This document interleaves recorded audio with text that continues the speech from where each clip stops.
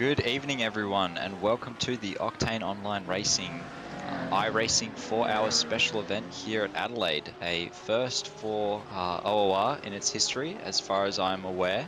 And joining me tonight is Stephen Ty in the box. First time in the box here for Stevie, so give him a break on this one. But Stevie, how are you going? Good. Good to see the few first tonight. First iRacing event, first me in the box. Been a long time coming, but hopefully I don't make a mess of it too badly. You'll be fine, mate.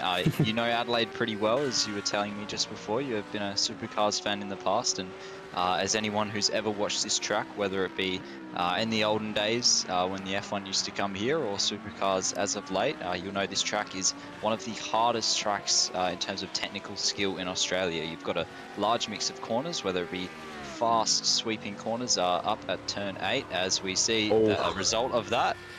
Technical requirement of this track, the T1 and 2 very bumpy, difficult chicane, which has already claimed a Lamborghini. I'm not sure exactly who that was, but yeah, the track already taken some names.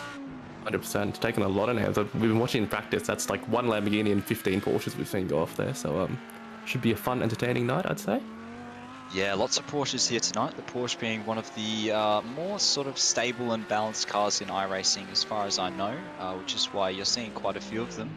As the first laps are coming in now, Chris Taylor with that purple in the Audi of an 18.3 as his first lap. So it's going to take a few laps for these guys to get into their window. They've got a 15-minute qualifying session as far if the leaderboard is to be believed there. And yeah, we're going to see the some familiar names up the top, I think. Chris Taylor, John McAdam, Benjamin Hignett, Tim Purcell, Patrick Johnson as well. So quite a few quick guys in here. We'll see what they can do in this quali session. 100%. Good to see some familiar names here. Not much of an iRacer, but not surprising for me to see Chris Taylor at the top. Jaden Rondinella, obviously, Will Hammond. Flashbacks to my shootout lap at Bathurst earlier this year. So yeah, lots of quick names. Really excited to see who will come out on top.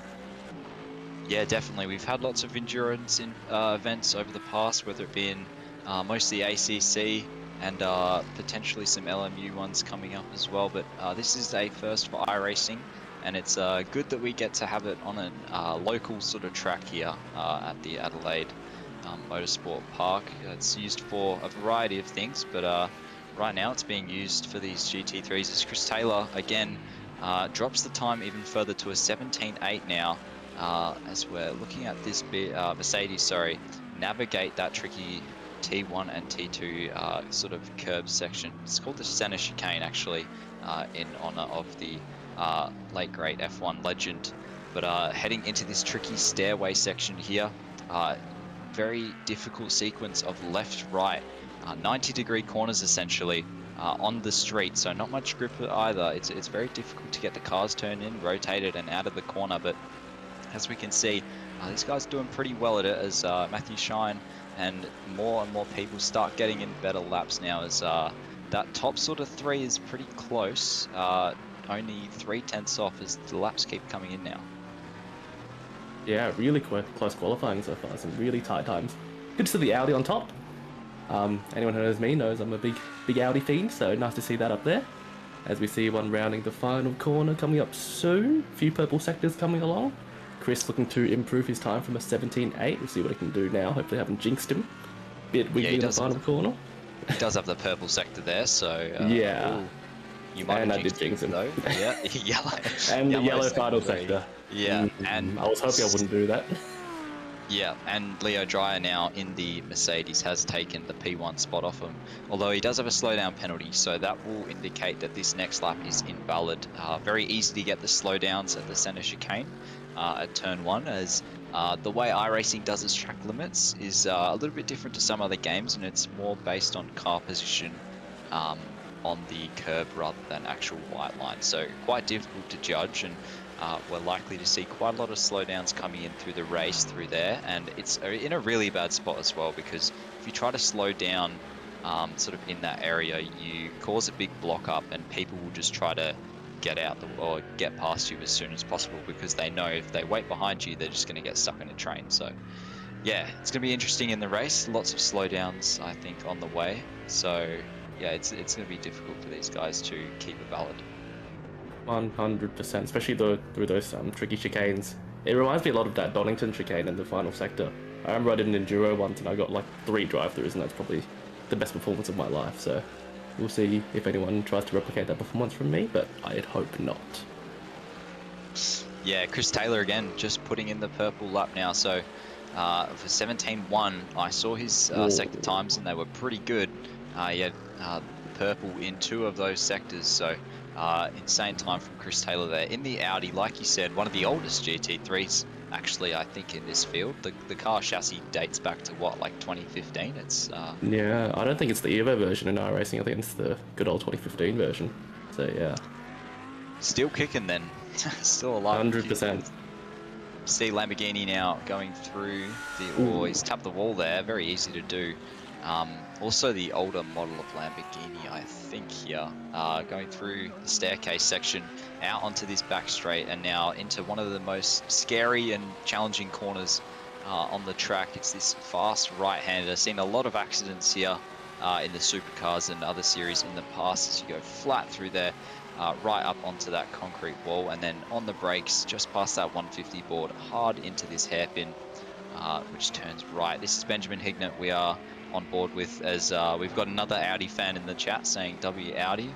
I do not totally agree, but you're all entitled to your own opinions, so... Not going to be an amicable comms box tonight, I don't think. Kidding. Alright, as he rounds the final corner. Two yellow sectors, but you can never know. Could be a purple in the final. Not looking like it. So on for the lap he goes. Chris Taylor in the pits as well, I've just noticed. He had a slowdown on the previous lap, so maybe he's gone in for a fresh set of tyres, or he's just that confident in his lap, currently being 4.9 tenths ahead, that no one is going to be able to beat it. But that would be pretty confident, as no, he is coming out of the pits now. Would be brave with 6 minutes left in qualifying, I would say. But hey, each to their own. Yep, exactly. As well, Tim Purcell in the pit lane. Oh, it says he's back in the pits now, so I'm not exactly sure what's going on there. But yeah, tip ourselves in the pits. And Will Hammond did come out as well just then as well on his outlap in the 333 Mercedes, as now Chris Taylor is on the pit exit again.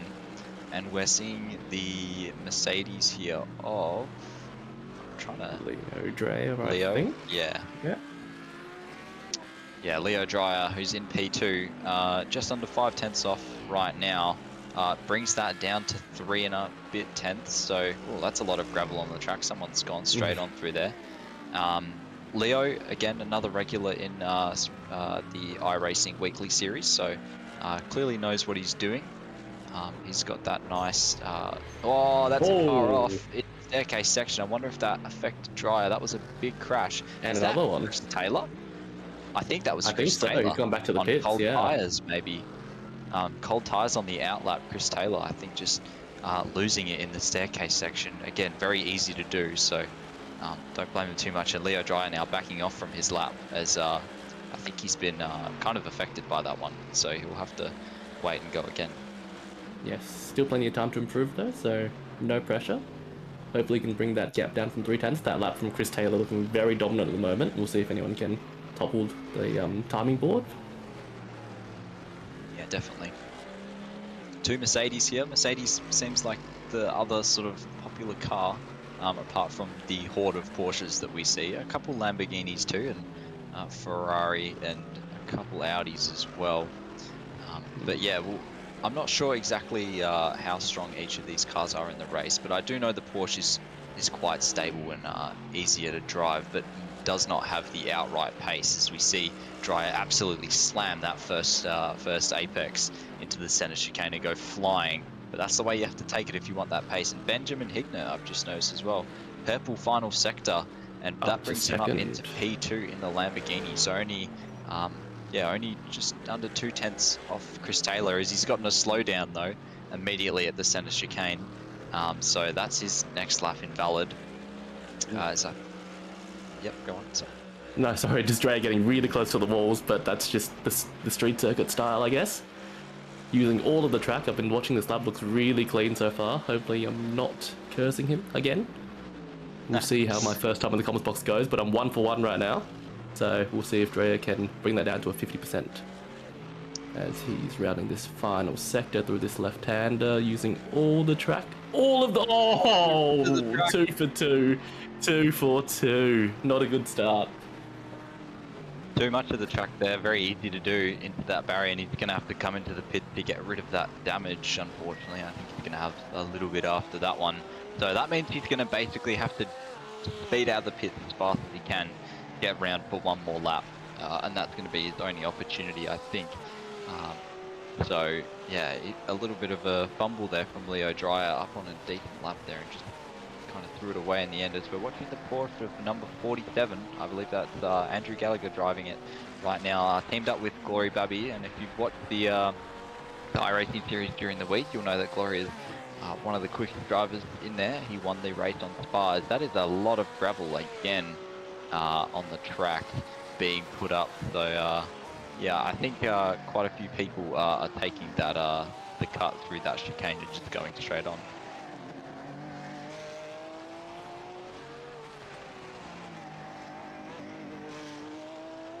Just listen to that Porsche flat stick sting through the staircase section here as we head up turn 8. Again, very tricky corner, a little bit easier in the GT3s than it is in the supercars. I believe the supercars have to tap the brakes. We're going to get on board here, just clipping that inside apex, holding it flat, waiting for this little marshal post or entry on the left. Brake just after the orange, turn it in nicely, a little bit of a bounce on that inside curb, but now we flick it left through the tricky turn 11 section. Don't hit those barriers like we saw before.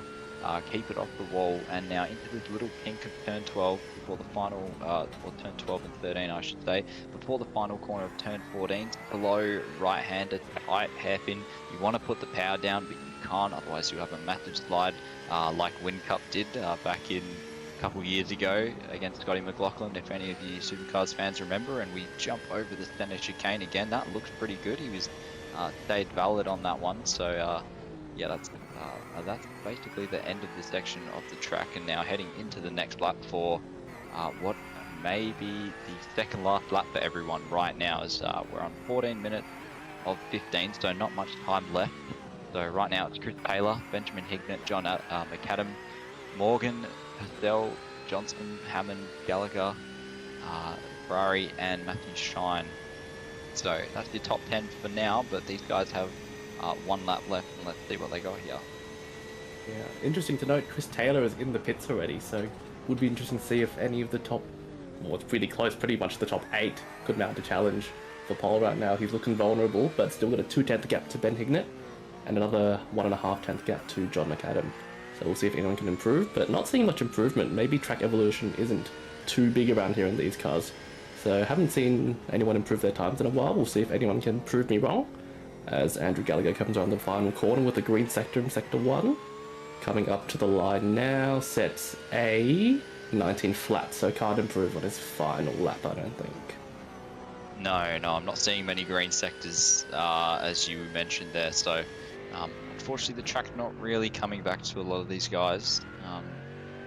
Chris Taylor obviously set that lap about 5-6 minutes ago, so clearly he timed that run pretty well, and I was noticing quite a few people up there. Is Leo Dreyer as well now into the pits, so looking more and more like this is going to be the order we see. Xavier Prindham as well coming through this final sector again, 2 yellow sectors, but Xavier pretty new to OOR, was driving in academy but was absolutely smoking everyone in there, so we made him move up to sprints for ACC, and now he's trying his hand at Iracing here for the special event.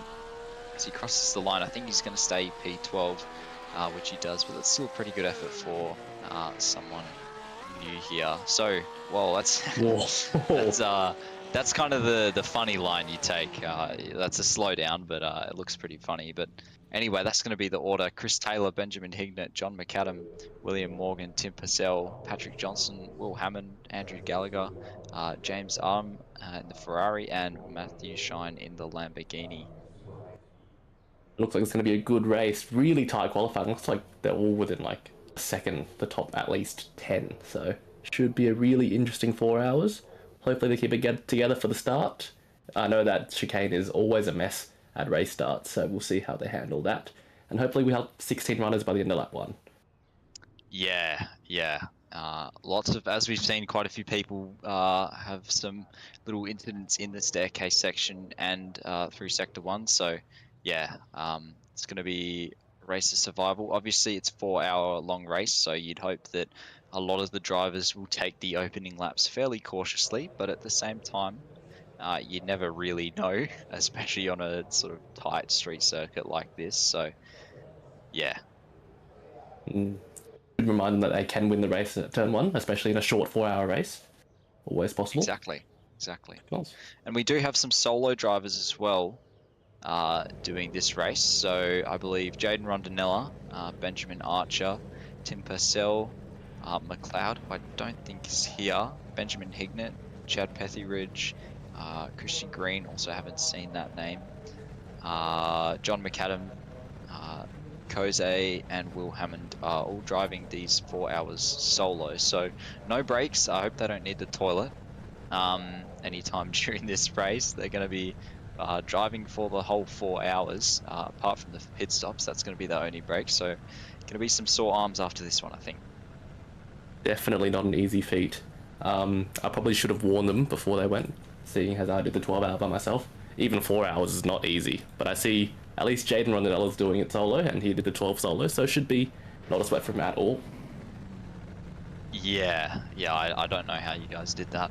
I did it on a team of 3, and I was tired after that day.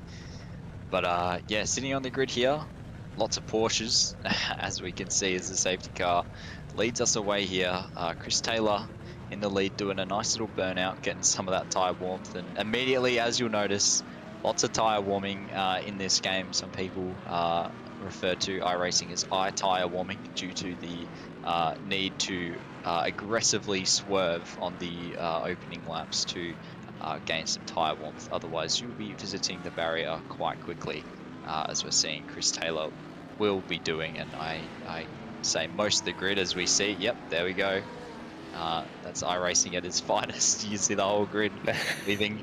It's not like ACC where you can drive on cold tires without really having to worry. iRacing, especially at tracks like this where it's a little bit bumpy, you need every degree of warmth you can get into those tires for the traction.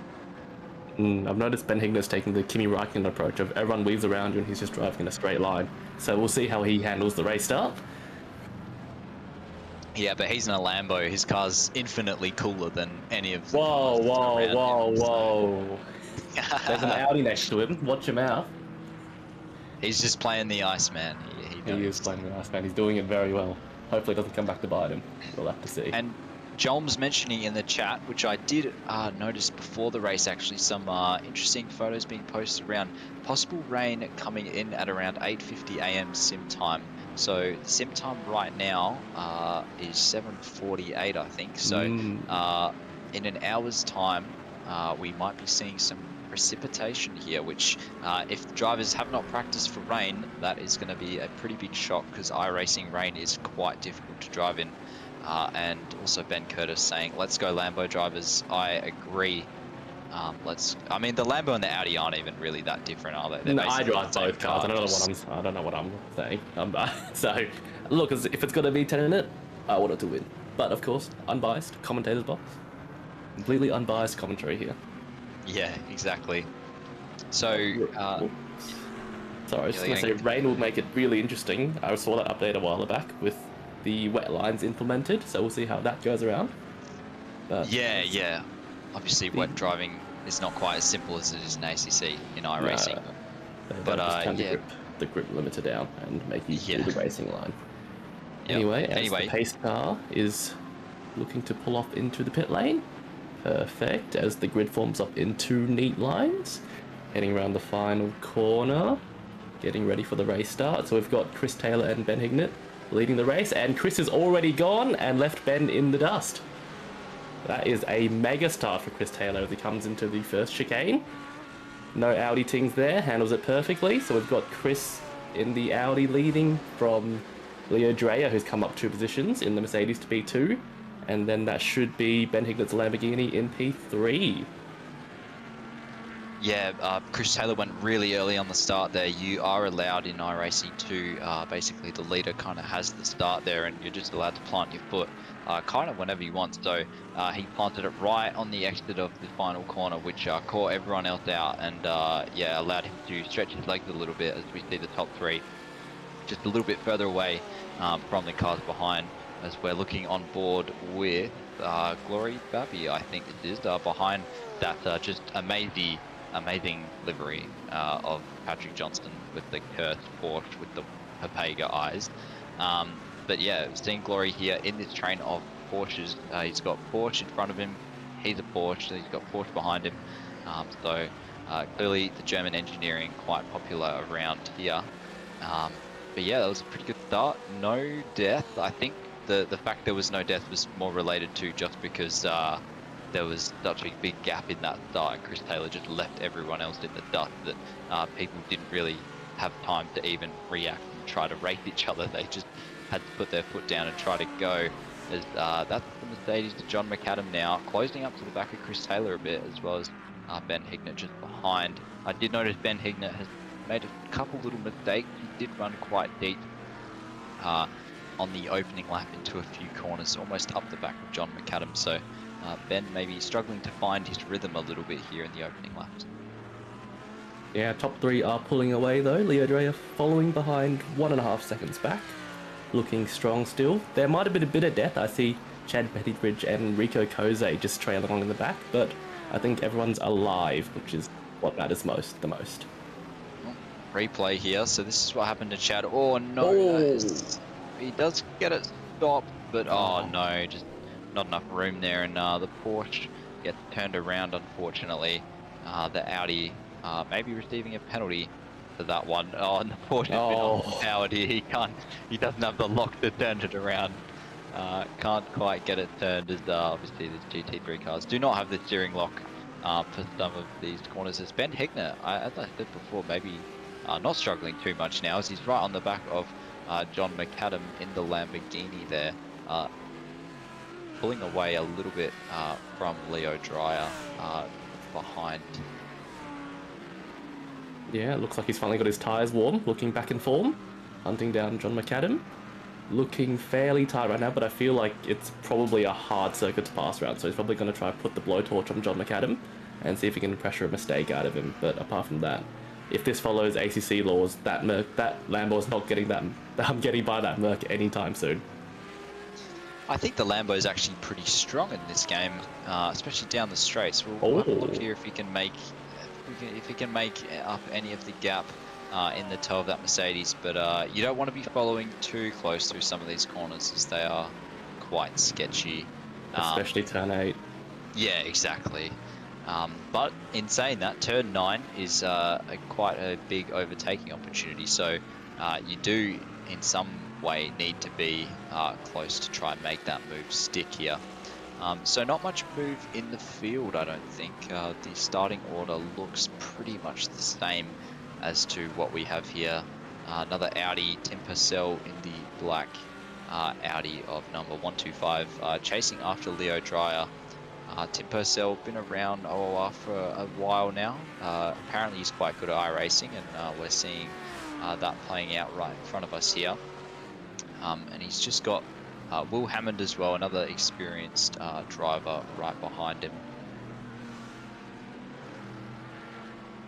Right, as we see, this livery always gets me. I know it's coming, and every time I hop on the screen, I'm still like, whoa. But yes, Patrick Johnston running in 7th in the Porsche, trying to chase down Will Hammond, who is obviously no slow operator, as they all head down into the sketchy turn 8. I think it's still flat in race trim. Don't quote me on it, but it looks like it's still flat, but not an easy ride nonetheless. Yeah, field's spreading out a little bit more. There's a pretty big gap behind, I believe that's Glory Babby to the Ferrari of James Arm just behind him. So 3-second gap now between that. So we're seeing kind of a field spread and kind of clumps of cars staying closer together of the lead sort of 3, and then back from Dreyer, Purcell, Hammond, Johnson, Babby, and then, well, that's very wide from the Lamborghini there. Xavier Pridham's going to say thank you very much, and I think he'll be by T1, as you really do not want to run side by side. That's Matthew Shine running quite deep in the Lamborghini there at the final corner, just leaving the door open. That final corner is also quite a good overtaking opportunity if you're in the right place. You can put a move on down there, as it is a kind of lower, tighter corner. So, keep an eye out on turn 14 for any moves in the future as well, as Matthew Shine now down to P11 with Connor Archer just behind. I think we also just missed Benjamin Hignett, now past John McAdam, up to P2 now, back to his starting spot. It looked like it was into the final corner, but don't quote me on it. But I did see the leaderboard shift as Leo Dreyer and Will Hammond, they're all swapping positions from P4, 5 and 6 as well. Yeah, Will Hammond, I don't know if I thought Will Hammond was a bit higher than that, but here's the move from Benjamin Hignett on John McAdam there into the final corner, like I just mentioned. So it can be done if you're in the right position. And now Benjamin Hignett is going to set after Chris Taylor in the lead.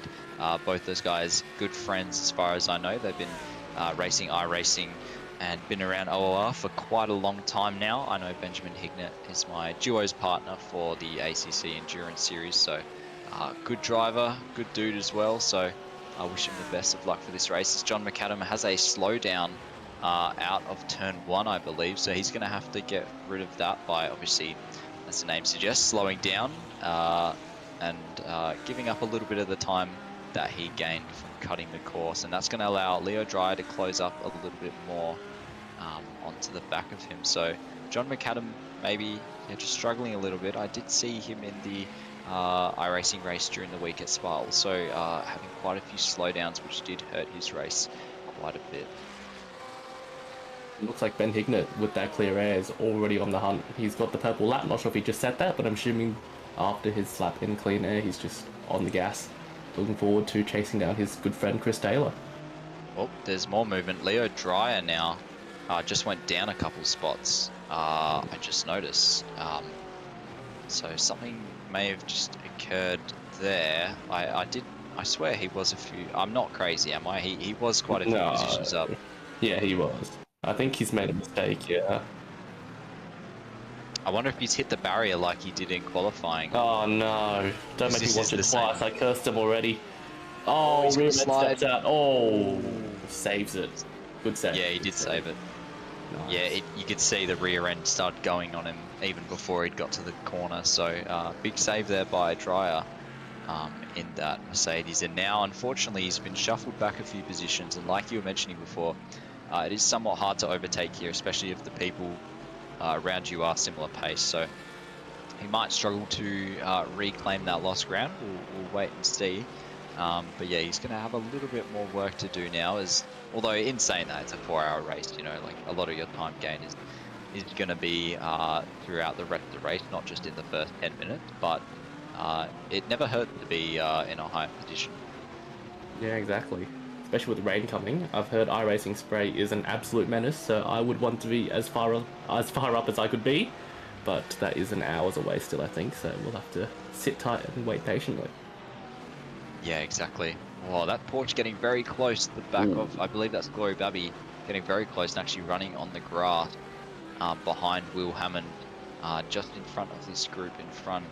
Like I said before, Glory, pretty quick driver. He does know what he's doing. And I dare say a little bit further back in the pack where he would normally be, as his teammate did qualify. But Glory will be trying to make moves, and as well, I'm not exactly sure what the iRacing strategy is for this race, but I'm going to assume there will be some element of fuel saving and obviously tyre management as well. Yeah, I think fuel saving will be a thing. I'm not sure if these cars can make an hour comfortably on fuel. I'd assume they probably could, but some fuel saving never hurts anyway. But we see the leaders are now straying away a little bit, with Chris Taylor doing a 17.7 at his best and Ben Hignett with a 17.6. And they've got a 3-second gap over P3, John McAdam. And then 2.5 seconds further from that is Tim Purcell, and we've got this massive 4-car battle here from P5 to P8.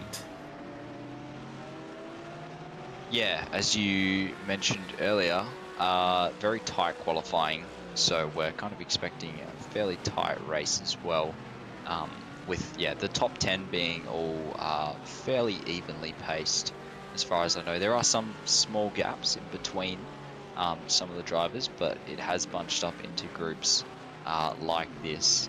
As we head through the center chicane now, in the train, looking at Leo Dreyer here.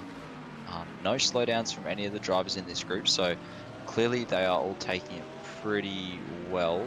I've only seen a few drivers who slow down so far, and the other thing, obviously, in iRacing, you do have incident points and other things like that that you need to watch out for. And every time you cut the track or make contact with other cars, obviously you're going to rack up those incident points. So both of them you want to obviously not do. As they head down into this fearsome T8 now, flat right-hander, get the car in. If the car doesn't get in, there's a problem because you're going to be ending up in the concrete wall. As the Audi of Tim Purcell now kind of leading this train on. Could the Audi be struggling? It does look like it. It's doing its best cork in a bottle impression with 4 very hungry cars behind. As we come through the final corner now, that Mercedes is gaining big time in the braking zone, but to no avail yet. And back on the lap we go, coming down to the first chicane. Hopefully no slowdowns. We'll have to see as Will Hammond holds on for another lap.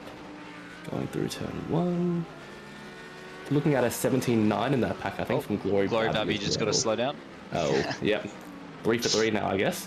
Yeah. As they head into the staircase section, Will Hammond's still holding on, but it's getting spicy between the Porsche and the Mercedes behind, showing the nose a little bit, but looking all good so far.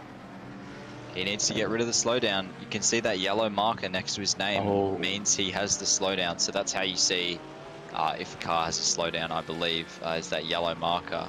And you have to get rid of it within a certain time by lifting off, as I think he's just lifted a little bit on the straight here. But we'll see if that makes him vulnerable to the... Oh, did he just hit the wall there? Or got very, very close? I I saw him think he was spray a very gust. close.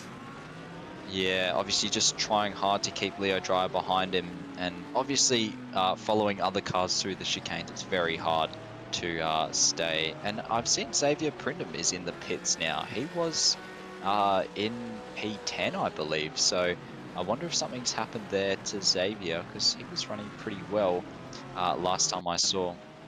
Here's the replay. We're coming into turn 4, I believe it is. That's Xavier in the Porsche. He's just going slow. Oh, maybe has he had an incident at turn 1 at the It chicane? looks Maybe. damaged. I think it looks like he's got steering damage. It looks like, but I'm just assuming. Here we go. Turning into the center chicane. Oh, he's clipped the inside tire. Oh, he's done a Oh, massive wheelie as well. So unfortunately, the tire barrier on the inside, unlike in real life where the drivers can kind of clip them with the front, in iRacing it is very much solid. So once you hit that tire barrier, it either rips off your front bumper or just completely destroys your wheel alignment. And unfortunately, that's what's just happened to Xavier. As I see, Benjamin Archer as well has a meatball flag, so he's also copped some damage while we were in the replay. So the attrition rate starting to kick in here. not too surprising. It is a brutal track as we get on to another replay of the cause of the meatball. Oh, not same again. thing. Oh, It's even heavier. worse. Yeah.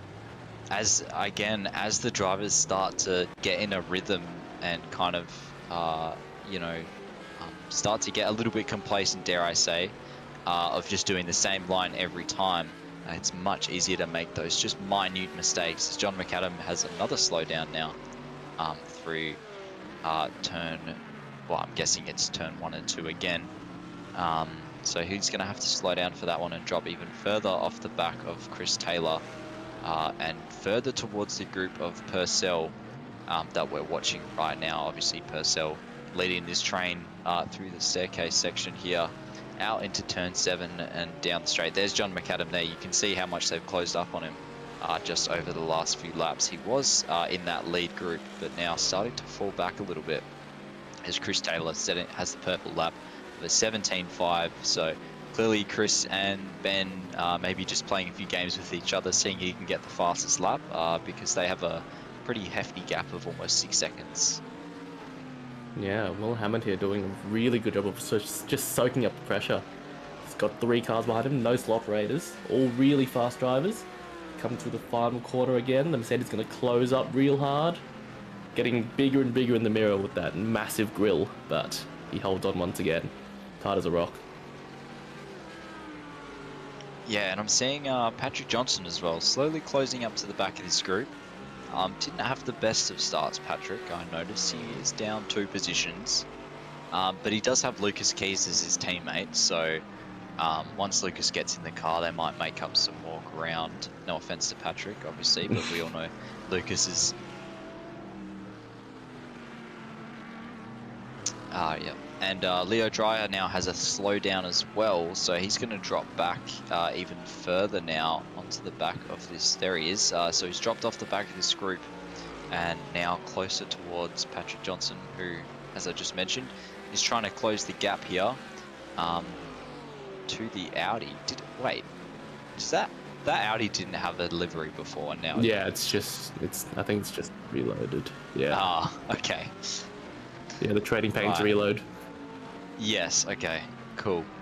Right, I was very confused for a second, but yeah, Tim.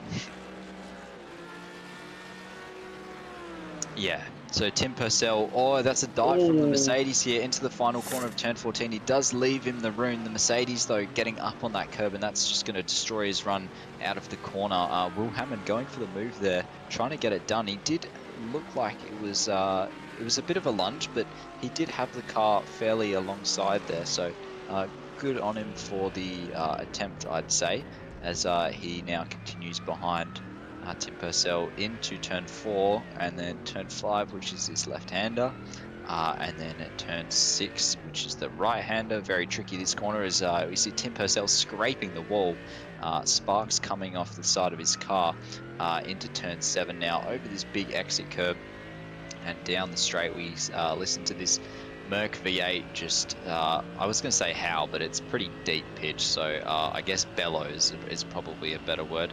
As we skim past the barriers on the left-hand side, he looks for a little move in the mirror just to show Tim Purcell that he is there and a threat to be reckoned with, as Tim Purcell takes very wide entry actually into turn 11 there, kind of trying to maximize the width of the track, but also very difficult because if you don't get into the corner, then you're kind of stuck out wide.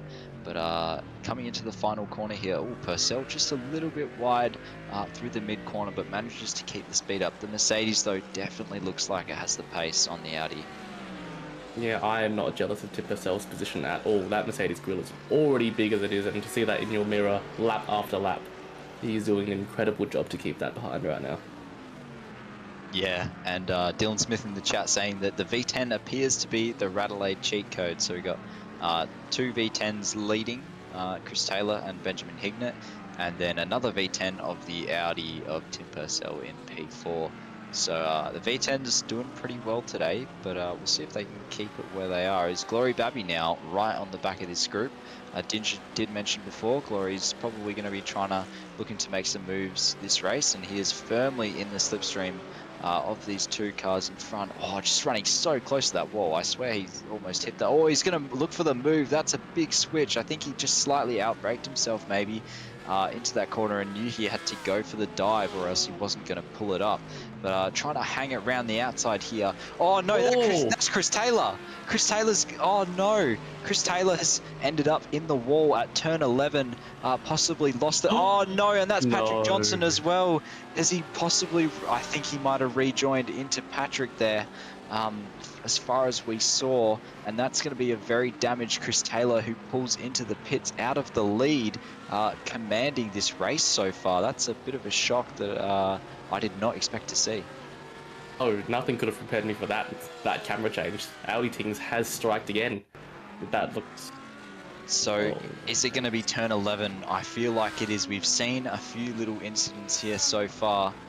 Goes through okay, just loses the rear mid-corner. Actually manages to get away with no damage, although that is not going to stay the case as he reverses into the barrier, which isn't going to help. But it gets much worse here as all the cars trying to get out the way. And oh no, he's just going to drive. Oh no. Patrick Johnson just trying to obviously get through, just clipped there unfortunately, and I'm not sure what damage Patrick has, as the iRacing damage is, as we see, a little bit buggy, but I guess that's still going to be decent enough for Chris Taylor to pull into the pits after commanding the race so far. And that was also a really good battle between Glory and I think it was Dreyer, was it, that were battling through. And I think Glory's actually got the position out of that too. So yeah, that was a pretty mad sequence there. Yeah, very sad looking Audi, but he's already back out of the pits, so it doesn't look like it's impacted him too badly. Cool. So fast repair done for Chris. So still a long race to go. All in, what, 3.5 hours left, plus the rain, so anything could happen, so don't count him out yet of this race. Also, maybe if Jolms can update us, I'm not sure if the rain is guaranteed. As far as I saw, it was a percentage chance. So we'll just see if Jolms, if he is in the chat, could you just let us know whether the rain is more of a guarantee or if it's a percentage chance? Because obviously that's going to be a major strategy call for the drivers, whether or not to pit and prepare for rain or stay out or any of these things that they might need to do. But that has promoted Benjamin Hignett into the lead of the race. John McAdam in P2, Tim Purcell in P3, Hammond just behind in P4, Babby behind Hammond as well. Fairly close actually, trying to close their gap and go for the overtake now, I would assume. And Dreyer, Johnson, James, Archer and Rondinella rounding out the top 10 So yeah, we'll see what Chris Taylor can do. Down 12 spots, unfortunately, from a pretty insane quali, and we're getting update from Joms there. 71% chance at, I'm guessing that's going to be something, yeah, 9:30 a.m. So that is pretty high chance of rain. So looking more and more certain here for a splash of rain towards the end. As we see Chris Taylor back out pretty much in the exact same spot he was before, just a lap down. So if you close your eyes really hard, he hasn't lost anything. But Patrick Johnson, it's good to see, still back out on the track, so the damage wasn't too bad. I'm assuming he's still got his front bumper, so looking good. Yeah, looking like it's stabilized a bit after that bit of a jump scare. Was really not expecting that out in the middle of the track, but I think we've all settled down a bit more as this battle continues with Tim Purcell, Will Hammond, and Glory Babby. Yeah, again, this track is one of those where if you lose concentration in some of these corners, it's so easy to make a pretty catastrophic mistake or have an accident. So it's going to be difficult for the drivers, especially those who are solo, to drive without mistake for these 4 hours. And you drove Bathurst, which is probably the most difficult track in the world, for 12 hours straight, as Glory has gotten another slowdown there. I saw his line was pretty egregious through the chicane just then, so he's copped a slowdown. But yeah, driving by yourself for that amount of time at these sort of tracks must be pretty hard. It is really hard, especially on this kind of street style circuit. Like, you'd probably think 4 hours isn't too bad considering, like, some people did the 12 hour, but I only did one bin during that 12 hour, and it was like at the 3.5 hour mark. So it can catch you out at any time, any moment. So you've got to always keep your eyes locked. Depends on what driver you are. Oh, he's got a black flag. Oh, Yeah, it looks like he's got a black flag. Car Oh, no. 17 drive-through penalty for unsafe rejoin. So this is... ah, Oh, he has but spun he's- though. He has spun in the staircase. This is pretty much identical to where he spun in the qualifying session. No, I swear this is the exact same spot coming out of, I think that's turn 5 or turn 6 that he spun in quali. So the Audi not doing Chris many favors there, coming out onto the track and spinning again.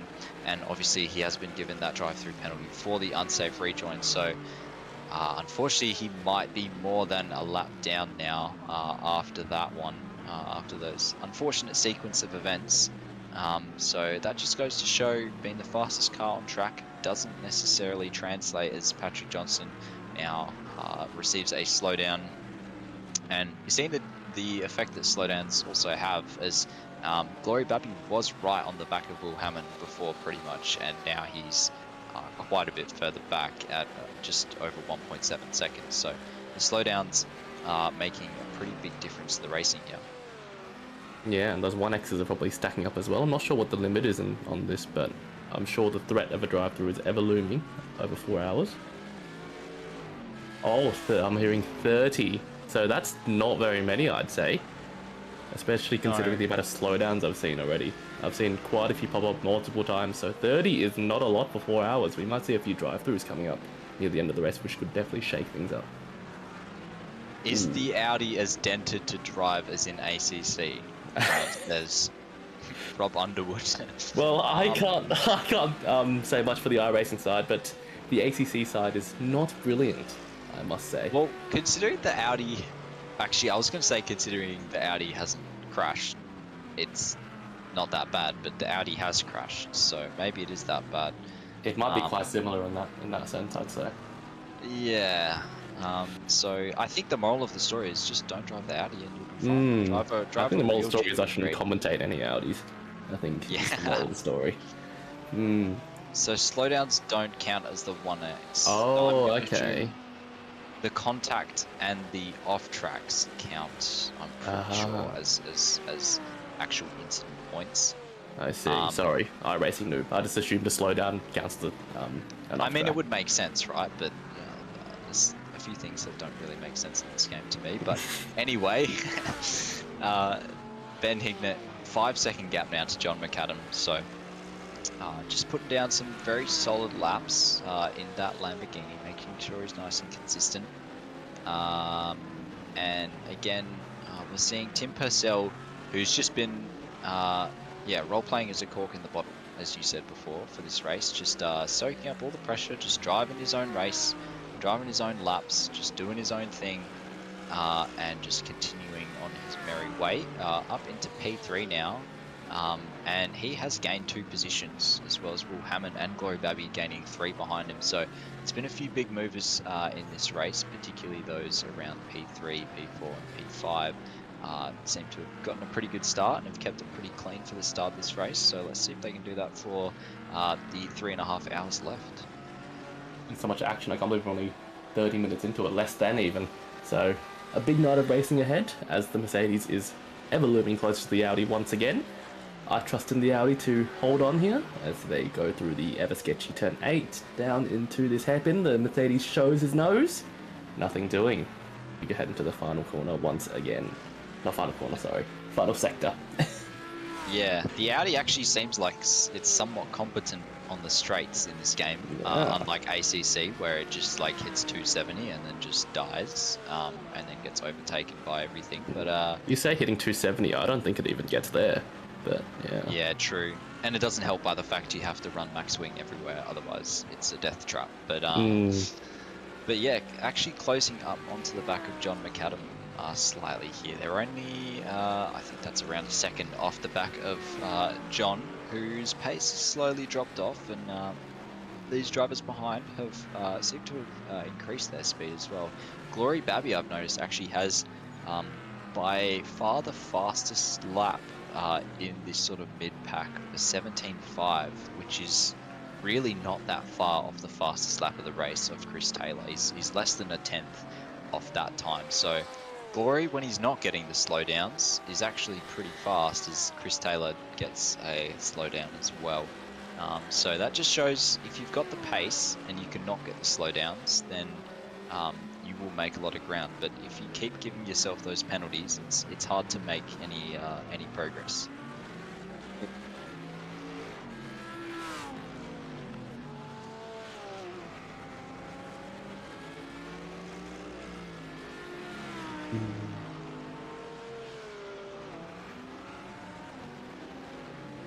Yeah, so that second column is the recent lap, or the last lap that these drivers completed, and their time. So you can see for most of them, their most recent lap is not their fastest. However, Tim Purcell, as I said, that's just gone slightly faster, but his fastest lap is pretty much his recent lap. So he's lapping pretty consistently, whereas Benjamin Hignett was 4/10ths off his fastest lap on the previous lap.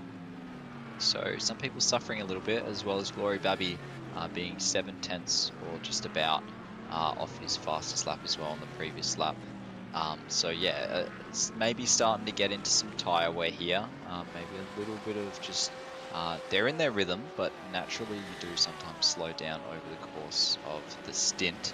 I'm not exactly sure, again, if someone more iRacing experience can tell me how long exactly these GT3s can go on a single fuel tank. It'll be good to know, as well as if they change tyres every stop.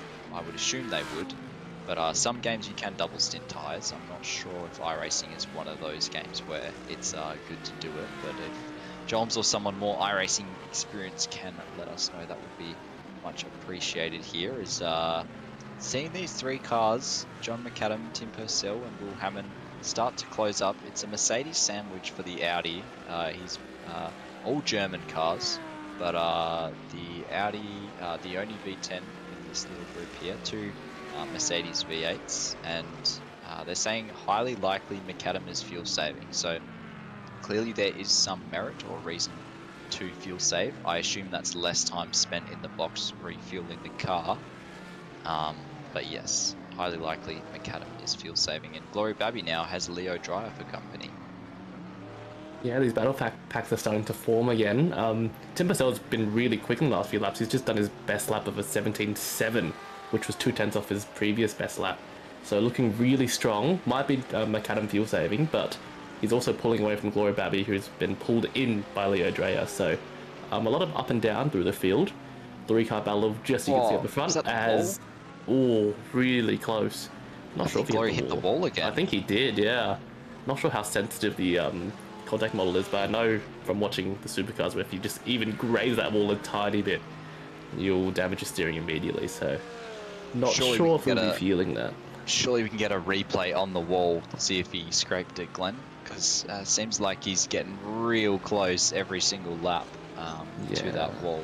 And yeah, Leo Dreyer tried to make the move there, but just not close enough. He'd been a little bit closer. I think he might have been able to go for it, but just out of range there as Tim Purcell has a slowdown now as well. So that's going to actually slow him down right in front of Will Hammond, who's just behind as well. Leo Dreyer, you can see the difference on the brakes there, just pulling right up to the back of that Porsche, coming into turn 4.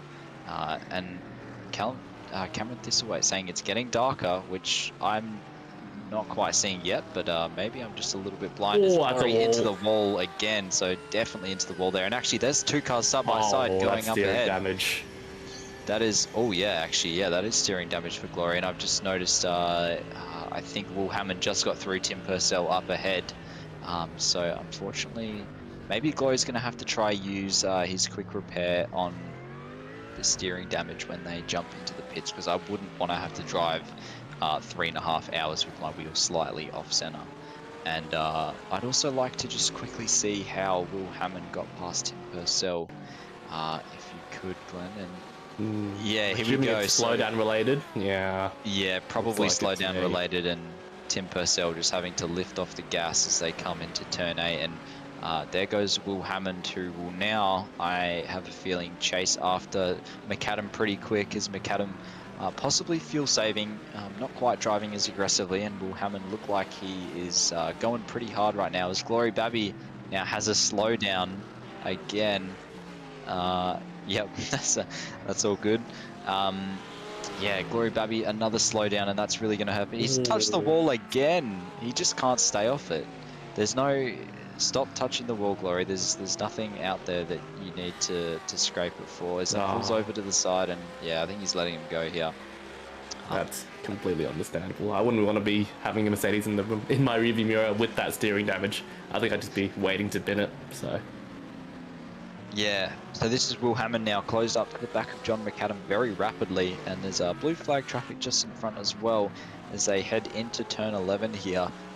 This group still battling on, as Will Hammond, I reckon, might actually send it at the final corner. He's very close. McAdam leaves the door open, and yep, there goes Will Hammond down the inside.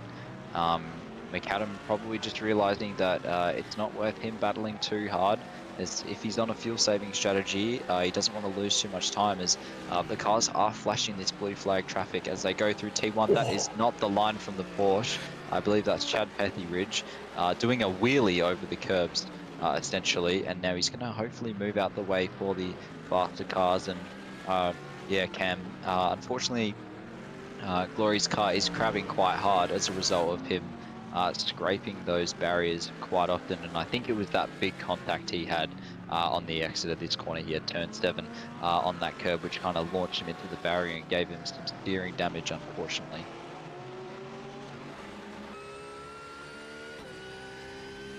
Yeah, that's definitely some left hand down to the straight line, so not looking good for now, but I'd assume he's not too far off pitting. Maybe if he can hold on for 20 odd minutes.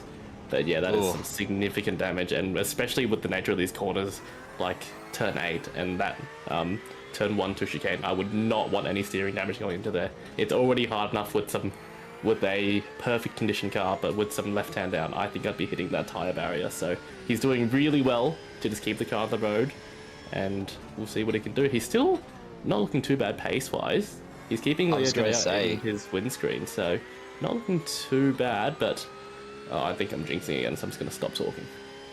Well, I was going to say, if anyone knows Glory, you know that he's a very aggressive, always drives within or with over 100% of his ability, is always pushing the car right to the limit. So it does not surprise me that he's been scraping the walls here, because he will look for time anywhere on the track, and he will try to get that time.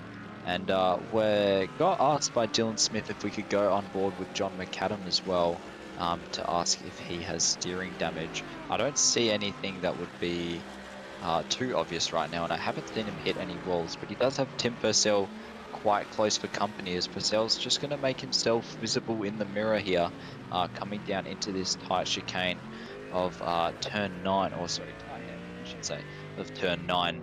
As that looks like a pretty straight steering. We'll wait for a little bit of a straighter section. That looks pretty good to me. Yeah, Maybe looking fine. Yeah. Yeah, we'll have a look down the main straight, but there's nothing too obvious right now. As Will Hammond is the car in front. Yeah, that looks pretty good to me. Yeah, struggling for pace a bit, but as someone in chat said before, I think it's just the fuel saving. So, running his own race. Oh, that looked like a slide coming to turn 1, which is always not a butt clenching moment. We can see if he short shifts. Oh no, never mind. As Glory Babby again gets another slowdown behind. I think he's gotten a slowdown almost every lap. We'll watch if John McAdam's short shifting onto this big back straight here. That'll give us a pretty good idea of whether or not he is actually trying to fuel save too hard. As we've got Josh Holmes in the VC. Josh, you here for some words of wisdom? Yeah, no, I'm just here to basically call out if you guys need any context or tips or what's going on in the Iracing thing, instead of doing it via the chat and then you guys having to wait. I can just do it instantly. Cool. No worries. Dylan Smith as well, firing some shots in the YouTube channel, saying that John McAdam is washed due to falling back a few positions, and Will Hammond up 5 spots. So, Johns, maybe you could tell us, do you think Will Hammond is just not saving anything? He's just going balls to the walls and trying to make up as many spots as he can? Yeah, I mean, I think there's another key thing is if you have a few mishaps or you kind of forgot or got out of the rhythm for turn 1, you'll just collect those slowdowns, and although the slowdown suggests it's only going to cost you about 1.2 seconds if you did it perfectly, no one's doing it perfectly, so you're going to lose more along the lines close to 2 seconds.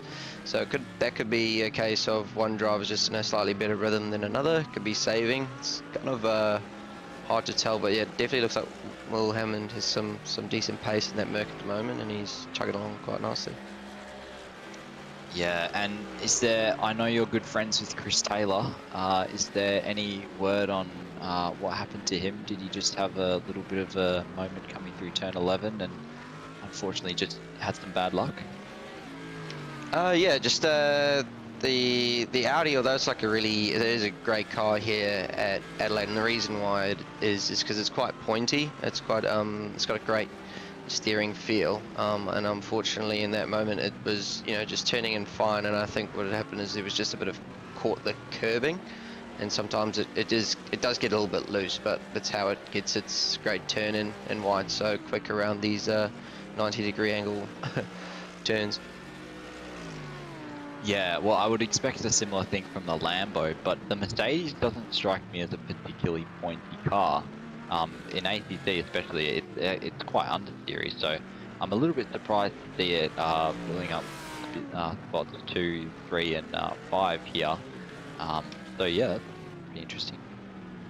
Yeah, so Mercedes is actually depends on how you set it up, but it can be quite pointy, and probably one of the pointier cars from the front engine spots. So maybe the Aston can take that from it now, but the Aston doesn't have acceleration, so which is why we don't see many of them around here. But yeah, the Merc is very strong, and iRacing in general does tend to, if you were to generalize over like a full calendar of many tracks, iRacing tends to favor front engined cars. I don't know if that's with the current physics model or how that works, but they tend to favor more weight going over the front to generate that turn in. But yeah, there's tips and tricks to like navigate in the setup screen, and I think it only really affects the top tier drivers, where it's just like right now for the majority of the league it's all driver feel and preference because everyone's still kind of figuring it all out. Yeah, of course. And you being one of the main drivers of iRacing in OOR and getting people involved, are you pretty happy that we've got our first special event going? Yeah, no, definitely stoked. Definitely, I guess it's just you know, now we had this concept, and now it's just to actually put it in practice and learn from it, and then hopefully to be able to provide, you know, a little bit bigger and better ones in the future, and just to see. So, but super stoked to see it happening and see it live now. And then yeah, and then obviously our sprint series as well, watching that grow and seeing, you know, that there is interest here in this community for it, as it's always good, and just seeing that, oh, I can basically offer now three sims is always cool. It's pretty much something for everyone. So Yeah, obviously, if you're interested, iRacing is on Wednesday nights. Get yourself signed up for their sprint series. We've got a nice diverse track and calendar there. So if you're interested in iRacing, but maybe not, maybe someone who's moved away from ATC, or you know, as that game kind of sun is setting, unfortunately. But if you're interested in iRacing and getting involved, don't hesitate to sign up at OOR and join the Discord. But yeah, Will Hammond, the big mover for this race so far. The gaps slightly spread out, but we can see here Tim Purcell getting a pretty good run through that staircase section, but just not able to get right up to the back of John McAdam on the straight here. He's going to follow him closely through turn 8, close to this left-hand side wall. I reckon he's going to go for a move here. He pulls out to the right-hand side, goes for the dive, gets it stopped nicely. That's a pretty much textbook move down into turn 9 into the hairpin. So good move by Tim Purcell past John McAdam, as McAdam dropped into P4, but potentially going to make back that time on strategy here. Yeah, speaking of strategy, I just want to ask you, Johns, how's the fuel saving work? Are people double stinting tires, or is it just a fuel save to like get to the weather, or to just cut down time in the pits? Yeah, so in iRacing, the time is completely limited by the fuel, not the tires. So you will be, if you do full tank, the tires will be changed probably like, I can't remember the exact figure because each car is a different tank size. But you know, you've got another 10 or 15 seconds of fueling and your tires have already been put on. So that's why drivers are trying to save those couple of laps, like depending on, you know, like I think it's like 5 liters is probably around a 2-second time, like you're shortening the time there. They might just want to be shortening the window or lengthening the window in general to try and get to the rain, because rain is super unforgiving in this game. If you are going to try and tackle it on the dries, we'll probably see a few drivers that might try and brave it out, but you'll notice that for the majority of the times, once it starts getting wet and you try to go around it on dries, you'll probably be seeing them drive around that 40 to 50 kilometer mark and still struggling. It is pretty rough. So I think now it's just a case of everyone's waiting to see how or when this rain comes in. I don't know if Glenn can actually pull up that forecast, but in the normal iRacing UI at the moment, but there is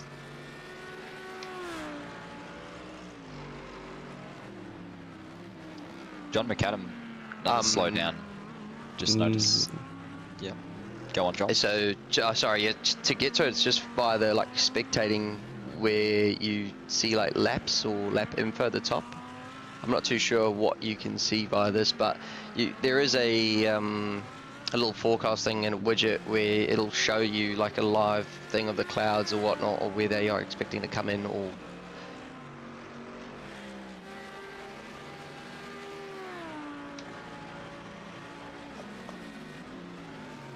yes, hold on. Yes, I'm gonna help you now. Sorry about this.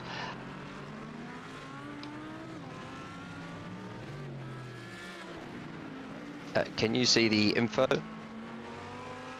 button? It's underneath your. Oh. Yeah. So there's that kind of, that gives you like a rough idea of those are the clouds. So the darker the color is, the heavier the rain would be from that area. And in iRacing, rain doesn't just start all over the track. It might start on one corner of the track, and depending on the speed of the clouds, take a time to get to that side. So we might see rain at, you know, a few of the corners at the top end of the track, but it might be dry at the bottom. So this is another thing that drivers will have to think about and navigate.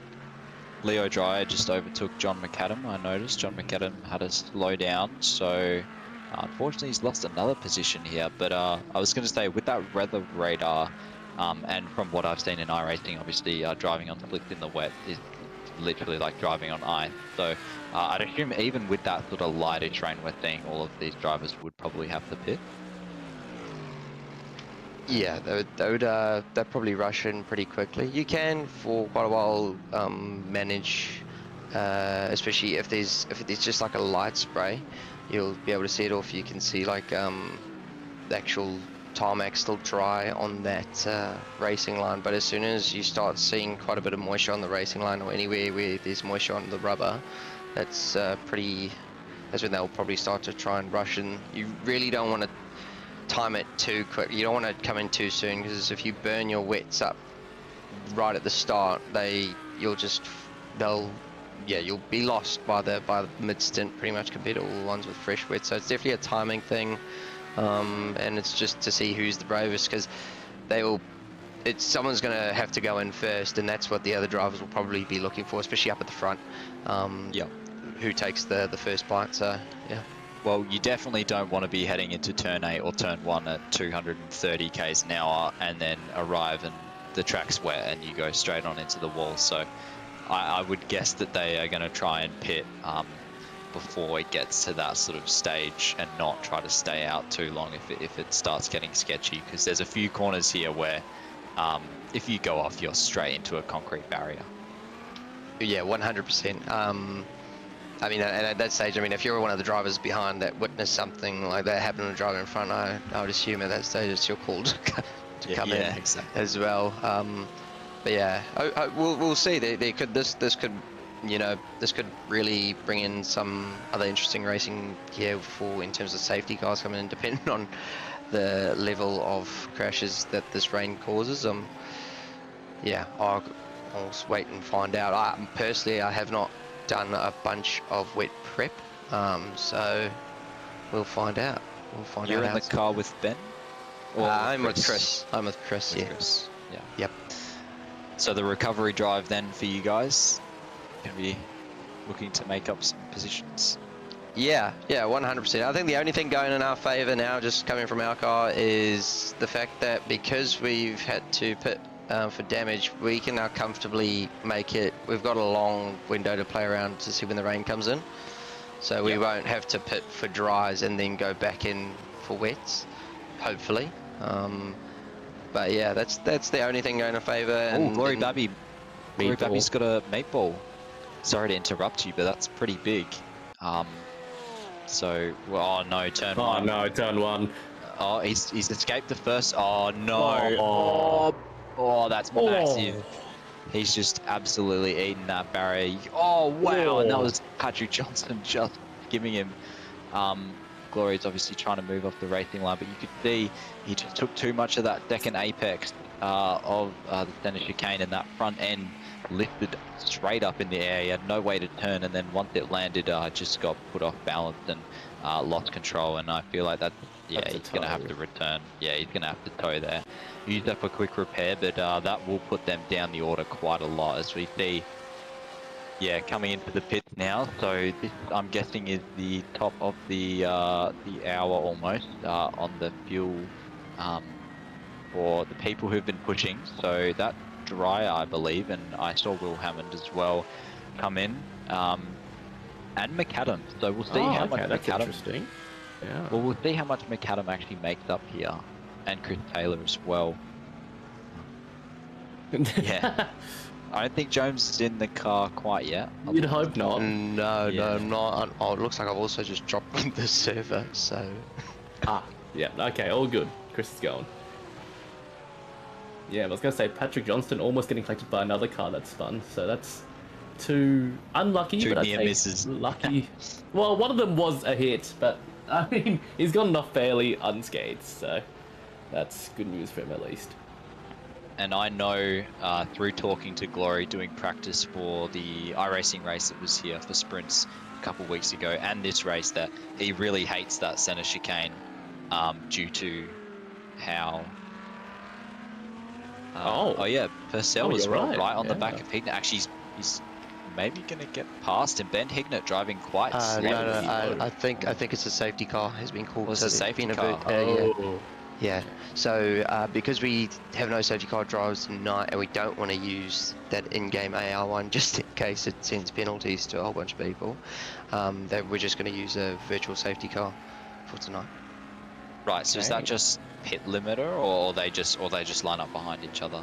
And they... They'll probably just, I think Hobbsy would have given the leader just a rough, I guess, speed to follow, and then everyone follows behind that. Can't use pit limiter here because the pit lane speed at Adelaide is 40 kilometers. So painful. Okay. Is that also, I wonder why everyone jumped into the pits? They might. That's right. Yeah. So it would have been called, and Right. they can quickly try and save some time under that. Yeah, Alright. right. Okay, interesting. So that's going to bring the whole field back together, I think. Although Ben's gone pretty quick here. He's actually dropping the guys behind him. But yeah, that's going to regroup the whole field. And now I think Jaden Rondinella has not pitted. So he's the odd one out here out of that top group. And he's going to be an old tyres. So we'll see if he decides to come in. But if he doesn't, I think he might be doing his best roadblock impression and just trying to... cause some content and stay in front of everyone and just hold his position. That's a line. Yeah, unfortunate for Glory Babby there. Big crash. Yes. Good timing for me, though. It is time for me to head out of the box. But thank you for having me. I hope the race goes well. We'll see what carnage the rain brings, but I'll be watching along closely anyway. So thank you for the opportunity in the comments box tonight. Thank you, Aiden, for carrying me. And hopefully I'll be back in the box soon. Yep, no worries. Easy. Yeah, thanks, Thank Steve. you. Have fun. And in the box, for the first time, we have Shona, I believe, a recent Academy driver. Do you want to introduce yourself, Shona? Yeah, hi, I'm Shona. Yes, recent Academy driver. Just started stewarding a few last round actually. Yeah, and now I'm in the commentary box because why not? Yeah, why not? We're always trying to get people involved in volunteering here at OOR, whether that be, as you mentioned, in the stewarding booths for our racing, live stewarding most of the time, and also for comms, which is obviously what we're doing right here. And I've seen Austin McNeil in the chat say, who let Hignett get first? That would be Chris Taylor. So direct your anger towards him, Austin. And Callum is asking, will the cars be able to unlap? I'm not sure. That'll be up to the race director, who I think will be Hobbsy. His discretion there. And yeah, nice message coming in from Cam saying thank you to Stevie and supporting him in his first time in the booth. Did a pretty good job. So yeah, as they look like to be slowing down here. There we go. Yep. So there's the unlapping.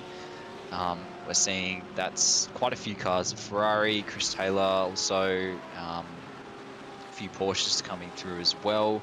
They're going to have to come back around. Now, I don't know if we're going to go green at the start here or if we're going to wait for them to come all the way back around to the back of the line, as we're starting to see some weaving for some tyre temperature here, as obviously I alluded to earlier. Tyre temperature pretty important in iRacing, being referred to as tyre warming in some in some regards.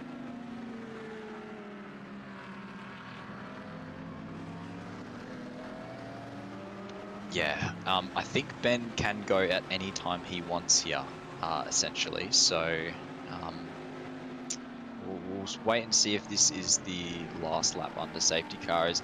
I'm starting to notice as well, the track does look a bit darker. It seems to be getting quite a bit darker here, as yeah, we're going to have another safety car lap for those lap cars to catch up. But it does look darker, so the rain is potentially on the way here.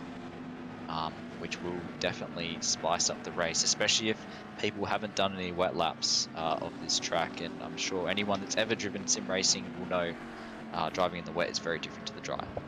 Yeah, so I just checked the radar now, and that 9 AM forecast has increased in percentage, has gone up to 84% with 93% chance at 9:15. So it's there's no avoiding it now, essentially. Yeah, okay, interesting. I'm guessing you and Chris have you driven here in the wet before, or is it going to be first time? No, Chris and myself have both done 0 wet practice, but Chris has Oh, assigned me to do the wet drive. So, right. Okay, well, looks like you're going to be you're going to be the guinea pig. In yeah, we'll driving find it. out. You might see me in the barrier shortly. I'll come out and come back in the comms booth and let you know what happened. Yeah. Does It's, seem like, unfortunately, the rain will be coming in after the safety car, which is gonna be fun for strategy. yeah, that's true. I mean, they will probably. How long is it exactly till the rain is forecasted, Johns? Do you know? Roughly To arrive? 13 minutes. Oh, yeah. But Okay. it could come sooner than that. It's quite random, but we just get like a rough indication. It does seem Yeah, to be that is. darkening quite rapidly. So Jaden Rondinella might have pulled off the ultimate strategy here. If he can just hold his position, he basically gets a pit stop sort of for free. I mean, even though the people in front of him did pit during the safety car, he hasn't pit at all. And if he can just hold on for a little bit, he's going to make up a lot of ground. As Benjamin Hignett now, I think he's going to take them away. Have we got one more lap? Looks like, oh, that's Matthew Shine, I think, in the background in the Lamborghini, has had a collision on the main straight, and I think they're actually going now, are they? They look like to be increasing their speed. Yeah, they are going now. That was a big hit into the wall there. I'm not sure. I think maybe he thought they were going and tried to get on the gas early and then had to avoid, but that was a big hit into the wall.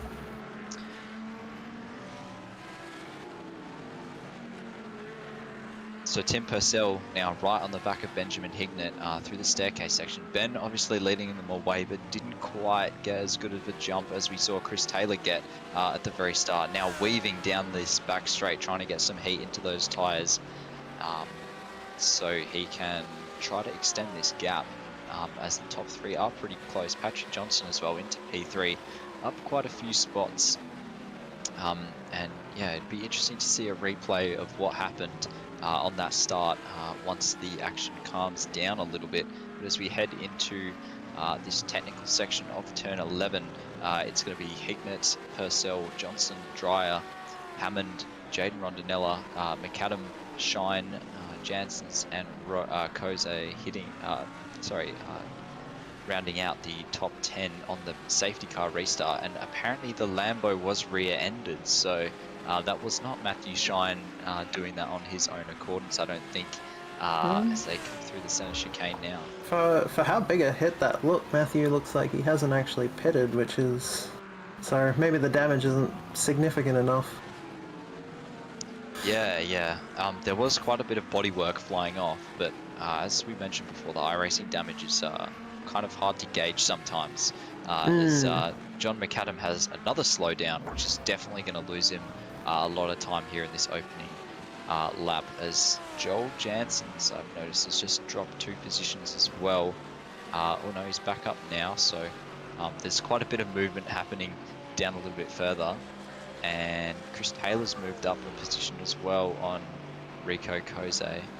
And yeah, that's Chris Taylor there, just made the move in that red and white Audi, number 17, on the recovery drive from an earlier spin and leading the race as well. Oh, that's off for that's deep. Babby or Gallagher. Yeah, that off for Gallagher there.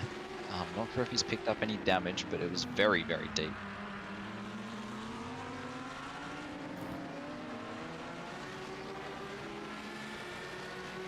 Heading into the final corner now of turn 14. Chris Taylor obviously should have a bit more pace than some of the draw. Oh, that's off for the Ferrari Janssens. Yeah, that's not the line. That's not the line through the final corner there. This is Jaden Rondinella now, trying the pit masterclass strategy here of not pitting under the safety car and just waiting for the rain. He is going to miss out on those fresher tyres, but he has moved up quite a few positions just in courtesy of not pitting. Although John McAdam is not going to make it easy for him. He's right on the back of him, heading down down the back straight into the fearsome turn 8. I have a feeling if McAdam can close up, which it looks like he is slightly, he will look for a move. But actually, in fact, that Porsche looking to have pretty good top end here as we come down into the tight hairpin of turn 9. McAdam not close enough to go for the move and has to stay behind. So the longer Rondinella can just sit behind, as number 16 has gotten a drive-through penalty for overtaking under safety car and causing a collision. I'm not sure exactly who number 16 is.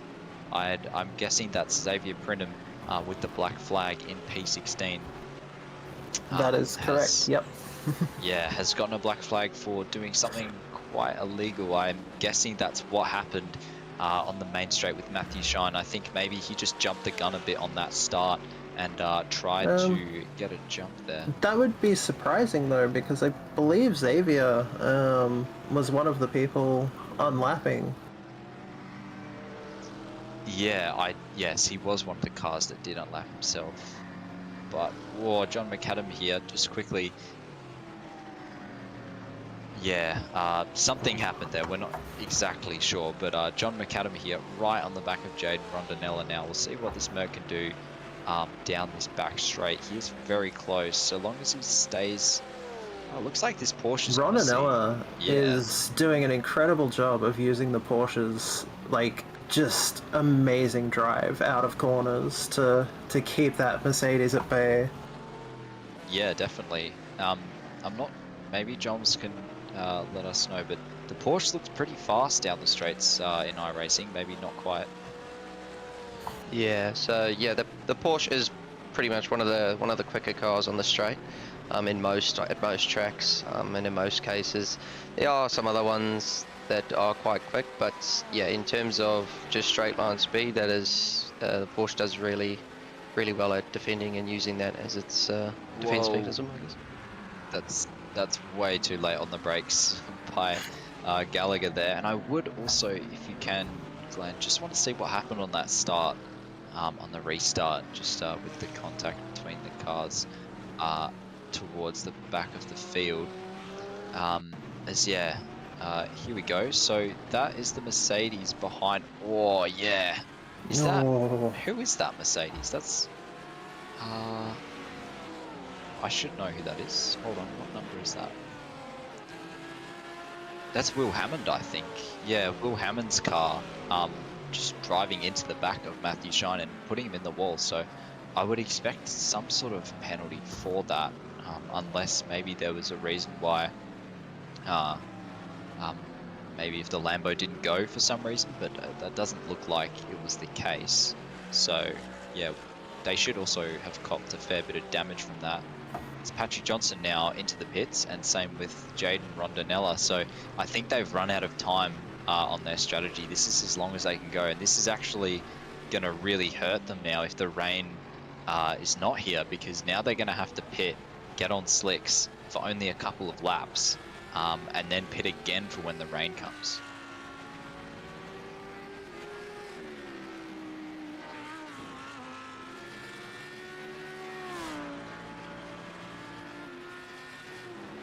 Yeah, so all the people that didn't pit under the safety car have now hit the maximum amount of time they can drive on their fuel. They physically cannot drive any longer.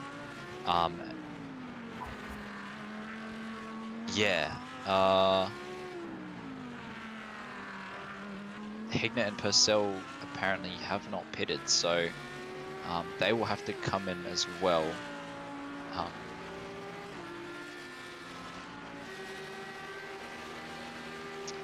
Okay, so we can see what lap they pitted on the second last column. So Hignett and Purcell will need to come in, which actually will really hurt them now, because they will drop a long way back. There we go, Benjamin Hignett coming into the pits now, and this is gonna, yeah, Purcell's going for another lap, but this is really not going to help their race, unfortunately, as the rain has not come yet. So they have to go out for another quick stint. I don't know if they're going to fuel fully or just going to put a splash in and hope for the rain. But Jones, is there a time on that rain on the way? Looks to be roughly 2 to 3 minutes, maybe with a little bit of light rain. Could could hold out for a little bit. There is some patches through the clouds as well, so we might find a small bit of a dry spell and then back to rain again. That would be truly frustrating if I was one of those drivers that was waiting for the rain and was 2 minutes off the rain hitting, and that was quite a fast stop from Hignett as well. So I suspect he has basically gambled on the rain coming in the next few laps. Yeah, we probably start having a look at some of those widgets. You might see some of the drivers that are coming in early might get desperate and just put on wets in anticipation, but they might not. We'll have a look at that tyre widget. I think that tells us when they'll go on there. So some of the back markers, some of the people who are a lap down are on wets already, which is... Oh, really? Oh, yeah, they are. Wow. That is a play because, as John's mentioned, driving the wet tyres on a dry track will burn them up incredibly quickly if it's anything like ACC. And if you burn up the wets early, you are in for quite the struggle throughout the wet stint. Yeah, it also puts the car in the wet engine map mode automatically, which Purcell's also come in for a very quick pit stop. Yeah, Purcell obviously had to do his pit, so just gonna try get it done quickly. But he's also come out on dries, so you can see the difference in strategy here with the people, some of the people pitting further back already on the wets, but a lot of the front runners just deciding to stay on the dry for the reasons that John's just mentioned. But at the same time, is it quicker to just jump on the wet and not have to transit the pit lane? That's the question they'll have to figure out. And obviously, we didn't expect the safety car earlier, so there is obviously still possibility of further safety cars, especially through that center chicane. Obviously, it's claimed a few people there already, so there's always a possibility of it happening again as Tim Purcell goes from the de facto lead to P9 now.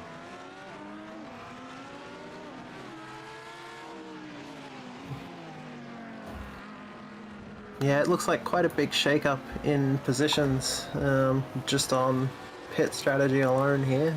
Going to be a very interesting race if these sorts of things continue. I think Partington just hit the barrier at turn 11 there. You can see his car is actually kind of skewed on the front right there. I just noticed he had a little bit of a wiggle right next to the barrier, and I think he's actually made contact there. That's allowed Purcell and Hignett to breeze through. Now, these two drivers obviously among the faster people on the grid. They were in the top three before, and Hignett was leading most of the race here. So now right behind Tim Purcell. We'll see if they decide to battle as, yeah, that is a bent front end on that Porsche actually. So maybe he had it before that, as this is the center chicane. So yeah, looks like he's been carrying that damage maybe for a little bit now. As yeah, the Lambo's going to try it. Let's see if he battles this Audi hard, as track position is important, but if they're about to get into rain, it probably won't matter too much, as Jaden Rondinella has another slowdown in the background. And Cam Thistlewaite saying, hope the rain arrives ASAP. I agree. More content the merrier, so I'm always in support of that. Especially in iRacing, because racing in the wet requires a very different approach and strategy compared to other sims like ACC. Oh, and there's the rain starting now. Yeah, there we go. First drops. So we'll see how long these guys stay out in this drizzle. As John's mentioned, they'll probably stay out for a little bit, but once it starts getting sketchy, they will definitely come in for a set of wet tyres. So Leo Dreyer actually basically in the lead of this race. Now, there is a bit of fuel strategy to be played, obviously, as well. But Dreyer and Hammond were not the people I would have expected to be leading this far in, as Dreyer had not the best start, as well as Will Hammond, who started to come through the field towards the end of last stint, but they were solidly kind of on the edge of the top 5 towards the start of the race, but now P1 and 2. All right, I'm going to quickly jump out because I'm going to be in the car soon, guys. But best of luck, and I'll probably see Thank you guys you shortly for- as well. And Yep, thank you for everything. Yeah, Alright, best thank of you. luck to you out on the track. Yeah, thank you. I'm probably going to need it. Yeah, we'll keep our fingers crossed for you, and hopefully we don't see you in the barrier. Yeah, hopefully. That's the plan. That's the plan. Good luck, sir. Thank you. Thank you to Josh Holmes, obviously, for stepping in and helping us with some more iRacing based things. Yeah, this game is pretty complex, and obviously we're trying to expand OOR to the iRacing domain a little bit more here, as this is our first special event on the sim. 4 hours of Adelaide. We're just over an hour in with some rain hitting now, although the rain looks pretty light for now. But I have a feeling it's going to get heavier and a bit more treacherous. The sun's still out and it's raining. I guess that is kind of like quintessential Australia, though, isn't it? Like It I've had that really quite a few is. months That's. where- I was just thinking, like, that just feels like Adelaide to me. And yeah, Cam. Yep, I know. It's they'll be fine. Don't worry about it. Commentator's curse is not real. It's a figment of your imagination. It only and exists in your mind. Yeah, and I'm sure you'll do your fair share of cursing once you jump in the box a bit later, anyway. So we've all got to do it, and Shona will have her first curse, I'm sure, sometime soon. And Stevie Ty already had his pretty much straight away. So I saw he had 2 in qualifying. yeah, 2 within the first sort of 10 minutes of him ever being in the box. So yep, some people just born for it. Just born for it. You'd never know he only started today. Yeah. Chris Taylor and Tim Purcell and these people all staying out in this circuit. It's kind of hard to see how wet the actual track is getting, but you can see Benjamin Hignett has dropped slightly off the back of Purcell. Now, whether that's just because he's trying to play it safe or whether that's a pace difference is kind of hard to tell for now. But we can see the wipers going. The rain is definitely falling. The car's on wets. I wonder if the wets are even in the window yet, honestly. As we get an onboard here of Tim Purcell coming into turn 9. So looks like it's still fairly drivable, honestly. Yeah, now at least. The sector times are starting to come down a bit. You know, we're seeing them come from the 117s down into the 120s, 119s, 120s. So it's Yeah, definitely starting to get to a point where they might be thinking about wets, but it's not there yet. They're still driving on the dry line with no issues, which... Yeah, it doesn't look slippery or doesn't look like they're really fighting the car at all. It looks pretty chill, honestly, like compared to what I know it looks like when it does get properly wet. But this is a decent sized train in front of Tim Purcell. He is catching now as we switch to... Whoa, Leo drive. Feeding in a lot of that's a steering slide up there. from Rondinella as well. Both the AMG and the Porsche having big moments now on the throttle. That's Will Hammond right on the back. You can actually start to see some of the spray coming up from the track. So we'll see if they duck into the pits now. Yeah. Will Hammond.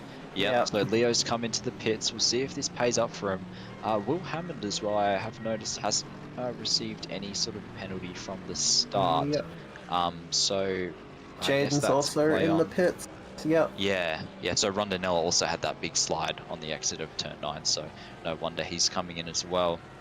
So see who braves out these conditions on slicks to try and get that optimum window. But I have a feeling with the pit transit time that you have, the people pitting right now should come out in a pretty good spot in terms of the wets being in the window, as we're on board here with Will Hammond, who is now the leader. He's going to come around for another lap. You can see the understeer and him having to work the wheel a bit more as the wet weather conditions start to pile up. And Chris Taylor now coming into the pits to hand over to Josh Holmes as we head through turn 8.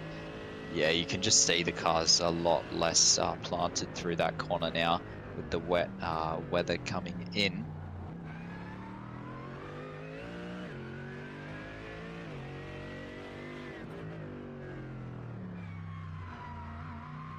Whoa, that's very That's close from Will Hammond. You could see he so much steering lock. he turned in, and the car just did not comply. Oh, he's He's staying staying out. out. Wow. Okay, that is very brave. You can see now as well. The car just not turning. He has to use a Wrestling lot that more steering. Mercedes around. Yeah, exactly. I was very scared for a second. If you've ever watched supercars, there's always accidents at that turn 11 where people come in a little bit too hot and the car just does not Oh. turn. Oh, that's around. Is that Benjamin Hignett in the Lamborghini? Might be, could have been. It is, Yes, yes. it is. Oh, That's and that's essentially a the bent leader. wheel.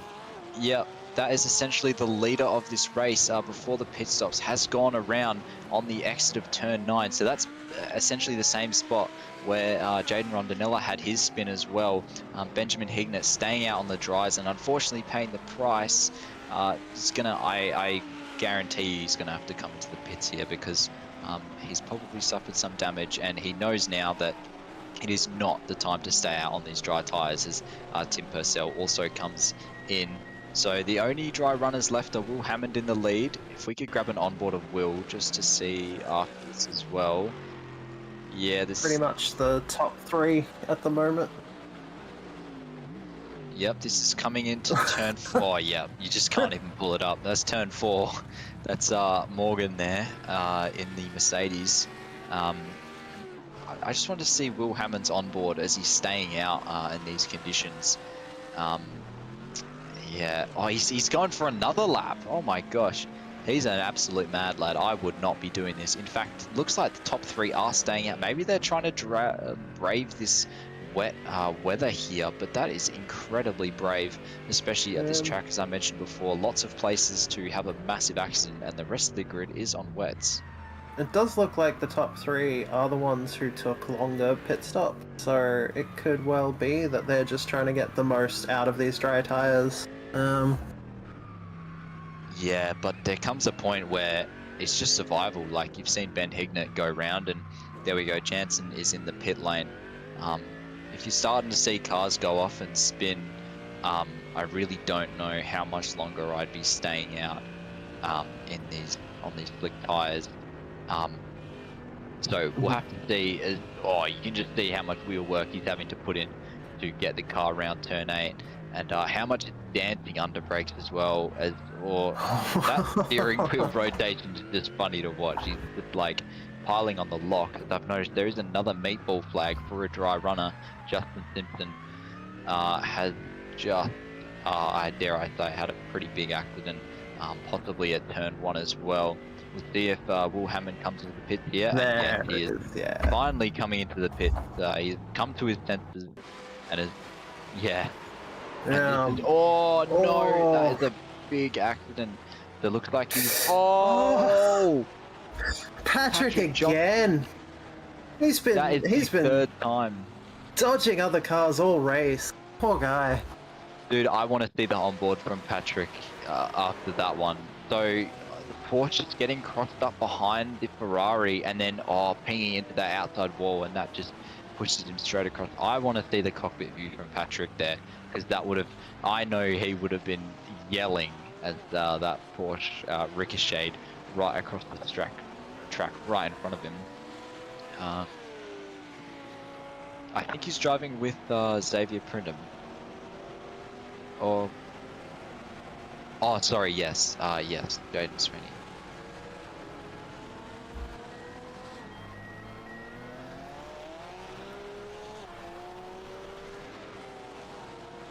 Also, my apologies before I said Lucas was driving this car, because I'm so used to Lucas driving this silly liveried Porsche. Oh, that is a massive impact by that 16 into the barrier. And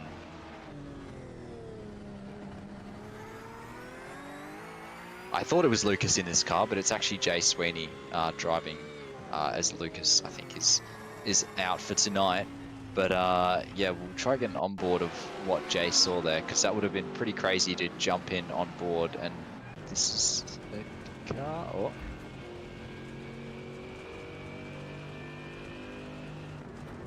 Will Hammond has everyone is on the wet tires now, so we think that.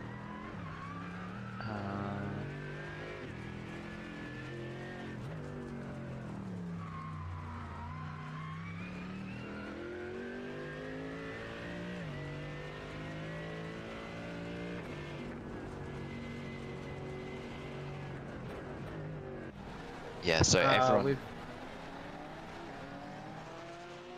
We've just got a okay, so... clarification on that restart incident as well. The Lamborghini failed to maintain formation, behaved unpredictably on the race start, and caused a collision. So, by the sounds of it, it was judged a racing incident. Yeah, that does make sense. As the track continues to get more wet, but the sun is still out, so it's a bit of a it's a bit of a weird scene, to be honest. As we're going to see some of the differing racing lines now, drivers having to getting off that rubbered line, as iRacing does their wet racing quite realistically, I must say, compared to some of the other games where you do need to take alternate lines where there is less rubber for more grip. As Benjamin Hignett, who was leading the race, is now down in P12. Unfortunately, just a very unlucky race for Ben today. Same with Chris Taylor, who actually can't... Oh, Josh Holmes is in P4. So actually on the recovery pretty well, as that's very wide from the Porsche of Jay Partington, I believe that is. And Benjamin Hignett's going to try and make the move. They're going to potentially run side by side. Surprisingly held it out of such a wide entry into that corner, but looks like he's had to give it up into the center chicane. Yeah, look, I think maybe they know that Ben Hignett is one of the faster operators here, and it's not too worth fighting. As now we're going to see who has done the wet practice and who is the better wet condition driver. As obviously, there's plenty of examples in history of people that are, might be a little bit worse when the normal conditions are out, but when the rain comes, they turn into a god. So see here if anyone can really make up that gap, although it looks like there are some pretty decent sized gaps in the positions here from all the cars, as McAdam collects another slowdown penalty. And Morgan is actually one of the only drivers with, one of some drivers with cars close behind. He has Joshua Holmes not too far behind. As we look at Kiko Koza here, from Estonia. I haven't seen that flag much in OOR. As they head into the final corner of turn 14 with Thomas, Hignett and Partington just behind as well. So fast charging group here. We'll see if they can hold them off. Looks like they're currently eight positions up from their qualifying position as well, which is a very strong showing. Yeah, as Benjamin Hignett looking for the move on that more grip inside. Actually, should be more grip out there for Hignett to break into as he is off the rubbered line. There's a bit of a twitch on the exit, but getting the power down is quite different. You can just see the amount of speed he's able to carry through the corner compared to the Audi. Actually just, keeping that speed through the corner and pulling right up to the back of the Audi. And Cam Thistleway saying Kosei used to race sprints a long time ago. That explains why I haven't seen the name before. As we run on board with Hignett through turn 8 in the spray right behind the Audi. He's going to look for the move down the inside into the hairpin of turn 9 and gets the move done. That was a pretty good move by Benjamin Hignett there, who, as some of you may know, is our camera operator on the nights. Glenn is busy. Does a very good job at that and makes his way up into P7. Yeah, Hignett there using the extra traction of that inside line to execute a textbook wet overtake. Yeah, in the spray as well. No fear, just sending it down the back straight and getting the move done. As we're seeing quite a few slowdowns getting handed out as well. John McAdams had a couple more, as well as Daniel ran a little bit further down the field. And possibly the rain has stopped, says Graham Hill. That is a good point. I have not seen much rain. Oh, that's a big dive from the Porsche. Ooh, I'm not even sure that was close. An intentional dive. I think he might have just missed his brakes. Yes, I would have to agree with you there. You could see how much speed he was bringing in, although he did get it stopped for the corner, so he did make it, but yeah, it was from a long way back on that inside line. Maybe maybe that inside line just has a lot more grip that can be utilised going into the corner. It very often does in these sorts of conditions, especially in iRacing. It's something that people do compliment iRacing for quite a lot in the way that it simulates it. Yeah, exactly. It's not like some of the other sims like ATC that just kind of turns your grip down and you just kind of drive around sliding all over the place. But oh, it looked like Will Hammond, unless that's a bug, it says he's back on dry, which doesn't seem to make sense to me because he was just out on wet. And he is still in the lead, so I'm going to assume the overlay. He also hasn't pitted since the last time he went in, so yeah, it would be surprising. Yeah. Yep. Whoa, lots of wheel work being done. I would like to see as well William Morgan, who has Josh Holmes for quite close company, just behind him. Obviously, the car of Chris Taylor and Josh Holmes was in the lead in the start of the race, but had a spin and had to come in and further drive through penalty as well. But this is a pretty good recovery drive. Oh, that's very wide from the Mercedes, having a massive twitch. He's actually managed to hold on to that, which is insane. But put the wheel on the grass in the braking zone, which you really do not want to do. Look, there's good times to touch grass, and in the middle of a braking zone is not one of them. Yeah, as they come through the center chicane now, Josh Holmes really on the chase. For someone who's done no wet laps, he is on fire right now. Looks for the move into turn 4. Can't quite make it stick yet, but it looks like the rain is back again. So Graham Hill pointing out that the rain is gone, but it has seems to have returned now. And Josh Holmes really on the charge here, right behind that Mercedes. And after Morgan, it is 6 seconds up the road to McAdam. But honestly, with this pace of Josh Holmes, he might actually be able to pull that gap in and actually reel in John McAdam, especially if McAdam keeps getting lots of slowdown penalties to his name as they come through turn 8 now. Very close to the wall. Spray coming up from the cars. We'll see if Josh Holmes goes for a big dive bomb here. He does actually look down the inside and gets the move done. I think the Mercedes might have actually touched the wall as well there. He was very close to it and kind of seemed to just go straight on there. But yeah, Josh Holmes through.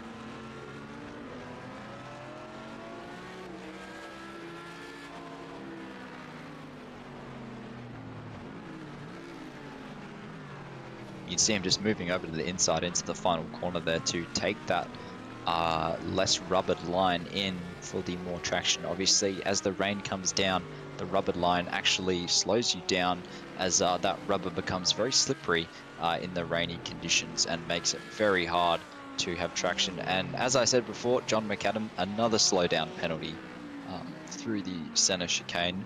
So he's going to lose a bit of time, as Cameron Thistleway also points out. iRacing weather is dynamic across the circuit, so it can rain in one part and not in the other. So it may not have been raining where the camera was before, but it has started raining now. My goodness, there are puddles forming on the apex there at Flinders, at the turn onto Flinders Street as well. Yes, as people who did the ACC races would know, the puddles are quite something to deal with.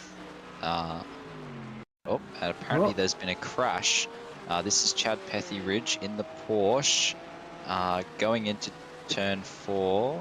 Oh no, it's just gone on him as soon as, so that's braking on that rubbered line I was talking about. As soon as he hits the brake, it's just ripped it sideways and just gone straight into the wall, unfortunately, for that number 15 of Pethy Ridge.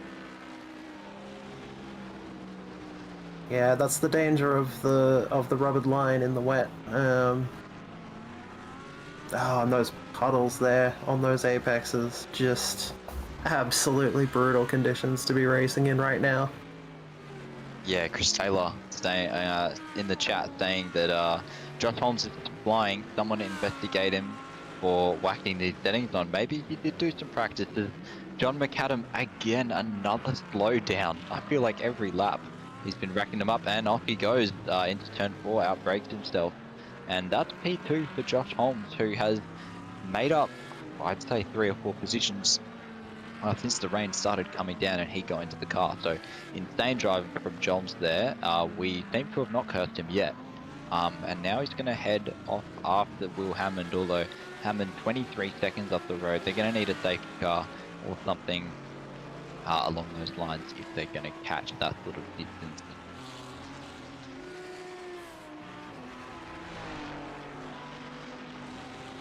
Yeah, a bit more spray and a slowdown for Benjamin Hignett in the Lamborghini, who is following Jansen. That's a big wiggle into the braking zone. You can see the Ferrari just not having it under the brake. As he's going to try to defend. Oh, that's a bit naughty. Runs wide, trying to hold off Benjamin Hignett, and Hignett's going to repay him the favour here and run him a little bit out wide, as the Ferrari just wasn't quite able to hold his position against the Lambo, and the Lambo taking advantage of the Ferrari's mistake there.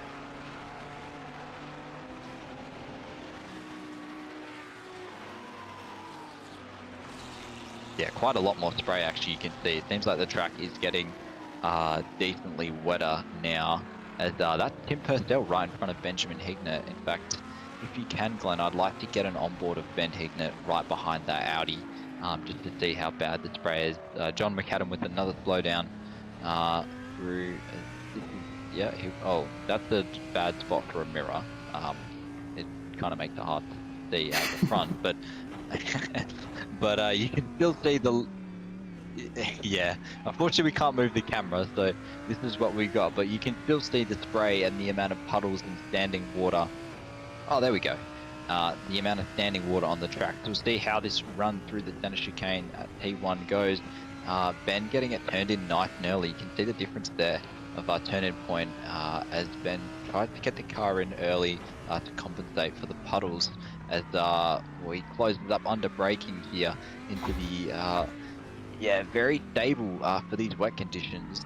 Ben quite a good driver in these conditions, though he does love his wet conditions. As we come through turn 5 now, or turn 6 I should say, sorry, into turn 7 onto the back straight. Let's see if he can get a decent run to try get him into turn 8. Doesn't quite get the run, but he will have the slipstream coming into the hairpin of turn 9, which, as we've seen, is a pretty big opportunity for braking maneuvers, especially if you get the car off the line here, or a bit of a slide there, but he manages to catch, and Purcell defends very early, also trying to take advantage of that grip here inside the line.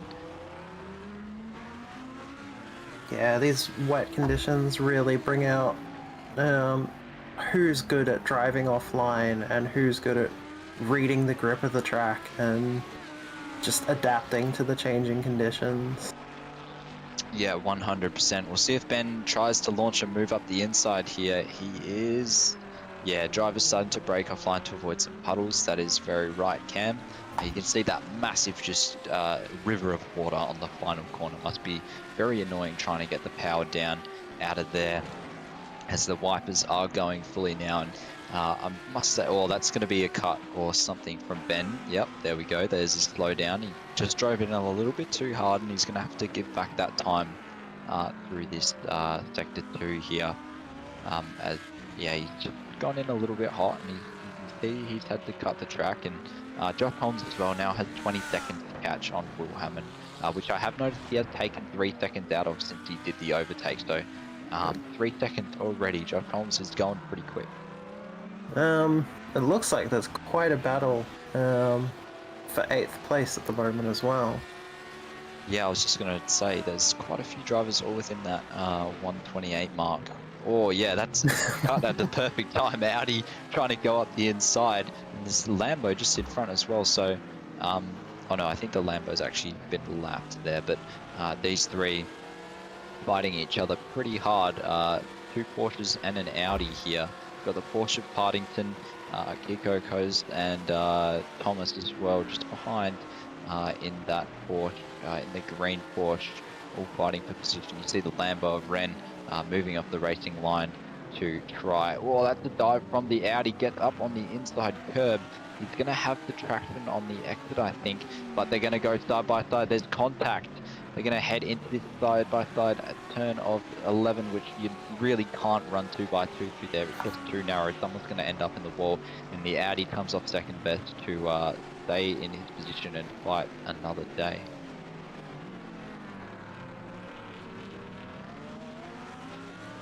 Well, that's very wide from the Lambo. He's going to have to give up the position here coming down the main straight. The green Porsche slightly dropped off the back of the group. That actually might be the leader of Will Hammond, who's coming through now. This train. Let's see what the blue flags do, as obviously that is a kind of important battle as the Audi looking for a move going into turn 4. I think the Porsche has gone in a little bit. No, he's managed to pull it up. It's very difficult to tell, as I think that's Will Hammond, actually the leader, trying to flash the blue flag card to get out the way, as they are obligated to do so. But they are also in a battle as the Porsche tries to take advantage of the Audi blue flagging and go round the outside at turn 6. Does hold on, no, doesn't quite get it fully around, as the Porsche now comes back out of blue flagging, weaving across the track, almost into the way of the Audi, and the Audi actually gets through there on the Porsche. So smartly waits for the straight where the Porsche had to lift off, and then goes for the move.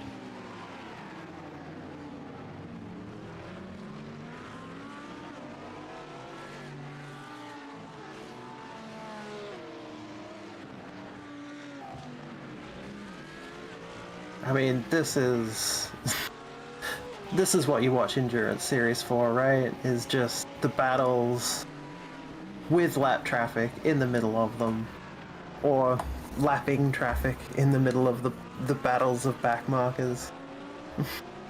Yeah, exactly. It's a replay of Jay Sweeney here, in that Papega Porsche. Into turn 4, maybe centered a bit too, or sliding on that curb, just pulled it up. Lucky to not go straight on.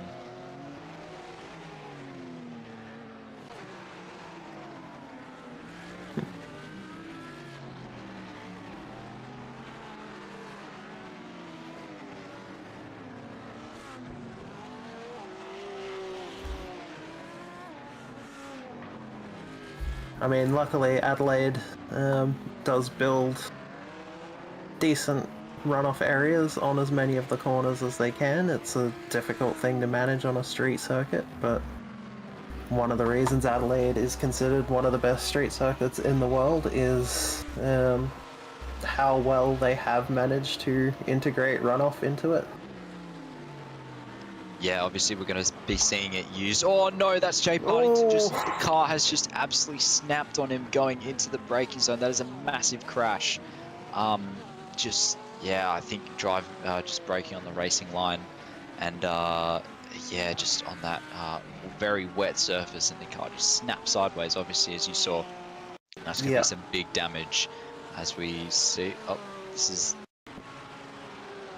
here we go. So it's coming out of turn 8, heading into turn 9. Big braking zone here on the racing line. Oh, it's just gone on him instantly. There's nothing you can do. Like, that's just basically a lottery. The ABS on these GT3 cars is pretty good, but once you start getting such mismatched grip between the left and right tires, there's only so much it can do. Yeah. That's unfortunate for Jay. He's going to have to head back to the pits now, I think. But we're going to be seeing this track used potentially for MotoGP. So what you were referring to with runoff is going to be pretty interesting, as the Adelaide government tries to get more events down at the GP. Obviously, they have the supercars race there already for the final round, and they've been F1 in the past, and now they're trying to get MotoGP there as well, which will be pretty interesting to see how they figure that out. I mean, interestingly, the new MotoGP track is going to be I mean, obviously they can't go back to the original F1 track. A number of the streets have been so extensively modified that it just doesn't exist anymore. But for the MotoGP track, they are actually almost restoring it to the original F1 configuration, which will be a very interesting return to form, I think. Yeah, we'll have to see if we actually get supercars racing on that layout as well. Yeah, and Ben, I think that's just a glitch. It has to be. I don't think you could possibly drive around on dry tires in this sort of condition on iRacing. It must just be a bug, because it did show wet tires before, and he hasn't pitted since then. So Will was doing very good times on dry tires for a while there, but I don't think he's that good.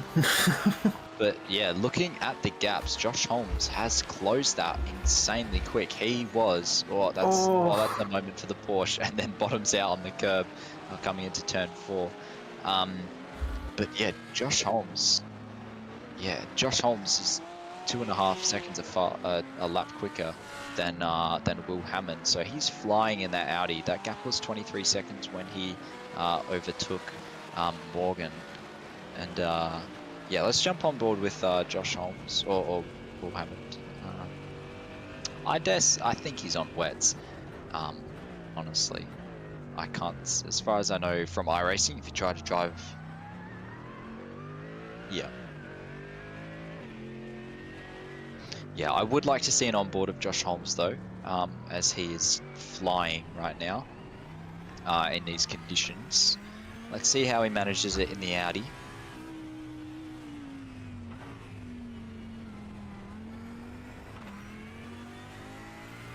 Yeah, I mean, Holmes is by a wide margin the fastest driver on the track at the moment. Almost a full second up over any.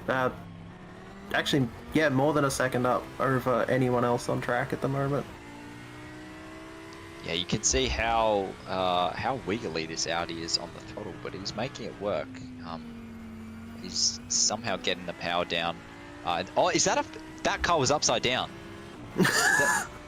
Did you just see that on the right? I swear I just saw an upside down car. There. Okay. Yeah, there is a massive crash notification. This is Connor Archer. This is not where we were looking, but this is turn 4. I swear I saw an upside down car. I'm not crazy. Ben Hignett. No. Oh, that's...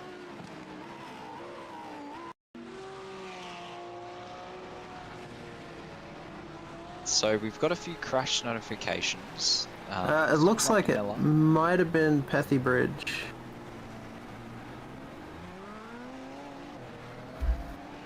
Safety car, yep. So I swear yep, there it is. Upside. I knew I saw it, man. There was a car upside down. I just caught a glimpse of out the corner of my eye at T1. I need to see what happened there, because how he's ended up upside down in that turn 2 is something to behold.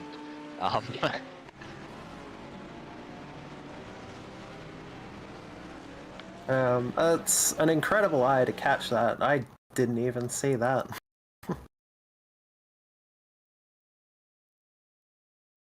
I just saw this little upside down shape out of the corner of my eye as we were on board with Joms there. As we're going to get a replay here of what happened there. I see quite a lot of... Oh my god, he's lost it on the entry and it's gone in sideways. He's lost it on the entry. Oh, it's gone in sideways. It's bumped. Oh, it's rolled. Caught in the gravel. Dug in. Yeah, wow. Okay. I've never seen that, I must say, and that would have been incredibly distracting for everyone behind him. But could we get an onboard of that Mercedes who was behind him? Just watching. Is that Will Hammond, I think, or just watching him go into the corner backwards, essentially, and roll over. Yeah, that was... Yeah, it was Will Hammond, the leader. Massive props again for iRacing. I think... Yeah, he might catch it here. Yep, there he goes. I have never seen a sim simulate the friction of a gravel pit that well, because like in real motorsports, like if you go off into a gravel pit like that, like rolling the car is a very realistic outcome, you know. And Josh Holmes now in the lead from Benjamin Hignett. So did somebody... Oh no, sorry, it wasn't Benjamin Hignett. It was Will Hammond, wasn't it? I believe. So unless our timing board... Oh, so he must have jumped into the pits just then. So Josh Holmes now in the lead. So Morgan has come...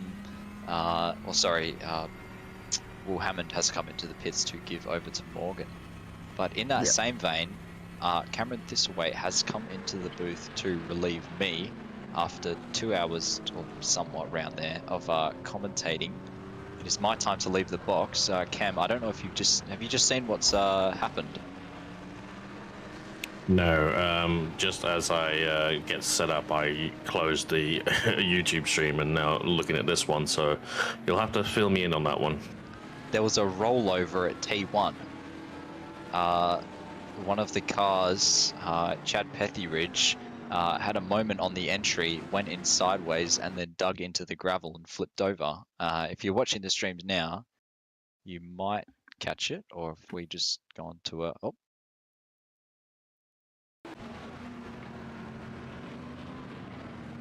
And in typical fashion, as soon as I look away, there's something happens, as always is the case, or whether an ad break comes through.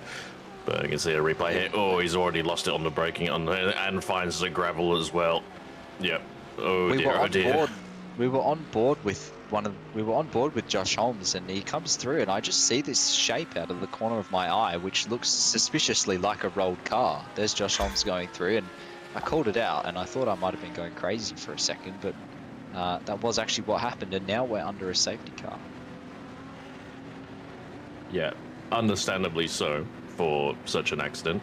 Surprised he's still in the race. I believe he's trying to do the whole race solo at this rate, and yeah, it's a pretty substantial accident to have, not even 2 hours, halfway into the race. Yes, first time I've ever seen a car roll like that. But anyway, I think it's time for me to bid my dues and say goodnight. It's a little bit annoying that it's getting really interesting now with the rain and the safety car, but it is time for me to head off, so I will leave you in the trusted hands of Cam and Brad as well. So good night, everybody. Thank you so much. It was great commentating with you. No worries. See ya. Yeah, thank you very appreciate much, it, guys. Aiden. That sounded really good. Yeah, top stuff from Aiden. He's done an excellent stint to do the qualification and the first couple hours of the race as well. And I do appreciate him covering things off as well. And yes, hello to you, Brad. Yeah, good evening to you, and good evening to everyone wherever you're kind of watching us on the platforms of OOR. It's been a little bit interesting. Caught the first little bit of the opening stages, including qualifying. It was interesting, and now all the drivers need to deal with, apart from concrete walls and everything like that, they've got to deal with now the added dreaded of wet. Absolutely as well. And I appreciate both of you as stepping up, as well as also Stephen Tye, who did the first hour in quali with Aiden. Really appreciate everyone stepping up. This broadcast would not be happening right now if you guys hadn't, and appreciate everyone else who's been volunteering as of late as well for commentary. Great to have you all here, and yeah, just wanted to put that out there. Tonight's broadcast literally wouldn't have happened. No, it is all of our pleasures, and I guess really amazing to give back to you guys as well that run OOR. It's an amazing organisation you guys have. So we're still under safety car, recovering from a little bit of a rollover that just happened. And it, just correct me if I'm wrong, but it looks like the rain is actually somewhat, it looked like it stopped, but obviously not. It's probably just camera angles. Potentially, it could be the case as well.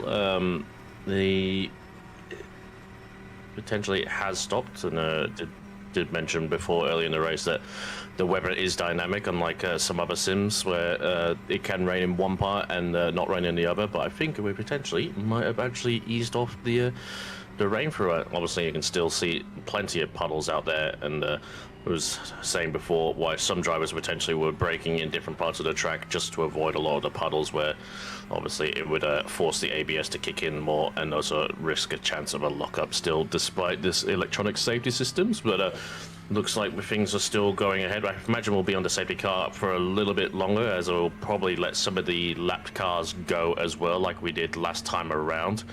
Yeah, and then it seems like Chad Paffybridge is out on track. He probably used one of his quick repairs. There's obviously 2 of those for this race. Yeah, hell of a quick repair. You know, you just almost just roll out a new car at that point. Yeah, absolutely. What do the drivers really need to kind of think about? I mean, especially as we're getting ready for another restart. What is probably going? You know, well, obviously looking for another clean one, hopefully. Yes, yeah, I mean, it's what we all hope for, but it's easy to say from the booth as well. We do like to see a little bit of spice in action. I think we'll still see a little bit of obviously people will ease into it as much as they can, where we're only just away from the halfway mark, so they probably feel like they've had to do a lot already so far, but we'll see how things go. I just want to say thank you to as well to Shona as well, also jumping in the booth, and apologize. We came in a little bit early just to alleviate Aiden, but appreciate her stepping up as well. But yeah, we'll see people kind of maybe taking it easy, and also especially with the spray as well. We saw one of the onboards not too long ago following one of the cars really closely when it was raining. The spray was really potent and very, very difficult. I know in other sims that people tend to race on the bonnet instead. As you can see, the way through process is letting some cars go already. As you can see, there'll be quite a few. Amazing to believe that Benjamin Hignett was actually one of the lap cars down. That shows you how much there was a field spread there was. So this brings things a little bit even. I imagine we won't go green this lap as well. We'll let those cars kind of shoot off up the road, because we no point letting them go, and then we immediately start catching them straight away. So we'll probably have another lap under safety car. All right. Now, it looks like the sun's starting to show itself on the streets of Adelaide. We've got about a little over 2 hours left on this race. Do you reckon there'll be time for the track to dry out and people to jump back onto dry tyres? I mean, ask me what tomorrow's lottery numbers. Why don't you at this rate? Almost like it's so hard to tell. I'm not someone who races this sim either as well, so we're a little bit in the dark. But we will see. I imagine. I think we're probably still a little bit. Seeing how deep some of the puddles are in places, I imagine we'll still be a little bit away. And thank you very much. Glad we got the precipitation or whatever they want to call it. Still, yeah, might be still getting rain potentially, and it looks like a. Oh wow. Yeah. So even 20 degrees. So it's like it's not cold. It's not the most hot, scorching race out there either. So, sometimes in other sims that can play a factor in how quickly it dries. Number of cars as well, as it can be a factor.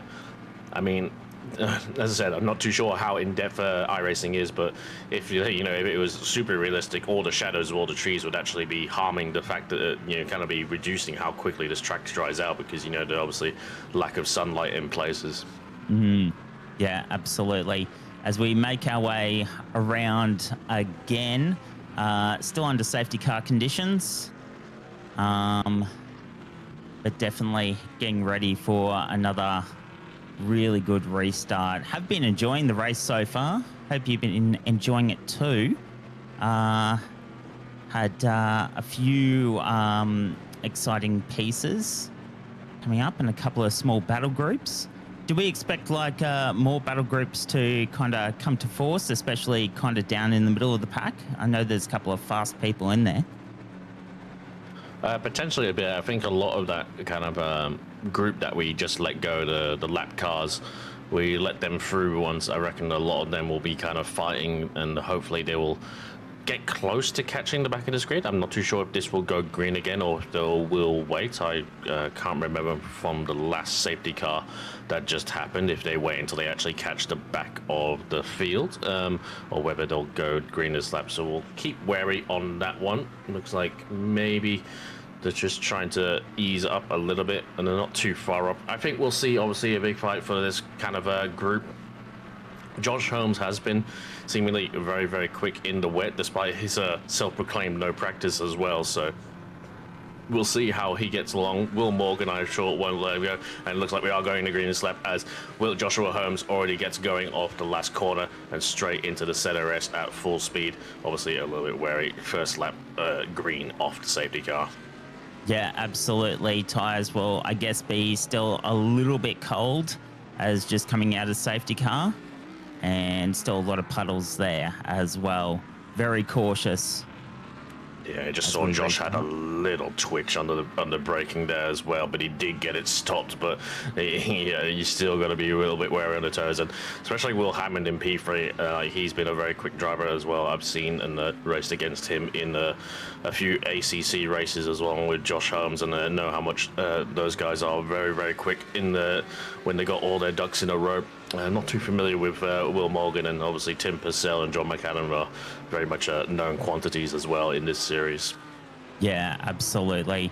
As they come on through turn 8 and into turn 9.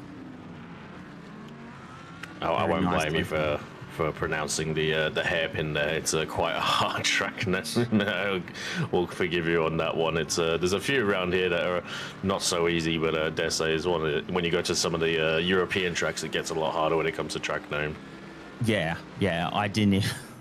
I thought if I just stick to turn numbers, I should be okay. Anything? Absolutely. I just looked at my. Yeah, absolutely. I only just looked at my track map, and for some reason it goes from turn 9 to turn 11. So turn 10 just disappeared for some reason. So that's the internet for you. Yeah, absolutely. But yeah, it should be quite interesting. Tell me about yourself, Brad. As obviously you said you're obviously new to commentary as well. Wouldn't know it right now. You seem like a pro at this rate. Well, thanks for that. I'm kind of just winging it, if anything. But that's no, I actually. That's 50% of it. I get it. Yeah. Obviously first forte into commentary. Always loved racing, followed the supercars for a long time. Probably been a little bit off base with it lately, but looking to get back into it, but also just started, I'm in season 2 of the Academy series for OOR and enjoying it immensely. So yeah, and also obviously do radio on the side as well, which I guess helps bits and pieces go through. Yeah. Right from my home studio. Thank you for noticing. Never very much a quality microphone in there. Not a requirement, but it is very much it does add to the experience. But we're all volunteers here as well. Anyone can join as long as you got a microphone, and obviously a little bit of sound deadening will help a lot. Not even sound deadening, just have a little bit of the there was a car off there. Ooh, who was that? Just saw that on the last turn before the start-finish straight. We're going to a replay now. Daniel ran. Just comes out under him. Just goes for a little bit of a slip and dip and just parks it up. Yeah, thankfully, I think he had a big gap. There we go, there's another car. And Rejo's like, you're good to go, no. I see. So that's a lap car. Oh, yeah.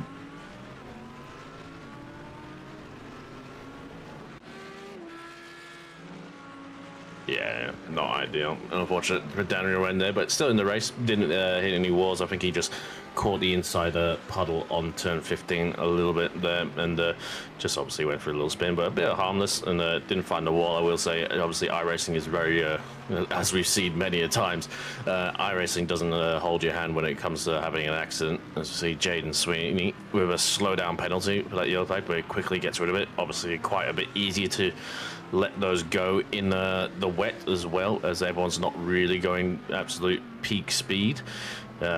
Just to clarify as well, the yellow flag that you see next to the names just indicates a slowdown penalty because the driver has cut one of the corners, curb strike, I guess what the supercars drivers series calls it, and they just have 30 seconds to relinquish a set amount of time. I think it's like 1.5 seconds. They just have to slow down in the 30 seconds, otherwise they'll actually get a penalty. Right, okay. That explains it. I was seeing that through the broadcast and I was like, oh, I should probably ask about that. Not Yeah, being, it's a little bit confusing. It's a yellow flag. Yeah.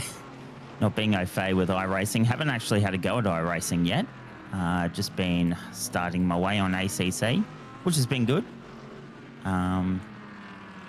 As we have a look at John McAdam now, one of the Mercedes-Benz cars, running nicely through the track and chasing down, is that Tim Purcell there? Are the Audis? Yep. A little bit of about a 1 second gap between them. Yeah, very difficult with all the spray, and John McAdam has been a very quick driver. I don't think he's been the most luckiest of drivers though. He's seen him take a few pole positions here and there, but sometimes in the races just don't go his way, which is just unfortunately sometimes how things go in the sim. We saw he had a pretty strong quali. I believe he might have even taken pole position potentially at Spa this week on the Wednesday night late split, which is our weekly iRacing series that runs concurrently with sprints, and he's very strong on the brakes. I think Tim Purcell is really struggling on the braking in some of these corners where you can see he's catching up, but John McAdam is finding it difficult to follow closely. Yeah. And I can see there that he had a wheel on the inside. Laps. I think Purcell might have had a... Yeah, he's got a slowdown. Oh, they both got slowdowns. Oh, so who's gonna relinquish theirs first? Tim's relinquished theirs. Oh, I think if John McAdam didn't have his slowdown, and he just avoids the back of him as well, but gets rid of his slowdown as well. They both ended up messing up the center chicane. I think that was John's opportunity if he hadn't got that slowdown penalty. Such close racing as they come down through. Nothing in it. And you'll still see what the keeping the spray's car. like here. There you go. You can see there that rain has definitely not stopped. That is coming down nice and hard, which is going to be causing its he own hit the situation. inside. Whoa! Oh. I'm not sure if he caught the barrier, but he caught the curve and caught himself out a little bit.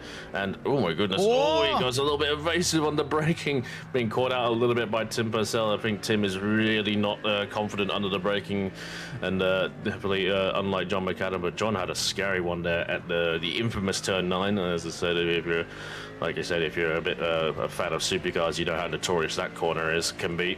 But yeah, turn 9, he got away with that one, and he another look, and he's trying again. He's going to put the nose up the inside. Tim gives him the room. Oh, also close, but thankfully no contact there. But it's getting feisty there, Brad. It is, absolutely. This is for position 4 and 5, and a nice little battle going on there as they come down through 1 and 2 again into 3. Still nothing in it. Both drivers and John having another look down the inside. Oh. Go back around again. You can feel it. It's starting to escalate a little bit, isn't it? It is, absolutely. So John had a little bit of a look up the inside going into Wakefield, but he was trying to get the car stopped, but he was trying to brake late at the same time, and it wasn't able to do so. So we'll see how they go. They've already kind of fallen back actually a fair bit from the top 3 at the front, as Josh Harms maintains his lead to 6 seconds to Will Morgan, and I think the 2 wheels of Morgan and Hammond are probably going to be a battle starting to arrive soon as well. But we'll stick with these 2 for now, between Purcell and McAdam. You see there, as I said, like the Audi doesn't look that confident under the braking, but it's easy to be the car ahead because you don't have to deal with the spray. I think that's what John McAdam's struggling with a little bit right now, but we'll see how they go as they run through into the Mistral hairpin, and you can see just how much he closes up under braking. He's so much more confident than the Audi right now. as they run across the start-finish straight. Let's see how they tackle the center chicane. Obviously, the pretty critical part of the track right now. And the Audi's had a few misruns through the last few laps, but it looks like he's had a good run through it. Yep, and I don't think John McAdam's going to have any chance going into the staircase right now. And yeah, the Audi maintains the lead right now. Is it, I'm assuming, Cam, you're a little bit of a racer yourself. Is it hard trying to race someone with that spray behind you? In front of you, sorry? Yeah, I can't speak for iRacing because I haven't driven it in the wet and don't really drive it for a very long time. But I imagine it's no different from driving other sims. The spray is, can be very, very potent. It is very hard to follow, as we saw a few laps ago with the onboard for McAdam. It is really just all your reference points kind of go out the window because you just lose so much visibility. Sometimes it is better to be the chasing car than the leading car. You know, some people find that extra pace being the car behind. They got something to chase, and some people like myself don't do too well with cars in their mirrors. Like I kind of start driving in a mirror, let's say, because you're kind of looking backwards more than you are going forwards. Dare say, as they're catching, I believe, a lap Ferrari. I believe that is car 18, Aaron James. Hopefully they don't have too much of an impact on this race. Is that Ferrari got a rear wing on it? I didn't I don't know, out of the corner of my eye as he pulls offline and gets stopped. No, and he doesn't. And I hope he is aware of that, or if that's, to be fair, iRacing's visual damage has been a little bit buggy, dare say. So I think he probably does that as he gets a wiggle on the braking right now. It doesn't seem like he's got a rear wing. Yeah, I can't tell again at this point, but I'll be surprised because most games where if you lose a rear wing, you can barely drive at any speed. We've got a replay here now, so he's got a rear wing now. Let's say as he goes into the Quetville hairpin right now at the end of the straight. So this is looking all okay, and he spins it round. Yeah, he's still got his wing, and he's gonna go for a reverse. Oh dear. I get the feeling he's gonna reverse into the wall. There we go. We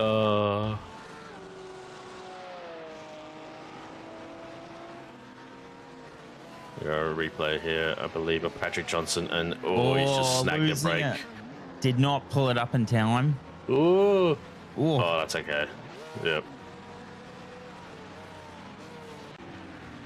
Tried to attempt a little bit of a flick to go back in, I guess. And, geez, Adelaide's just putting it on for us tonight, didn't it?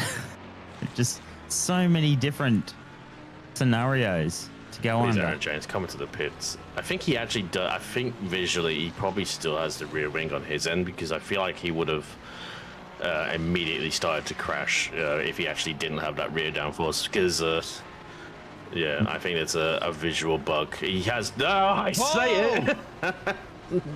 And he nearly does a Jason Bright into the center chicane, and thankfully, he gets out. Gets off the lashing line at least, and hopefully it will come back. Surely he's got to come in for a pit repair now. Oh yeah, the rear suspension's damaged. Yeah, you can see he's crabbing. The rear right's already gone as well. Rear left, and I think we're going to get a tow to the garage. Ferrari is just done, I reckon. It's not the ideal place to stop. I'm hoping he's actually returned to garage and isn't just parked on the exit, because it's a little bit in the firing line. But hopefully he gets back okay. But looks like the top five hasn't changed too much right now. Still Josh Holmes from Will Morgan to Will Hammond, Purcell, and John McAdam. So we haven't missed anything on that beat. But yeah, I forgot. You were asking me a question, and then everything started to happen, I have to say. I think you pretty much answered it. It was all about talking about, I guess, driving in the wet and dealing with like wet tails of cars in front of you and everything like that. But I mean, it's I know I think I've done one race in Academy that has been a wet race, but it is almost a completely different ball game, even right down to your tire pressures and everything. I'm not sure about iRacing itself, but definitely in ACC, sorry, it's a completely different ball game. Yeah, for sure as well. Tires are such a critical factor. Are we going slowly because we have a safe? No, I think we're actually at normal speed. I thought for a second everyone slowed down. I was a little bit mistaken. We're seeing a few cars in the pits right now, but yeah, and looks like John McAdam has come in and Purcell as well. So come into the pits, and so it looks like John McAdam has jumped Tim Purcell quite substantially. No, we've got a safety car. Yeah, everyone's going slowly. I think because that car was still stopped on the exit of the corner right. potentially. So that's why everyone's coming to the pit lane, because it's kind of it's not like a free pit stop generally, but you lose less time, put it that way, because everyone's going at slow speed. Makes sense, as we seem to be back under safety car conditions. Classic endurance racing. Always got safety cars and yellow flags. Anyone who watches any endurance will know what I'm on about. But yeah, understandably so. We had that car, I think, on the exit of turn 3, and that's like it was pretty much nearly on the racing line. So understandably, they wanted to call safety car for that one. Yeah, make sure they get through safely and get everyone off the track so we can commence going racing again. Still wet at Adelaide. It's funny because it seems like the sun's out as well. I think that's yeah, Josh Holmes has come in for his pit stop. I get the feeling he probably safety car was probably called when he had just passed the pit box, otherwise he would have come in a bit earlier. And interesting, Morgan and Hammond have not come in as well, so be interesting to see how things go. I think a lot of these guys, maybe, I'm not sure if they'll be taking a new set of tires, but at least they'll be topping up the fuel just to keep going, because it looks like the rain is definitely not going away anytime soon right now. No, absolutely not. And according to that map we put up just before, there was still plenty on the way as we get into the just over the halfway mark of this race, with William Morgan now in front, Will Hammond after that, Benjamin Hignett in 3, and John McAdam 4, and Tim Purcell rounds out your top 5 at the moment. On Joshua Holmes at the moment, as he just comes out of pit lane. Yeah, it's like, it just makes sense because everyone's just the field's gonna bunch back up again, so you know, you might as well take this time to top up the tank. Granted, you relinquish track position, but it's in the long run, we're still, 1 hour and 45 minutes to go. Strategy is still a massive factor right now, and I think they'll want to go to at least maybe get towards the 1 hour to go mark before they'll probably have to cut up again. No one's obviously going to go to the end of the race from here. And they just want to make sure they're in the best possible position and the most flexible position when it comes to later pit stops, and who knows what the weather might be in 1 hour's time. But yeah, it looks like there are things going on. I imagine we'll have the way through process again to let some of the lap cars go. Not too many of them this time around, I believe. They've got most on the lead lap. As you can see on the timing tower, you can only see a few of them with the +1, +2L. Yes. So won't be too many cars to let go. I imagine will be done potentially next time around. Fantastic. So, I mean, I'm fairly new to this. So, Cam, why don't you tell me a little bit about yourself? Are you, yeah? No one wants to know that. Well, I didn't think no one really wanted to know about me. But anyway, I devolved my life story, so why not? I guess I can spill my story, but I've been around for a few years now, I think. I don't know when it's 2021, I think. Furniture, yes, the furniture, the dusty old wardrobe cabinet in the corner. Old dog's buddy, yeah.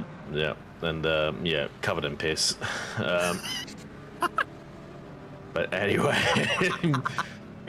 but yes. Thanks now. I've completely done myself in. Yeah, no, I've been racing pretty much on the ACC in OOR for probably 5 years now.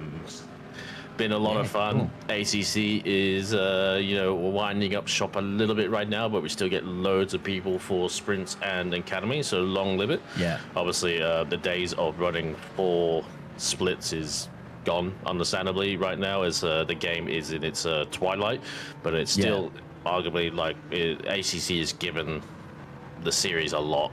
We like to criticize it every now and again, especially me, due to its foibles, but it has actually, has helped us grow and foster this great community, and is a very, very accessible sim, which is hence why it's been so successful. It's not like the most punishing sim out there, as the compatriots of sorry, not competitor, but the competitors of Le Mans Ultimate and iRacing that we're dabbling in, and well, not really dabbling in, but we're running full time now alongside ACC. Are definitely a little bit more unforgiving. Relatively newer, obviously, in terms of LMU, but ACC's accessibility is actually, hence why it's become as popular as it is, as we see in the way through process right now. But yeah. My days are probably done on ACC, and I'm very much enjoying LMP3s, so I race in the I race in LMU in the LMP3s on the Friday night series. Amazing. And big ups as well. Thank you to a few people tonight, but thanks to John Gormley and Callum Lloyd for stepping in last night as well. That broadcast probably wouldn't have gone ahead. Otherwise, so we really do appreciate that as well on that one, on that front, people stepping in. Yes, P4 for me. I had a good race. Well done. Appreciate it. Something must have counted some lucky stars somewhere, but it was a lot of fun to, especially going from having driven GT cars all the time. Once you start driving a prototype with some downforce, it is like it's so much fun, especially at a track like Spa. I really started to enjoy it.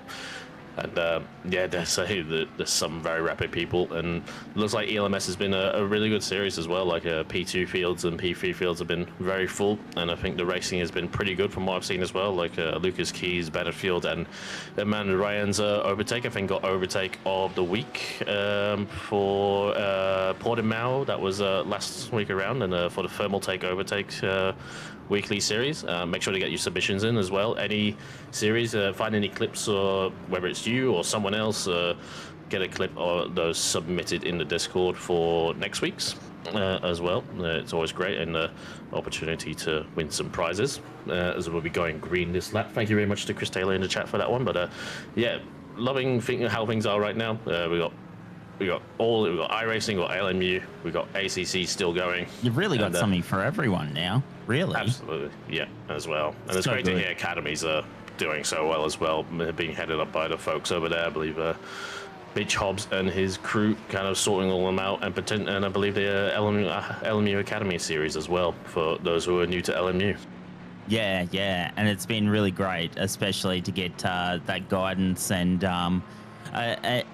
like being a first-time racer myself, only going through my second season of academy. It's been really good to learn and even like get on top of that racecraft, that all-important racecraft, because as we know, we can always do hot laps until the cows come home, but I mean, racing alongside other racers is a totally different ballgame. So absolutely. That's why I've always liked league racing over public lobbies. It's a lot more of a controlled environment, and it's obviously no one's perfect. You're not going to be completely faultless or anything like that, but I think it leads to a lot better racing as we get to go green this lap around. Looks like there's a bit of a gap at the back of the field, so someone hasn't kept up with everyone else. But as Will Morgan in the Mercedes charges off and gets the green flag flying again for his number 70 car as he runs into the center edge, followed by Will Hammond in the fellow Mercedes, followed by Benjamin Higner in the Lamborghini, as everyone's getting a slowdown penalty, as everyone's already started the car, and everyone gets so close to the wall on the exit of the center chicane, as Higner nearly finds the back of the Mercedes in P2 right now of Will Hammond, as everyone trying to relinquish their slowdown penalties so far. But luckily a few escapes there for sure, but Will Morgan still controlling things at the front.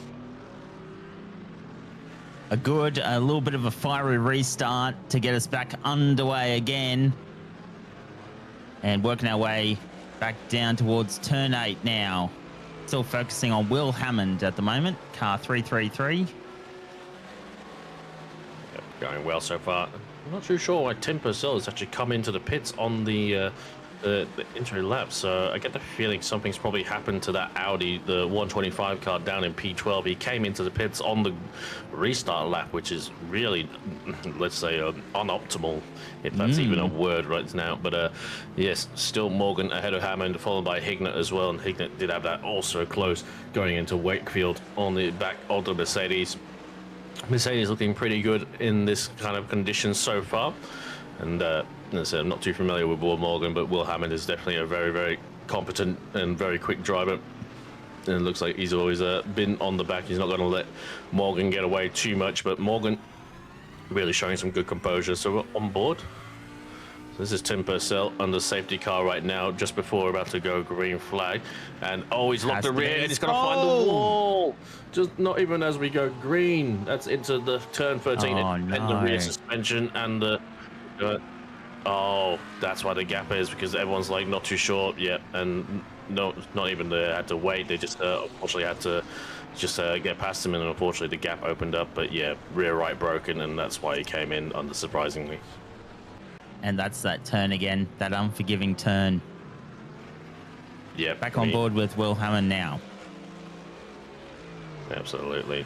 Yeah, that turn is pretty brutal. Benjamin Hignett unfortunately found the wall there in the first round of the Adelaide series for the main weekly series a couple of weeks ago, and it does bite pretty hard. I'm hoping Tim Purcell has a few quick repairs. I'm guessing he does, considering he's still on the current lap so far. He hasn't gone a lap down. But that's really thrown a spanner in his works. We've seen that car really struggle under braking for the last hour, so we're really unfortunate for him. As the Audi goes very deep into the corner, just gets it stopped. That's Josh Holmes. Yeah, just getting it a little bit stopped, but thankfully you can see that he didn't lock a rear like the Tim Purcell one that we saw. No, got out of that reasonably unscathed, I thought. But they come back round again, back on to start finish, ready to go back round again. Following Rico Kose. Is it Kose? Kose? I'm not too sure, to be honest. So tell me, around here, what is the optimum car, do you think?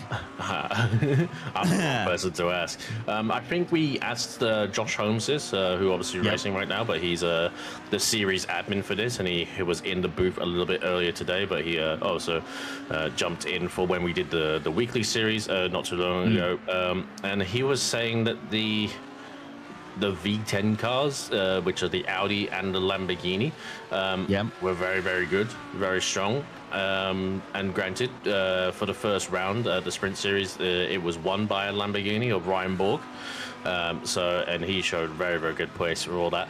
The Mercedes would look pretty decent, and even we don't have any here tonight. The Chevrolet Corvette CAR, GT3 was also pretty good. I will say iRacing it seems to be a little bit more harder to tell which car is the best, unlike ACC, as the red Porsche goes wide there. Connor Archer and Rico Kose is going to draw alongside, and it's still going to be side by side as they go into the second last couple of corners. The Porsche wisely doesn't fully send it into that corner as they're side by side, as I feel like he would have understeered into the Audi.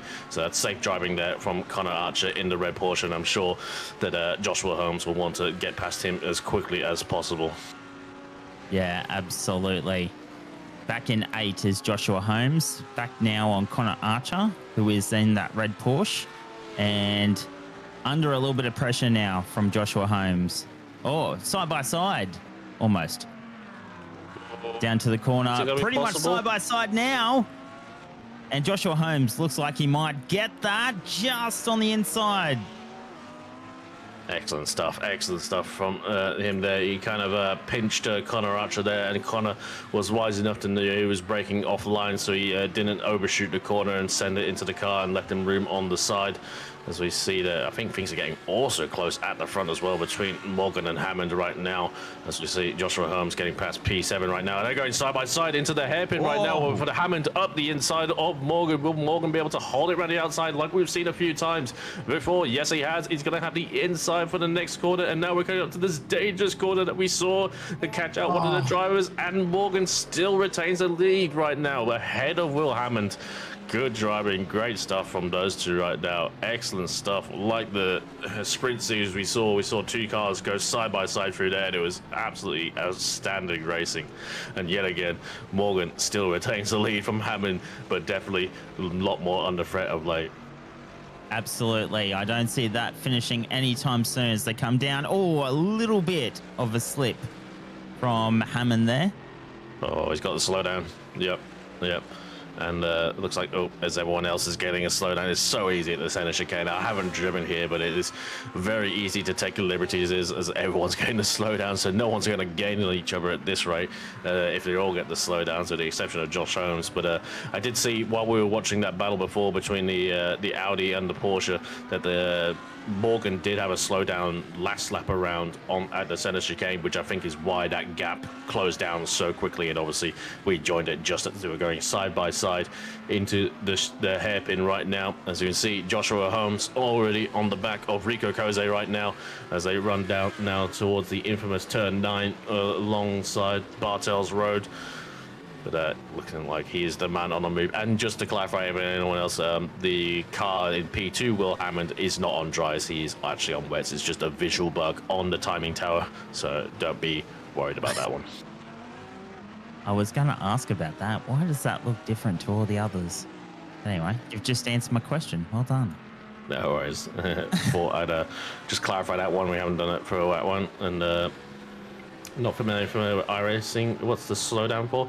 It's usually for corner cutting. So if they felt like the game has pinged them, if they've cut a corner so much, which is you'd be granted for thinking for a street circuit. It's like, where can you cut corners here? But obviously we've seen a few for the center chicane. If they take too many liberties, particularly on the second part of the curb, that they get the slowdown penalty, so they have to relinquish a certain amount of time, usually about 1.5 seconds. They have 30 seconds to do that, or they'll actually get a substantial penalty. It looks like Joshua Holmes going to go around the outside again on the other Audi of Rico Koze, and he's going to get it done for a second time around, going through Wakefield. Oh my goodness, great stuff. That was ambitious. That was really ambitious, but got the job done.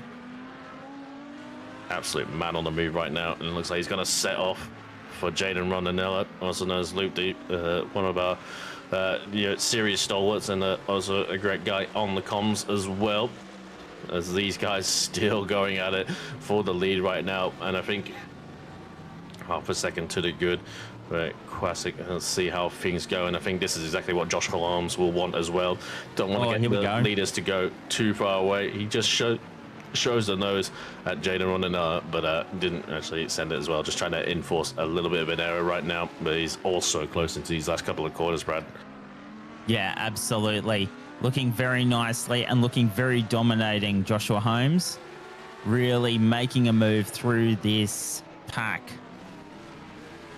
And as they see them going down into the final corner and then back onto the straight.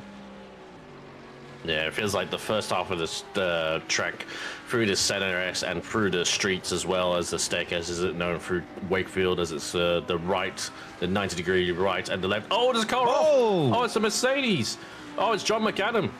John McAdam's in the wall big time on the exit of the center chicane. And I think he's lost a rear wing as well. Oh, I'm hoping he can get back to it. He's already gone back to the pits, so I think he's got a tow. So hopefully that won't be a safety car. But, that was big.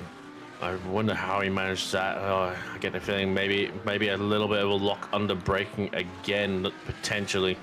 But we'll wait until we see a replay. But as I said, John McAdam, he's a very quick driver. I said it early in the race, but he just doesn't have the rub of the green sometimes when it comes to the race. Yeah, absolutely. It looks like conditions slightly starting to improve. It doesn't look like there's as much puddles on the track. Oh, I think we got a safety car. Yep, we got a safety car. Oh, he lost it on the braking. The rear just went, probably caught the puddle, and unfortunately hit the barrier. And thankfully gets it stopped before the car rejoins the circuit. Oh, that's huge. There wasn't much in it. He was almost on that circuit. Yeah. And in the firing line as well. Yeah, that was a substantial crash, unfortunately for him. We'll see how he is. He's still in the pits, I think.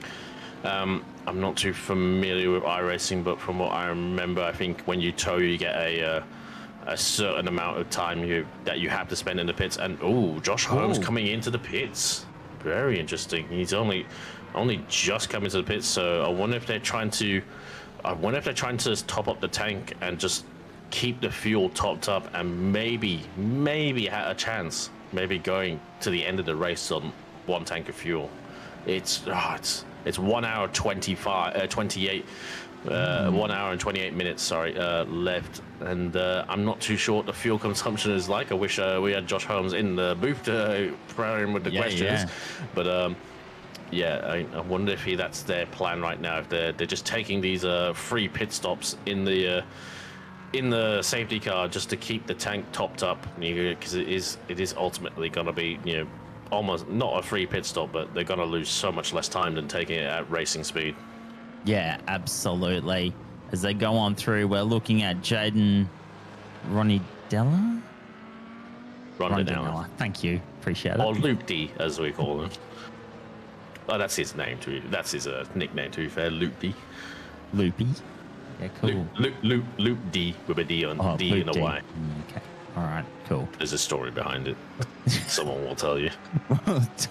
Talk about it later. Actually, it's not for the reason where we know. I think he did music, which I think that's why he's called Luke D. But anyway, enough Jaden Rondinella lore. Good story though. I mean, we've got the time to talk about it. Maybe we can talk about it. No, we won't. I feel like everyone brings up the incident. I'm not sure.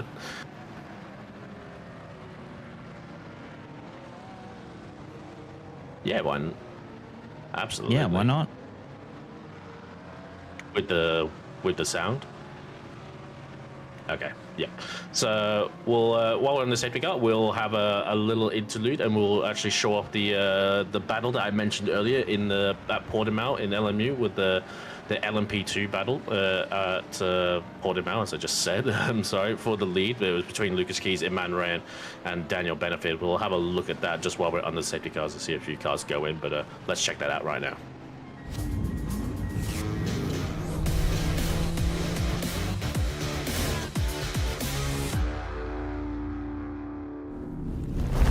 From Portimao, but back to that later, because this is here we go, they're side by side. Slight mistake there from Benefield. Rayan now, he's got an opportunity, but Benefield's on the inside. They're going to go side by side over the top of the rise. Has Rayan got that done? Again, a slight little touch. He has. That's a great move. Fantastic move there from Rayan. But Benefield, he showed the nose again. He's gone over this. And Lucas Keys has decided, now it's my turn to get involved. He's gone around the outside there, and that's going to set him up from the inside on Benefield. And literally like that, in the space of not even 4 corners, Benefield's gone from the lead and now back in third position. But he's arguing this. He is 100% here. This is not done yet. Lucas Keys is going to try a little bit of side draft action with the LMP3 there. He's going to try and sweep around the outside. Oh, yes. Benefield, lovely, lovely move. That is a classic Portimao move. You'd think the car on the inside has the track position, but it's actually quicker to do the outside and then sweep across the corner. That was a lovely little bit of racing by all 3 drivers there. Great start. Geez, I tell you what, I would hate to be judging the thermal overtake of the week. There's been some incredible overtakes all throughout the week, and yeah, trying to pick the best one is going to be nigh on impossible.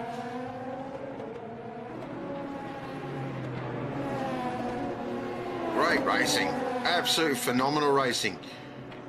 Geez, I thought Wednesday night was... Oh, hang on. Ryan's made a slight mistake and Benefield's going out the inside. Lucas Keys from nowhere. Oh, you're kidding. You are absolutely bloody kidding me. Oh, Lucas Keys has literally put... Oh, I'm just going to say it's up tonight. Oh, he's gone. He's gone. Ryan's gone. He's just got too much on the gas. He's spun it around. And Lucas Keys has literally pulled that out of his ass. Oh, what a great bit of driving. Fantastic. That might be your thermal takeover take off the week. Oh, that was unreal. And we're back.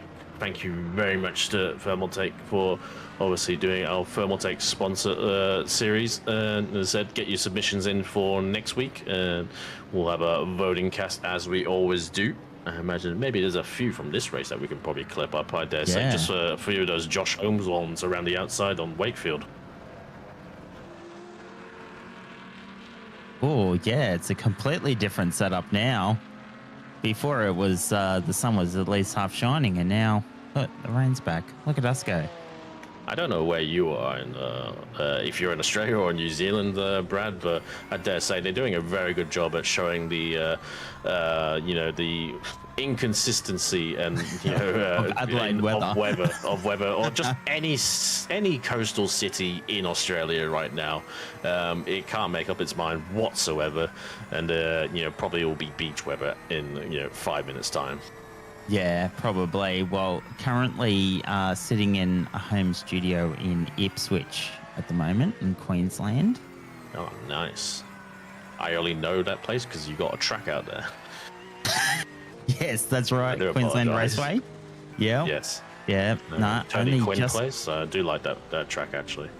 Yes. No, the Paperclip actually recently, towards the end of last year, did some live streaming out there for an Enduro. That's cool. Yeah, now it escapes me. Good story, Spark. Go on. Plug yourself. Feel free. The XL series. We were actually live streaming the XL series. Yeah, so that was super, super fun. And of course, I mean, they just chuck those things into those corners, and gee, that just so much car control. It's just crazy of these little Hyundai XLs, but fun to watch. I was gonna say, like, I don't know if you know, but like in the real life WEC series, we've got the Hyundai brand entering under the Genesis moniker, their luxury brand, and thinking of Hyundai, it's like Hyundai Motorsport. What springs to mind, especially if you're Australian? The XL series. Yeah, absolutely. Are we going this way? No, we're gonna go around again. Yeah, one more. We just let those cars through, so kind of. We're watching you now, Will. So just doing everything together, to keep those temps up, understandably so. Just have to work them a little bit, and dare say, yeah, rain looks like to be coming down a little bit more. So more puddles, more danger, more content potentially, and maybe a few more trips to the garage for some of these drivers out there. And, absolutely. Getting a little bit motion sick watching this. Not gonna lie. Definitely.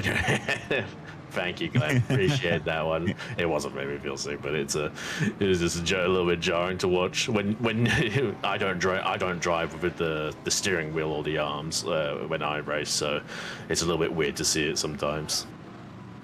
What is it? What's your preference? Everyone think? Yeah, I was gonna ask that. Like, what does everyone think is like the best? I mean, I guess if you really want the immersive experience, you would do that. I actually have my view that actually sits on top of the bonnet, so you can see like the first bonnet cam. Bonnet cam. Yep, see you later. I'll see ya. Bye. we despise. Nah, I think obviously there's a lot of strong opinions at the moment. I didn't know I was going to walk into that. Is it what you prefer, or is it because of the rain? Because a lot of people don't run bonnet cam because the rain, they don't get the spray on the windshield. And I get the feeling that's not the case for you. No, We're talking front of the bonnet, back of the bonnet. You know, we need the details. No, the back of the bonnet. The back of the bonnet. Yeah. So you Some can people just see, sit like, on the front bumper. I thing. don't understand them. Yeah, I'm one of those people. John Pierce Sorry, folks. Yeah.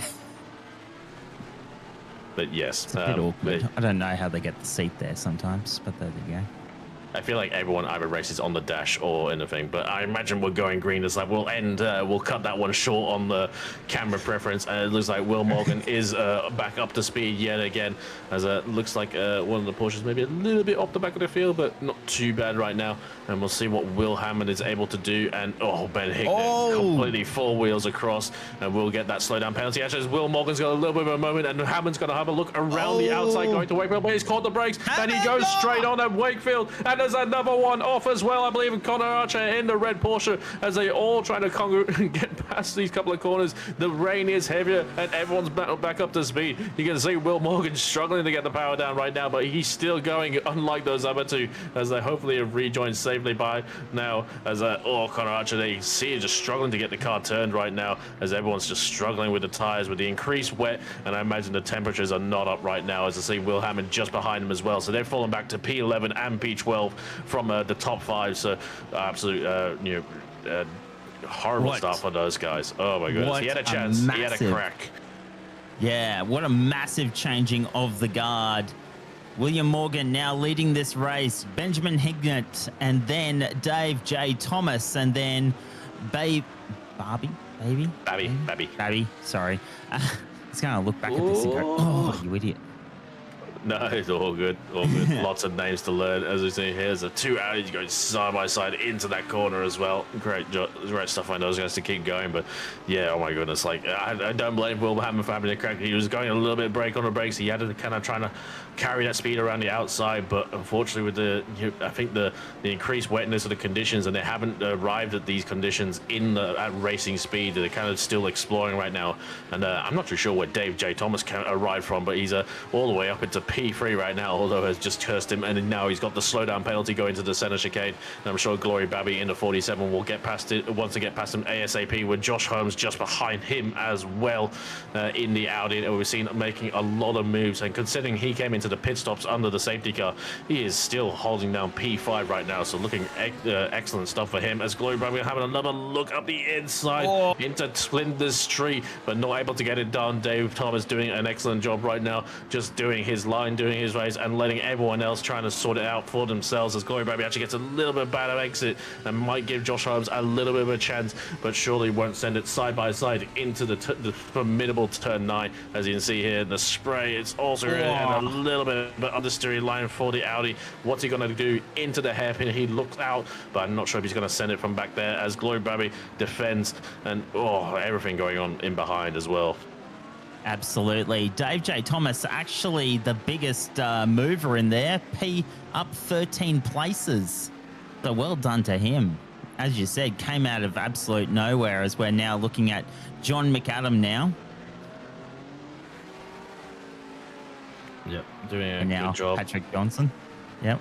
Doing a good job, considering John McAdam was in the fence not too long ago, as these two got to get so close. There was a little touch between Kose and Johnson, as those two had just recently swapped positions, and I think Kose wants to get that position back right now, but you can see, there's an absolute absence of sun on the track right now, and just increased rain.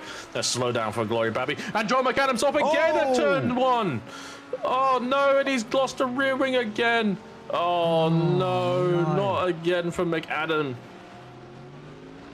Oh, deja vu. It strikes again.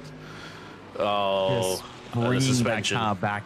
Yeah. I think the suspension's okay, as there's a swap of positions between Jaden Rondinella and Will Hammond potentially right now, as these two are fighting for position. I think this is actually Will Hammond attacking Rondinella, but not able to get the move completely done, as he's trying to recover his positions after losing that P2 position, fighting for the lead on the safety car restart, but looking to just recover, and obviously will gain one position once he gets past McAdam, which he already has. I think McAdam didn't bend the suspension this time around, so he should be able to drive that back, but I think he'll still need to obviously come back for repairs, to say the least.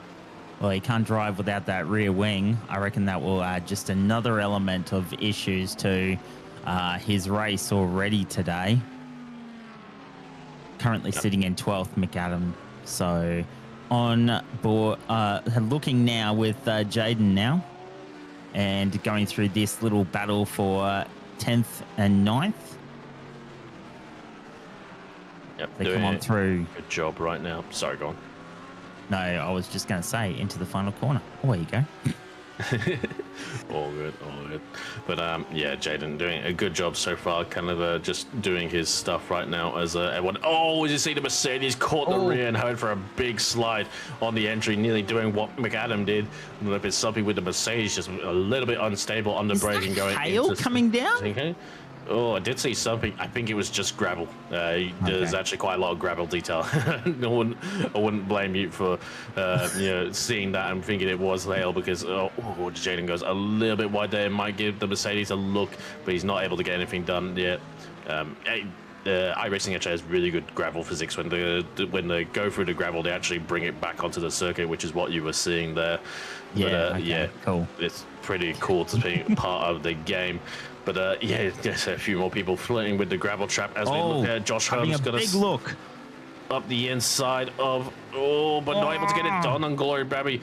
It looks like those two have gone past Dave Thomas, but they're still fighting over for P3 right now. And obviously, Josh Holmes seemed to be like the fastest man out there on the wet, but gets so close to the back, but does get it stopped. And the Babby car also getting a little bit squirrely on the exit. So all the pressure on Glory Babby right now is Josh Holmes, as I said, definitely the most confident man I feel like out there in his Audi on the wet tire. But absolutely, it's a matter of time. Looking very confident. Almost looks like, he would prefer the wet, if anything. As they come down, start, finish into turns 1 and 2. And through there nice and clean.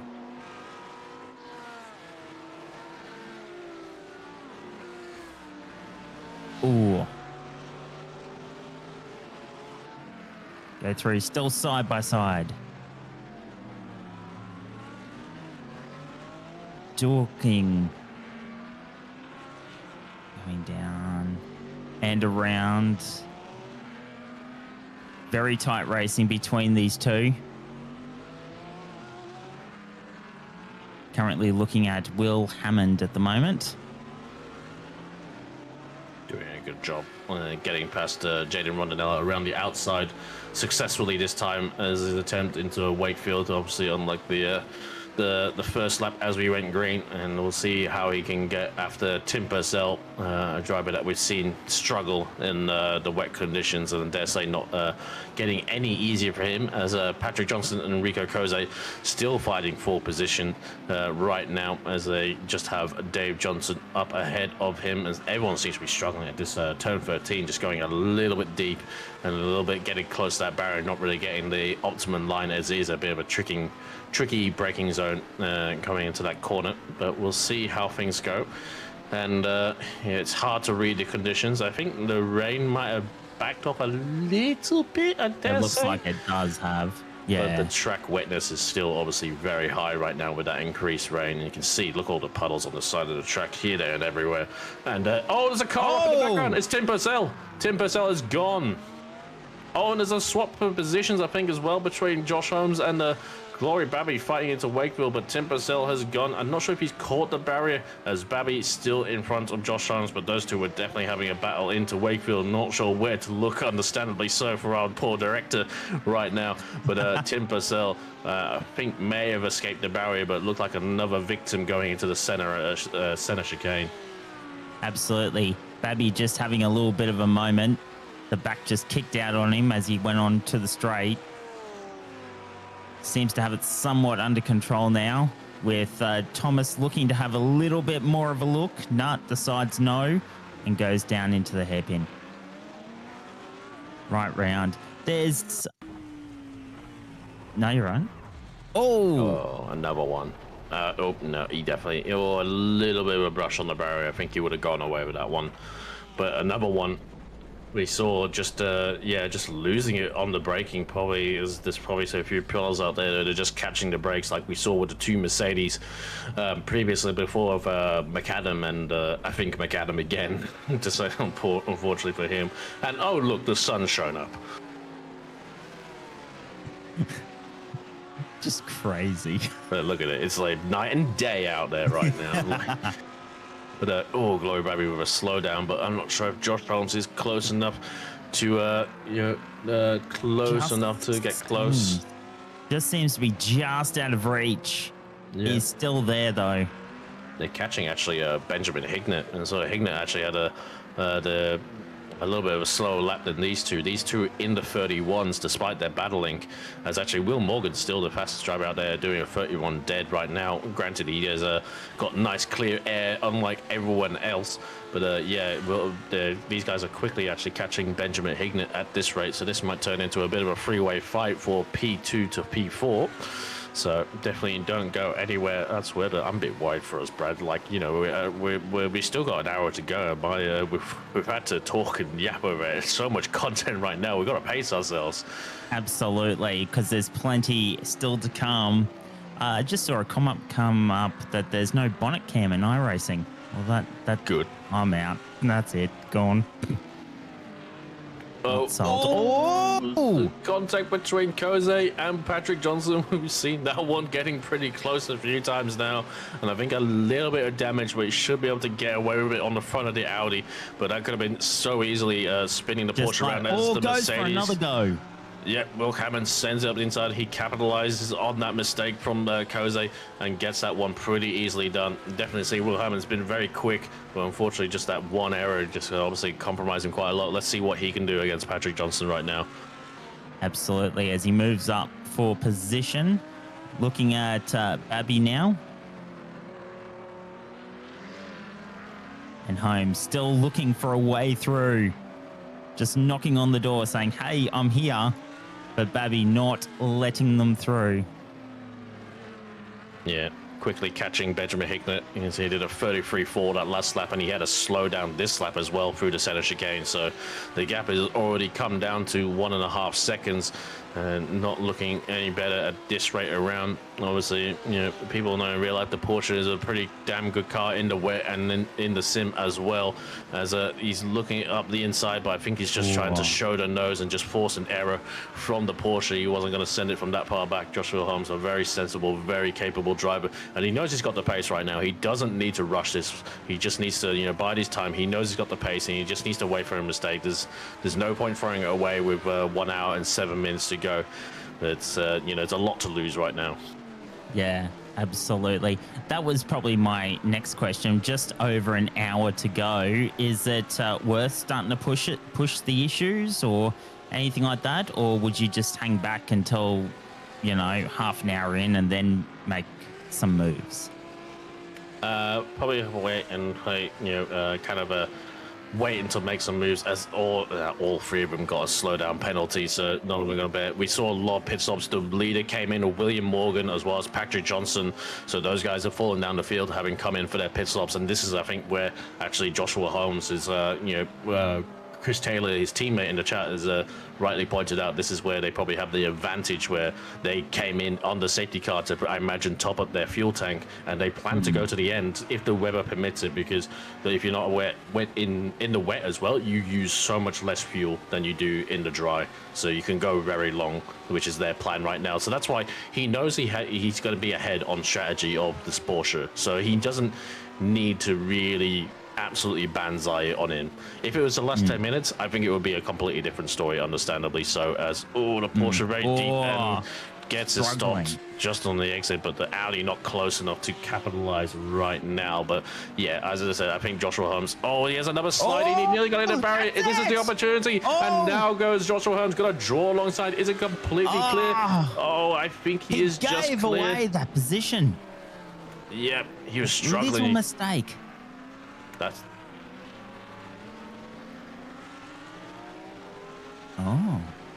Yep, so Will Morgan came into the pits. I didn't remember the last time we saw that car in the pits either, so I'm not too surprised it came in to say. And actually, you can see, I think if that's correct, that the L with the number next to the timing tower is was the lap that they boxed. So you can see Joshua Holmes, like lap 100 he boxed, so he's way ahead of like everyone else right now relative. You can see like everyone else has done 24, like around 25 laps of already on their tanks, so he's going to have so much in reserve. And now he's obviously just displaced P2 as well, so he's got to quickly go after Benjamin Hignett, who managed to escape a little bit after while those guys were fighting. But as I said, he knows he has that strategy in the bank. He doesn't need to force these moves right now. Absolutely not. As they come down towards the hairpin now. Holmes looking very casual. Babby just there, coming around now. Could we get an onboard potentially of Josh Holmes? Okay, you said casually. I want to see how much wheel work he's doing. It looks pretty casual, like from here. It does. Yeah. Here we go. On board. Relative to everyone else, I think like you can see like he's actually very very direct with his inputs. It's kind of one input, and he's not having to scrabble it too much on the on corner exit. He's kind of driving it with the rear being stable, so he's probably got the TC up a little bit and not sliding it about. Oh, he actually gets a little bit of a swapper through the center S. To be fair, we haven't seen it on board through there, so that might be just the line in the wet and breaking offline here to avoid those puddles on the left, because otherwise the ABS, yes, you have ABS in these cars, but with the lack of traction, it's actually better to brake offline where the puddles aren't, so you can get the car stopped quicker. Absolutely. No, I'll take that back now. His arm's wiggling around a little bit, isn't it? Yeah. I think, like, if we were to look at some other onboards, this probably would look calm, though, I will say. Ooh. Will Hammond now? Looks like he's on his own, and he's just caught the inside puddle.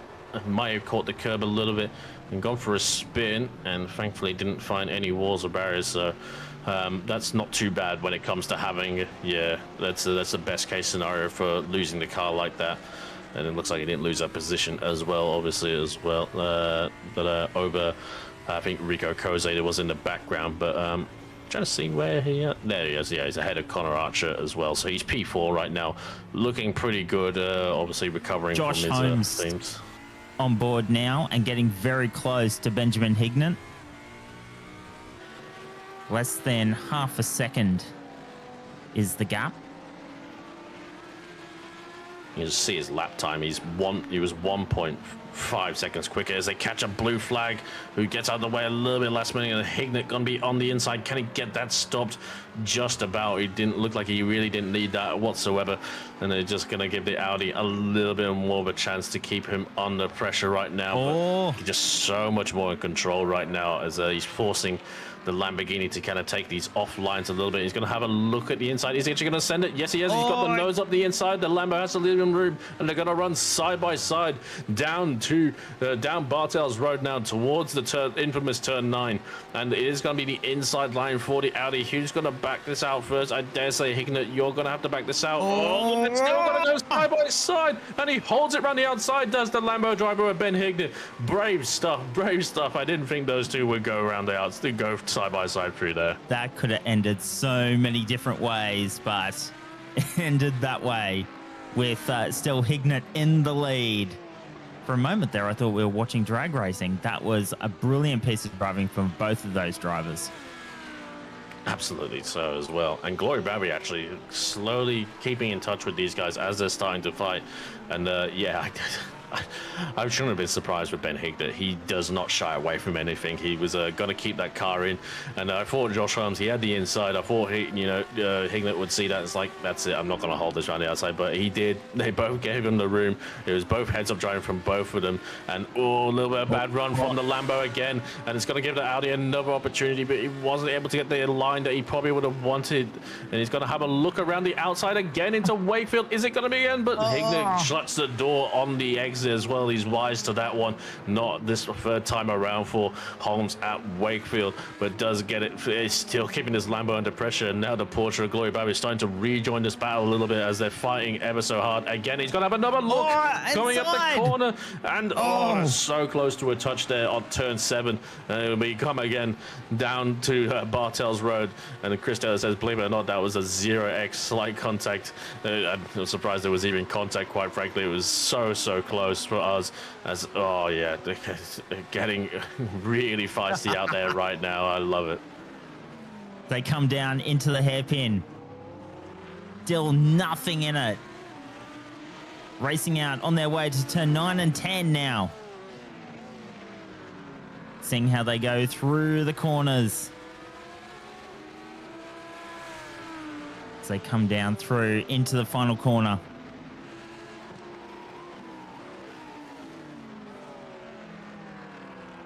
And Babby is looking like he's looking to go for a little bit of Holmes as well. Yet, not going to help Holmes whatsoever with his attack on the Lamborghini. See how they run through that one as well. You can see just so much of a better line and slow down for Hignett. This might be another opportunity again. Hignett has to slow down a little bit, but he might do it tactically. He's going to hold the inside again for Wakefield. Has he done enough to mitigate? He goes a little bit deep, and it might be a crisscross for the Audi. The Audi's going to have it outside again for this corner. Is he going to be able to hold it? Hignett shuts the door, but the door's not completely closed. He's still there up the inside, and for the last part of the staircase has the inside again. But the Lambo's still holding it around the outside, and an excellent enough drive from the Lamborghini to keep it going on the exit and retain that position. How is Hignett still in first place? I will never ever know, but he has done it and he's lived to tell the tales for another day or another fight from Holmes. As he comes down again, having another big look. He will go down the inside and still 2 by 2 through there. Still hasn't made it stick though. Holmes still in second, comes round. Still 2 by 2. They come back round. And now looking for the final straight. Well, decides won't have another look down there. And let's see how they go. Having a good crack.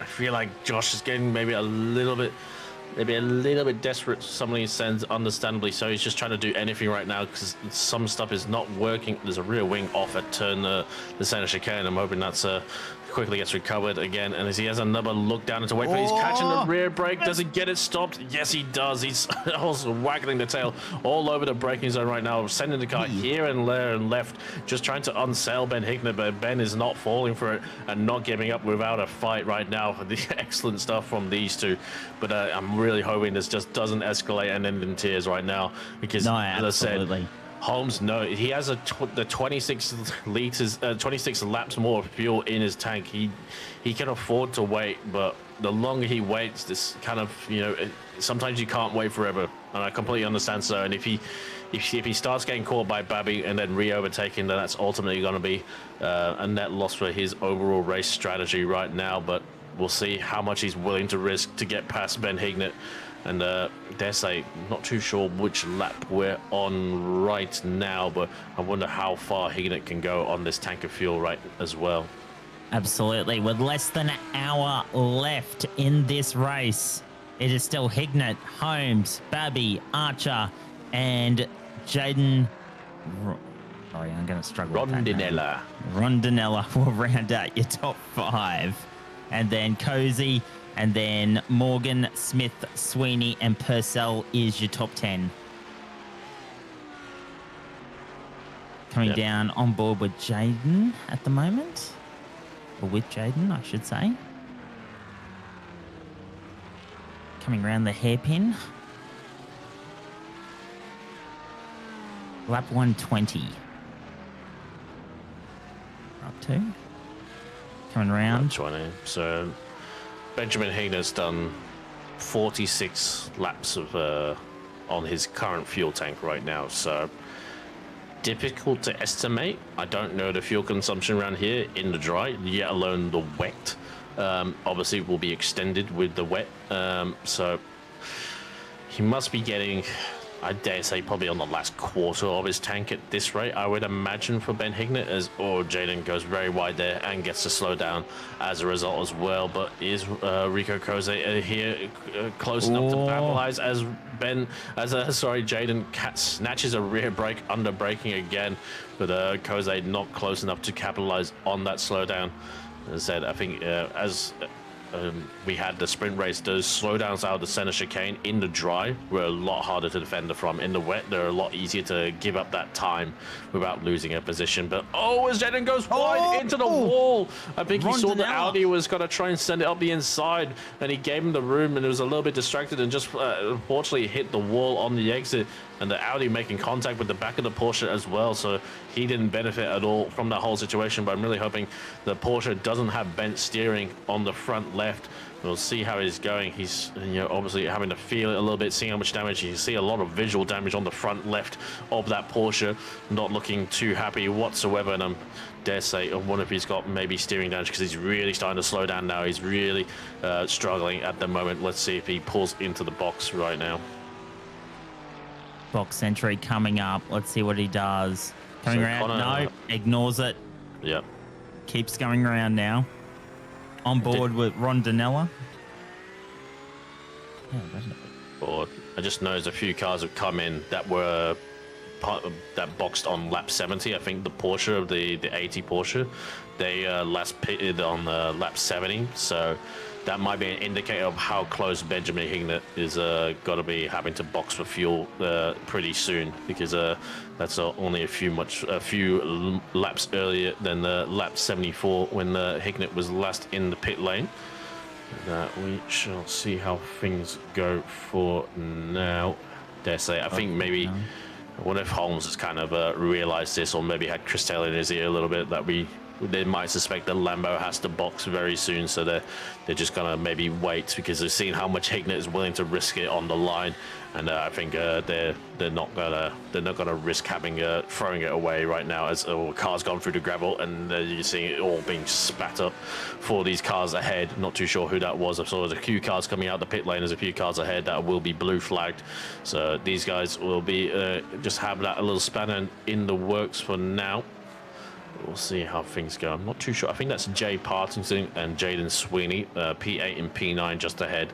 So those two will be actually kind of fighting for position, and dare say that does not help when the blue flags are coming out, because sometimes they're looking forward rather than looking backwards as they do fight for position. So I'm really hoping it doesn't affect this one, but it looks like Jay Sweeney might have the car up the inside already going into this corner, and yes, he does. He does clear him, and I think the Porsche, the red Porsche, let him go as well. He didn't want to fight that side by side, having just come out of the pits on that one. But you need to be aware, as they'll be getting blue flags ASAP right now, as the leaders are here for 1, 2, and 3. So hopefully they all get out of the way, but I'm not too sure where this AD Porsche can get out of the way right now. He'll have to go for this next series of corners. This might give Joshua Holmes another opportunity, as they're all just being held up. Yep, absolutely. So stay tuned right now, and the Porsche still isn't letting go. He might wait for the straight. Not ideal, as the Lamborghini might just force the issue and send it up to the side, and yes, he does as well. And it's kind of wasn't ideal for Ben Hignett, but it looks like those guys are going to get through ASAP, and looks like the other Porsche is going to let one through. Not ideally, so the gap will open up a little bit between the leaders.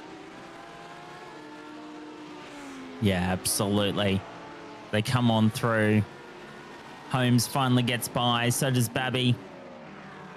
So the lapped cars go back into the distance, and we go back to 1, 2, and 3.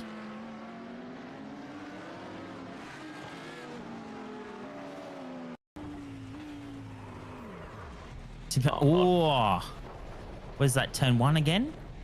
Yep. Yeah. Oh, he's back onto the racing line as well. That's probably all that gravel that we saw. Yep, there we go.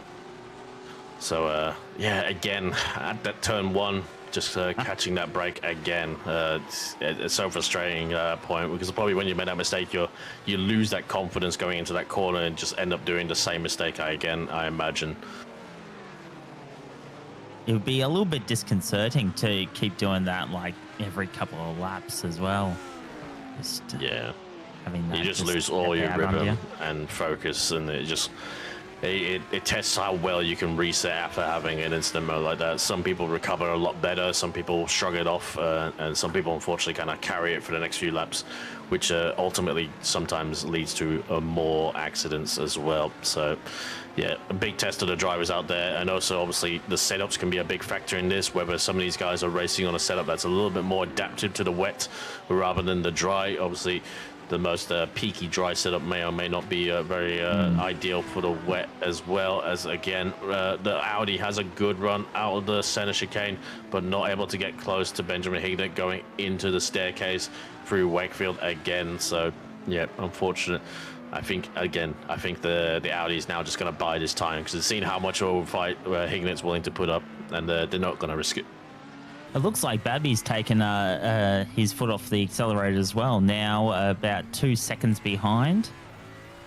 Just letting these two go. As they come down through to turn 8 and up to the hairpin. And still, it's still very, very wet, even though it does look more sunshine out there at the moment. They come around the corner. Still Hignet first and Josh Holmes. And they still do this little dance that we've come to know throughout this race, or at least the last half hour or so. Still just waiting for Hignet and to see when he is going to pit. There's a big slide from the Porsche in the background. They're going through the second last corner, thankfully catching it all up. And yeah, Babby as well, last boxed very closely to Hignet. And I'm not too sure if the Porsche is any more economical than the Lamborghini, but I'm sure Joshua Holmes is probably like wondering, like, are you guys going to box anytime soon so I can disappear? But because they got quite a gap, and if we believe that Josh Holmes can go to the end on this tank of fuel as well, they'll be I think be winning by a substantial margin, as the next car that kind of boxed around them, Rico Cosley, is 50 seconds behind this car already. So dare say that gap will only get bigger once Josh Holmes gets clear air, because we've seen him, he's been the fastest driver as of late on track. We have seen the lap times are starting to come down, so I think we've lost that moisture is slowly being evaporated on track, as well as the cars throw it up back into the atmosphere, as well as obviously the sun has come out a little bit to absorb some of the moisture. We can see it's still in a few places around there, but obviously when we went back green under safety car, we saw how heavy the rain was still. But the lap times are slowly coming down, the fuel is coming down, the cars are getting quicker, and I dare say the track is drying out ever so slightly. Yeah, absolutely. Trying to get that dry line. And is that Babby in the pit? Oh, yep.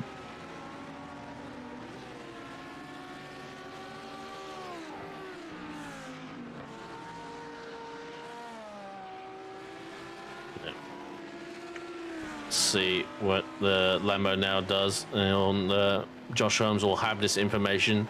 He got close then, but I think it's saying, oh, it's Ben Hignet sends it straight on, and he won't have to wait for the pit at all. And Josh Holmes goes through as a small mistake there from the Ben Hignet in the Lamborghini, just going deep into Wakefield, frankly avoiding the barrier, but still able to go keep going in the race. And I imagine we'll probably see him in the box soon as well. Understandably so. I thought we were going to have to wait for the pit stop for these guys, for the Audi to get ahead, but just a small mistake, which is all it can take at this track. But thankfully, he didn't find the barrier as well for Ben Hignet. Can you just imagine how fuming Hignet would be? Just making that small mistake, had Holmes on his back the entire time, would almost make Holmes wait, and now Holmes can just run away now. And that's yeah, wow. Ben Hignet doing a problem is it's hard to imagine if he would be frustrated, because he's a very actual chill person. Whenever I've spoke to him, he does obviously one of our broadcasters. He mainly does mostly the Thursday night series as well, and we appreciate all the effort he does on broadcasting, along with Glenn as well. So he does a very, very good job on his side. And I do appreciate everyone who puts their hand up to volunteer to help put on these races. But yeah, might be suffering a little bit from fatigue, having done. And it's the Mercedes at the inside barrier, and thankfully doesn't find the exit barrier. But that will be a little bit less ideal, and give him just dent his confidence a little bit for Will Morgan in the Mercedes. I feel like that's not the first time we've seen that Mercedes hit the inside barrier as well. No, I think he's done it a couple of times. I mean, better to hit the inside one than the outside one, but the problem is when you hit the inside one, you generally hit the outside one as a result, but thankfully not this time around. He did well to keep that under control. While we are talking about awesome races, make sure you go to Thermal Take. Thanks for sponsoring this race, Thermal Take. Very good, very good. Trained you well. Appreciate it again for the boys Side in the note. Thermal Take and out there. Do a lot of do all the kind of sim racing gear as well as PC parts and the cases as the Porsche just snaps the rear braking. That's Andrew Gallagher in the car taking over from Glory Babby, so it might be still adjusting conditions a little bit while he's under pressure from Will Morgan, who's had a fair bit of experience in these conditions in the Mercedes right now for the last few laps, and dare say going to be putting me under pressure. But again, yeah, thank God to Thermal Takes for supporting us as the Porsche goes wide coming onto Bartel's road, and I think that's going to make that very easy for the Mercedes. He will just go on through. He'll take that all the way up until turn 9.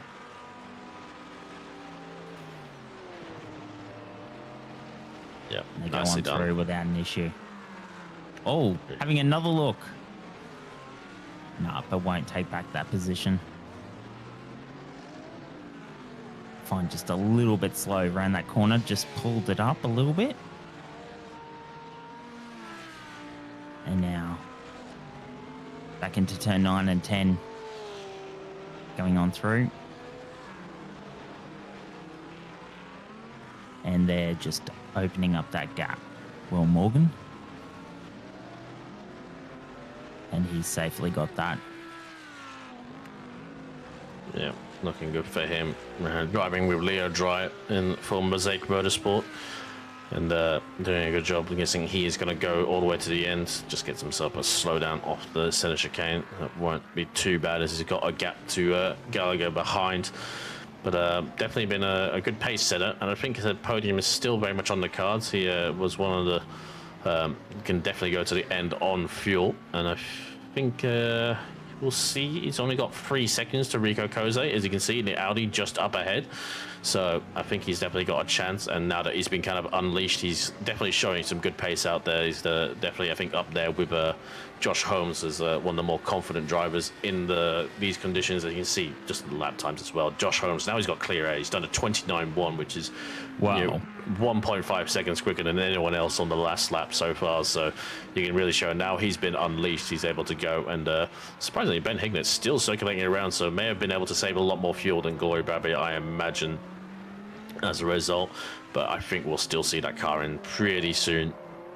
With just over 40 minutes left on the clock. But we'll see what else it is said. I don't think Rico Kose will have to come back in again. But I think he's going to be under a lot of pressure from Will Morgan pretty soon as well. And I'm trying to think who else is potentially a bit of a strategy outlier. But everyone else is kind of on the even Stevens for strategy right now. Everyone's kind of on the same page, roughly, with a few exceptions. Benjamin Hignet just out there on his own at the moment. Got plenty of air around him. Josh Holmes still first. And just making his way around.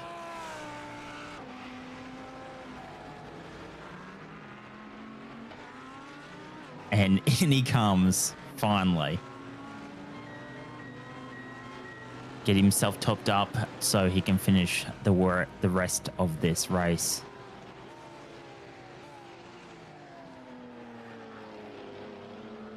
Yeah, get himself topped up with fuel. I'm not too sure if the fueling and stuff, pit stuff, is the same as ACC. I get the feeling it's not, but obviously probably going to run the tank down as low as possible to shorten the amount of, reduce the amount of fuel he needed to put in the car, and obviously keep the pit stop as short as possible. And obviously, the less fuel in the car, the quicker you can go as well. So it all helps. He had five seconds to Holmes already, as Holmes has been setting pace out there right now.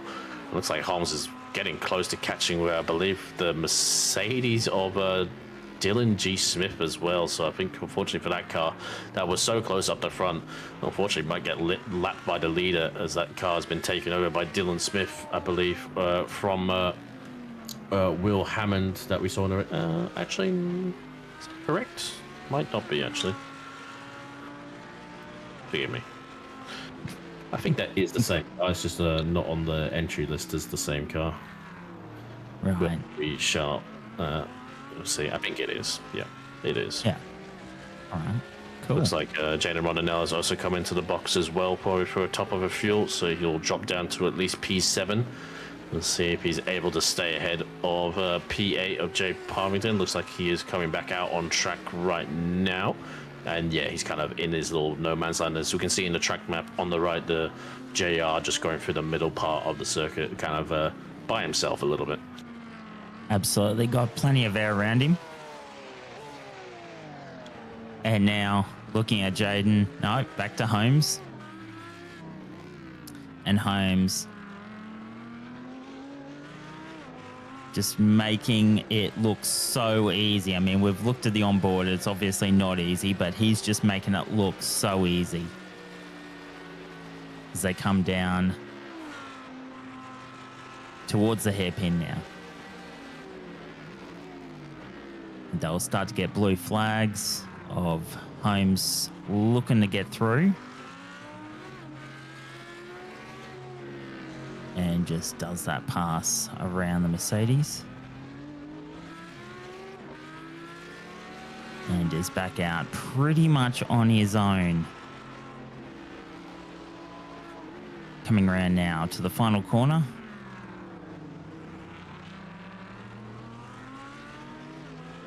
Ah, yep, got that. Thank you.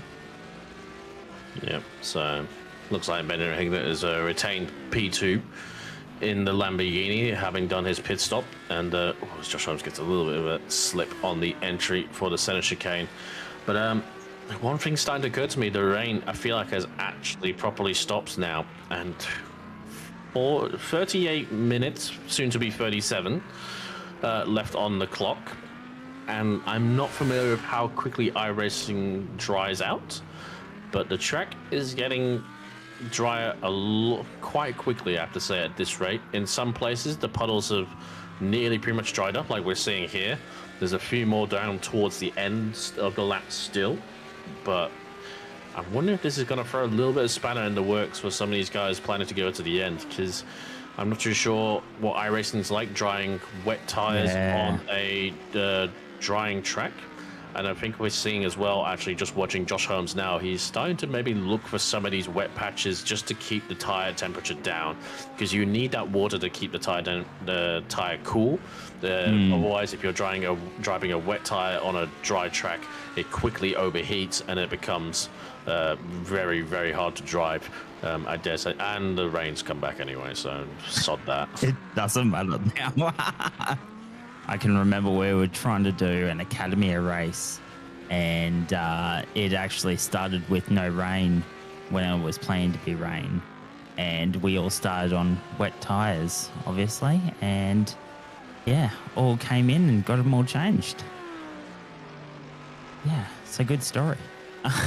Those races where you had to go from wet to dry, I think, are some of the most fun. The variable, the uncertain conditions. These two getting also close right now. Oh, is it Hignett spun? Oh! At the hairpin is spun in front of these two and drops down to P4 for the Lamborghini driver. Oh no. The rain has started to come back to these part of the circuits as well, so it looks like the chance it dries is going to fall away very quickly, and I'm sure that will probably help some of the guys that are on the slightly worn out wets a little bit, keep them nice and cool. But we'll see how things are. I get the feeling Hignett probably just spun it up, getting the power down. But now this is a battle for outright P2 and P3, as we believe none of these guys have to stop again. But it's Rico Koza ahead of Will Morgan in the Mercedes. But Morgan with the Mercedes is actually got for a spin on the exit. He glances the barrier. Does he get it back facing the right way? Yes, he does. Hopefully with minimal damage. But oh my goodness, haven't seen a car go up there like that for a while. Maybe got a bit of rear aero damage, but the wing is still on the car. But just losing it on the last part of the center chicane coming onto the run down to Wakefield, but not losing too much time, but definitely rear damage on that Mercedes. Hopefully not going to impair him too much. That must have been the most epic fishtail we have probably seen. I mean, that was just epic to keep that car under control when it was basically sideways, and he's done a good job to now just keep going forwards.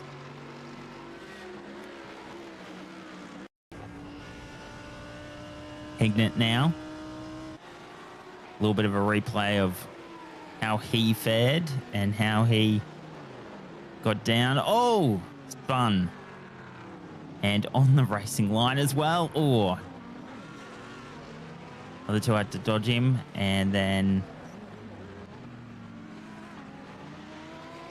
Good avoidance from those two, and good heads-up driving. And yeah, unfortunate for Hignett. I think he just kind of just carried a bit too much speed, and the rear just wasn't happy with it. Having still come out of the pits not too long ago, this gap's kind of opened up a little bit right now. We'll see how these guys are able to recover as we see.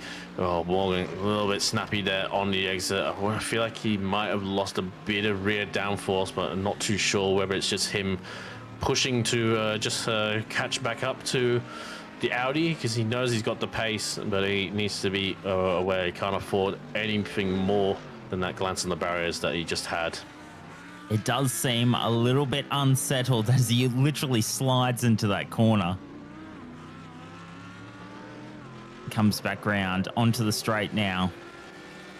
On the way to turn 8. Still a little bit, but there's about a second in it.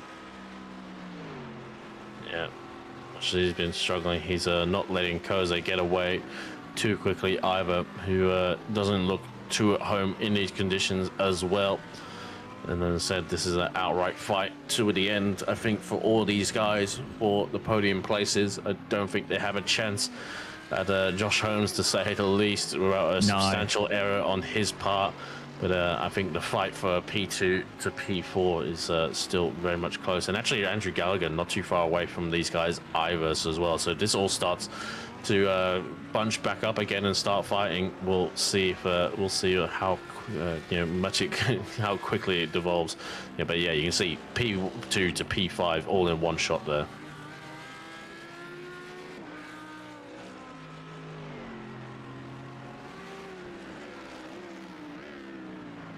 Oh yeah, that changes things, Yeah. doesn't it? So the actual Yeah, so just to clarify, like Chris Taylor said in chat as well, we didn't mention it at the time, but Rico Koze does have a post-race penalty of 15 seconds as well, so this might be, if I was Will Morgan's teammate, I'd be informing him that of that fact as well. Or if he actually is a solo driver, that might be a little bit tricky, but no, of course he is driving with Leo Dreyer, so we'll see if Leo lets him know. But that's a fact. Yeah, he can wait around for the penalty, but Benjamin Hignett's, I'm not going to wait around to just not going to sit behind him either if they catch back up to the Audi. So can't afford to rest whatsoever. No, absolutely. As we get into the dying stages of this race, only about half an hour left. Oh, Paul McAdam, what's happened now? Is he going to catch the inside puddle? Yes, he does. Yeah, We've seen that a few times, haven't we, Brad? we have.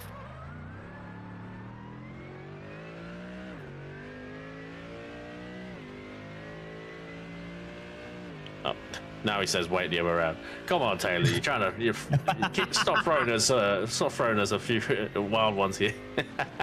But yes, no, car 7 with a 15, car 70 with a 5. But yes, car 70 only just occurred to me is this Mercedes as well. So if there was a finish like this, it would be the Mercedes ahead.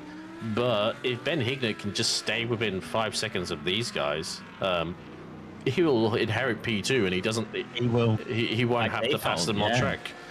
But it looks like Hignett is struggling. He hasn't caught them that quickly.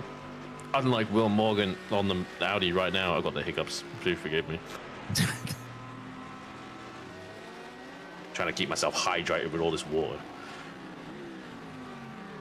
Both of them still going. The 2 and 3 currently still going toe to toe. As you said, Hignett just sitting in the background there.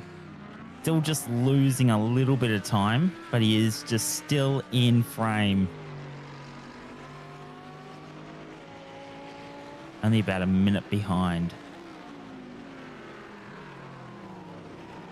think a pace from Will Morgan as well. We've seen the 29.6 that last lap, which is only a half a second off Josh Allen. So he is the second fastest driver out there on the last lap. So he's got the pace. I feel like it's a little bit kind of ebbing and flowing between the laps as the small little errors build up. Hey, Rico Cozy with that slowdown again, so just going to have to alleviate a little bit of time again, which just brings the Mercedes a little bit closer. Again, coming into the staircase, but we'll see what's able to be done. And yeah, I think, yeah, if Hignett wants to try to stay as close as possible, but I think he doesn't necessarily have the pace of these guys right now. But he did do 29.5 last lap. I take it back. You know, I think everyone's got the pace, but it's so hard to be consistent right now in these conditions. Absolutely, and I do notice that the rain has actually stopped. So does that put maybe dries? Oh, really? Okay. I mentioned it, so it's inevitably going to happen, and now you've mentioned it. It's yeah, watch it. Next camera shot right now. That's the commentator's curse, right? Absolutely. That is the commentator's curse. Yeah. Briefly sunny again, but as I said, like unlike other sims, it's iRacing. It is different corner to corner, unlike ACC, where the whole track is one state. It will be raining across the whole track, or it will be dry across the whole track. iRacing is actually dynamic, like it is in real life. It can rain in one part, it can be cloudy in one part of the track, be sunny in another part. It is one of the cool parts. Having waited like what 8 years to get rain in the game, as Will Morgan unfortunately gets a slowdown penalty for cutting the center chicane as well. But yeah, sprinkling of rain, like Chris Taylor said, it's just been very sporadic. And these two are quickly catching, I think, Jaden Sweeney and Jay Partington in a fight with a P8 for those two. So hopefully not going to impact these guys too much. But those guys are obviously having their own little battle as well between the two Porsches. Absolutely. Still now coming down onto the straight now. They fire down. We can see 2 and 3 in their rear view mirrors. Oh, and just a little bit there from Sweeney, I think that was. A little bit of a whip at the back. They come down into the hairpin. And around to 9 and 10 now.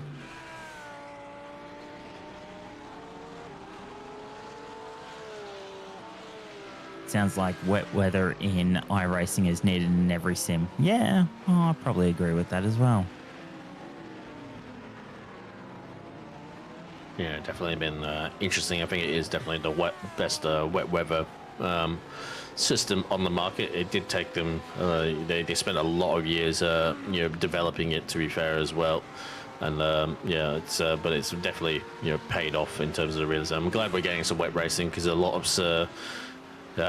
some series shy away from it a little bit, and I think that's the thing. The rain is trial by fire. You don't learn how. You can only learn by doing it. Yeah. You can't you just gotta get stuck out there. And it's so I think we had a few frustrations. Like we had the ACC, both were wet splits this week, and some people obviously who obviously races didn't go too well were a bit frustrated. But I think that's part of the game as well. As it looks like the 777 is gonna let these guys go first as well. That's sensible driving there from Jay Sweeney, and I think they don't want to impact that fight as much as they're fighting for position. And there's plenty of time to go as well. We'll see where Jay Partington lets these guys go, as the Mercedes getting also close, a little bit deep into the hairpin, going a little bit wide. But ultimately, I think he's gaining a lot more on Cozy, and I think Cozy is going to be a little bit frustrated. He's going to send it on the ball. I'm not sure if he really planned to do that. It looked a little bit sketchy, but the Porsche did see him coming and let the door open. He did kind of clamber over the curves, and now he's really under threat from the Mercedes again, as Hignett having to pass those blue flag cars as well. But that's just how the traffic goes sometimes, and the Audi now going to have to be really wary of the Mercedes, giving Will Morgan another chance at getting past these guys. And I think ultimately actually kind of helped out Ben Hignett as well. He close up a little bit as the red Porsche of Jay Partington flies over the chicane along with Ben Hignett as well. But Kozai doing a good job keeping the car on track right now, but unfortunately with that penalty, as things stands, he will lose this P2, but might retain actually won't retain P3, I don't think. 15 seconds, He'll and be you can see down. Hignett. Yeah. It'll be quite far off. He might not even retain P4. Gallagher. No,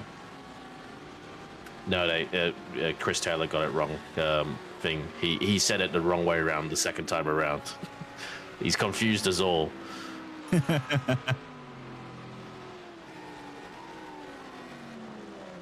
He said it right the first time and then told us again, and then but he told us the wrong way around the second time around. Thanks, Chris. Yeah, Appreciate it, mate. Thank you, but no thank you. But I appreciate letting us know as well, because we're not privy to that one. I'm guessing, I don't think Iracing has the ability to add these penalties live to the actual game. There have to be these post-race penalties added to the end of the way they finish on track. So, as the Audi's been catching the rear. The rear's been sliding a lot these last couple of corners for Rico Kozai. So, yeah, it will give Morgan more of a chance to catch him as well. I will say Morgan's been looking quick, but he has feel like he's just lost the wind out of his sails a little bit ever since he had that glancing blow on the tire barrier. But yeah, Kozai looking pretty good so far. But yeah, it is 15 seconds for the Audi, 5 seconds for the Mercedes, and obviously Hignett will pick up both. Will get past both cars at this rate if it finishes like this. Yeah, absolutely. Still a good racing between 1 and 2. They're still going at it like they are fighting for these positions. Yeah, because like if Morgan is able to clear the Audi, he could probably try to build that gap to 5 seconds. We've got a replay here of Jaden Rondinella going up to Wakefield at turn 4, and I think just going straight on. Yeah, and not able to flick spin it around ever so just enough, but does get it going eventually as well. That's not too bad if you don't find the barrier. Not quite a crash, but definitely a moment, to say the least. Yeah, I think with Rico Kozai, looking at the timing tower, Andrew Gallagher in P5 will actually benefit from that 5-second penalty as well as Baker is going for he caught the side, he's gone for a spin going into the last corner. Has he kept it going? He's gone very far back. No. He's gone very wide. I don't know. I wonder if he's actually hit the barrier. And there's Andrew Gallagher in the green Porsche, so he's going to get past and get up to P4 on track as well. So that's huge. No, that's not Gallagher. My apologies. That's a lap car. I got a little bit carried away there. He's already been passed, I think, by no, he hasn't. The Porsche is just the next car behind this one. So yes, Hignett getting away, still retaining his P4, but lost a heap of time to Kozai and Morgan for sure. Yeah, I feel like he needs to catch up a little bit to retain that second place that he was in the running for, but no, not at the moment. He will sit further down, I reckon. Jaden Sweeney's got a black flag, so he's got a penalty for something somewhere. And also thank you again to Chris Taylor, car 76. So yeah, he just caught the puddle. He came so close to wiping out Morgan in the process. Thankfully, didn't find the barrier, but I think he just went a bit too wide and braked on the puddle that's on the side of the track, and that's all it needed. Unfortunately for Hignett, as Jaden Sweeney does have a drive-through penalty as well. I'm not too sure what that one is for right now, but I think that might be self-served by the game. Actually no, I think so the from what I remember, I think the stewards can only apply like drive-throughs. It's a bit like LMU, so they can't do time penalties. They can only apply drive-throughs. As you can see, that Porsche coming into the pits probably to serve that said drive-through, so that could have been applied. Could have been applied by the actual stewards stewarding this race, because we saw one earlier as well. I forget through 4 early in the race. One car, a car rejoined unsafely. Actually, I think in the early part of the race, one of the Audi, I think it was Chris Taylor, crashed out from the lead and unfortunately rejoined into the path of another car and was hit with a drive-through penalty because if you don't rejoin safely after having an accident and impair someone else, then it's not looked very favourably, to say the least. I can understand that. I know a certain OOR member that's been on us an academy for rejoining safely. It's a big thing. It's a big thing to drill in, and I think it's because it's a lot of people get ruin carried someone else's race. That's Absolutely. the thing. Yeah, because a lot of people get lost in the moment. They want to. It's very common for people to they make a mistake, they get frustrated with themselves, and they try to make it all back up in the next the next lap, and then sometimes they make another accident, or as I said, they can rejoin unsafely. But yeah, we take a very dim view in a series of that. As Will Morgan is ahead of Rico Koze. Oh, there's been a pass for P2 going into, I imagine, the last corner. So that's a big decisive battle, and this will give Morgan the opportunity to build that 5 seconds actually, it won't matter against this car because Hignet's no longer a factor, because obviously the Audi has a penalty. So it looks like the Audi just going deep into the last corner and just going wide, and Morgan was close enough to capitalize, and I think he knows he can't follow that corner. He wasn't really alongside enough for the center S, so that is huge for P2. Absolutely. Now on that straight, so it's now Holmes with a well good lead, and then Morgan, then Cozy, Hignet and Gallagher wraps up your top 5. Then Smith, Rondidella, Huntington, Sweeney and McAdam will round out your top 10. Yeah, pretty good recovery from some of those drivers as well. They've had a very tumultuous race, especially once the rain came down. Like, obviously, unfortunately for McAdam, and obviously, prospectively, appreciate those guys as much as their race hasn't gone well. They've stuck with it and stayed in the race, and at least got to get the checkered flag. I'm not someone who likes to back out of races just because it's gone badly. You can, I'm here for the night. I'm going to race the night. Doesn't matter if it went what the result is. But Rico Koze in the pit lane. What's this for? Yes. Is he marginal for? Oh, they can't make it on fuel. They've had to come in. Also Holmes in the pit lane as well. Yeah, Holmes in the pit lane. I think he'll be fine because he was coming up to lap even the P2 to P5, so he should be okay. And looks like Koza is already rolling again, so I get the feeling that's a very short fuel pit top up as well. And get us through the last 15 or so. Yep, so it's interesting. So they weren't able to make it to the end, and I wonder if Will Morgan should be okay to getting also close to the safety car there, Mr. Holmes. Not surprisingly, Holmes comes out, rejoins in the lead still. He was actually coming up to lap those P4, that battle that we were seeing for P2, 3, and 4. So not too surprising he's retained his lead. Interesting stat, as the track has dried, the fuel has gone up. So interesting stat. Thanks for that. That's amazing. Yeah, that's another factor in it. As the track's dried out, the pace has increased, hence the fuel comes up, because as you drive in the wet, you tend to see to short shift. You don't necessarily use the throttle as much as you're trying to keep the car under control. So hence the fuel per lap is significantly reduced in the wet, obviously in comparison to the dry, but as the drivers are able to push a lot more. As it looks like Josh Holmes just trying to find, looks like they're still preferring that sort of drier inside line. They're breaking into that corner as well. As he kind of looks like he's having to defend from Dylan Smith, but I don't think he really needs to, especially as he's actually a lap ahead. Yeah, absolutely. It's been a good drive by Holmes. He fought the good fight for that position, and then away he goes. Still with a 42-second lead over Morgan, who is in position 2. And then Hignet making 5 seconds back off Morgan as well. Are you familiar with Randy Feltface? No. Okay, no. Okay, I won't explain. I'll tell you. Are you hearing what I'm hearing when he says the word Morgan, Glenn? Morgan. Get it.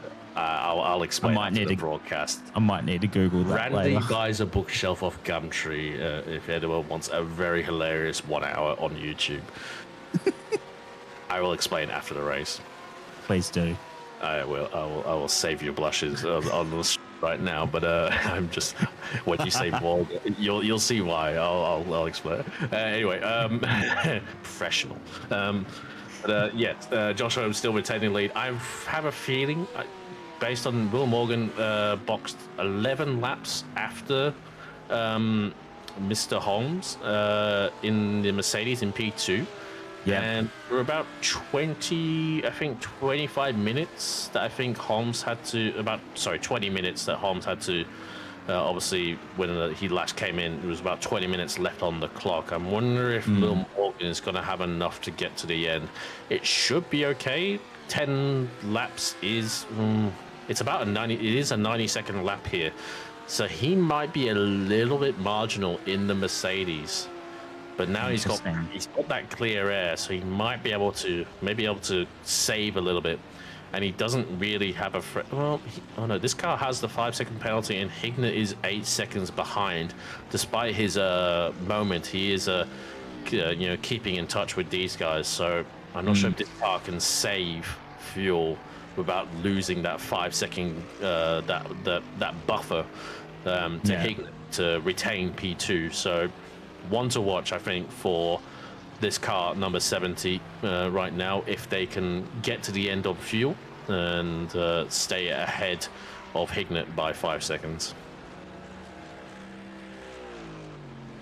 Yeah. Morgan, at the moment, on track position 2 at the moment. And he's had a good drive. 2 positions up from where he qualified.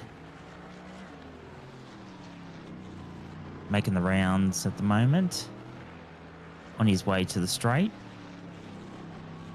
Just keeping it nice and tidy throughout the corners. And away he goes. Yeah, once they kind of replay here of Paul Huddy in the 141 Porsche. And, Whoa! Just a big slide, and unfortunately got to find the barrier, nose of the barrier there in the Porsche. Oh, we've seen that a few times at that corner in real life. It's just got away with him on the exit. Just gets it slowly turned around. Thankfully waited for that car to go through. Might have got away with damage. It looked like quite a substantial front impact, but if it didn't impact the suspension or steering, it might have gone away with that one. It didn't look like it was too damaged, but Yeah. currently running 14th at the moment. Paul B. Huddy. 2 positions up from where he was. Currently focusing on William Morgan at the moment. Start finish straight. Glad someone else gets in, chat. Anyway. Sorry, I feel like I'm torching you here at this point. I will explain after the race. But yes. You've really piqued my interest now, if anything. Yes. I'm surprised it's taken me this long to actually it's occurred to me. But yes, he's going into... so Morgan's going pretty good so far. Still got that gap to Hignett, kind of teetering a little bit on the... And they're doing very similar lap times as well as we cut back to Jay Sweeney here. Kind of looks like he's letting... I think that's the Tim Purcell car. He's just letting him go. It might have... he is a lap ahead, but I think he felt that if that car's quicker, just let him go. Don't need that guy in my mirrors all the time. Understandably so. I'm hoping Tim Purcell's found a little bit more confidence because he's had a bit of a torrid time early in the race we saw, but I'm hoping he's able to find his mojo back a little bit, recovering from P13. Unfortunately, a few laps down, and that's the thing. Like we haven't actually had a safety car for a while for those cars to let some of those lap down cars back through either. So that's been the issue. But I quite like the actual wave through process. It sometimes takes a bit of time, but I think it keeps people somewhat still in contention. Yeah. Absolutely. Bunches it all up, keeps it exciting for the stream as well. less than 10 minutes, or just less than 10 minutes to go in this 4-hour epic that has not been disappointing us on action as two of them go. Are these fighting for position? No, I don't think so.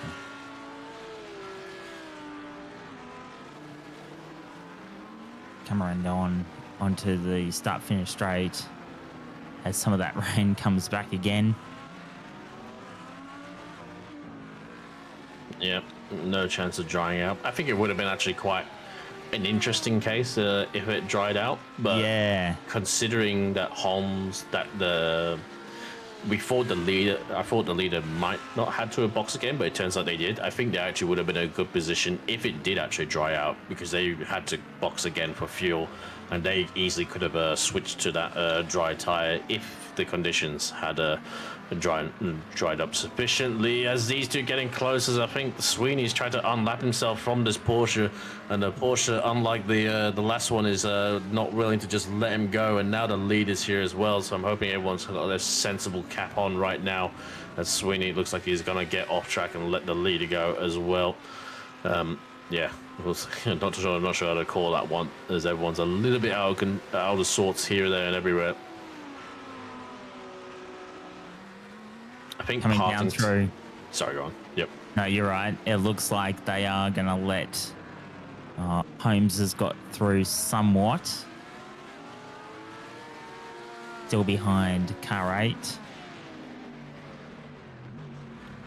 I think Partington in the red Porsche is probably not so willing to let this Audi go, because it's going to cost him time, and he is actually fighting the green Porsche of Sweeney in the background for position as the Audi catches the edge of the water and nearly does what Hignett did a few laps ago, but thankfully manages to catch it all up and let things go. And yeah, so it's a little bit of a scare there. And I think Sweeney, just trying to make... Oh, as the red Porsche's off anyway! He loses it into the center chicane. Thankfully, he doesn't rejoin the racing line and gets his stop, but that's going to make that one very simple. Let Sweeney go, and there's going to be one position gained for Jaden... sorry. Let's Purcell go in the Audi. I'm getting Purcell and Sweeney mixed up, but let's Purcell go in the Audi. It's been a long time. And Sweeney in the green Porsche is gained a position out of all of that. So away we go again. Still into the dying minutes of this race. Looks like everyone's well behaving themselves. And Rondinella. Oh no. Deja vu again. Oh no. Oh. And just... yeah. And that's to do the 3-point turn. John McAdam now. Oh no. Poor man's had a torrid race, and he comes in there. The hairpin looks okay on the entry. Everything is going to spin around. The lazy spin. Yeah. The back just comes out on him. And... yep. It's Tim Purcell. Just needs to let this Mercedes go. I think that's Dylan Smith in P6 for the 333.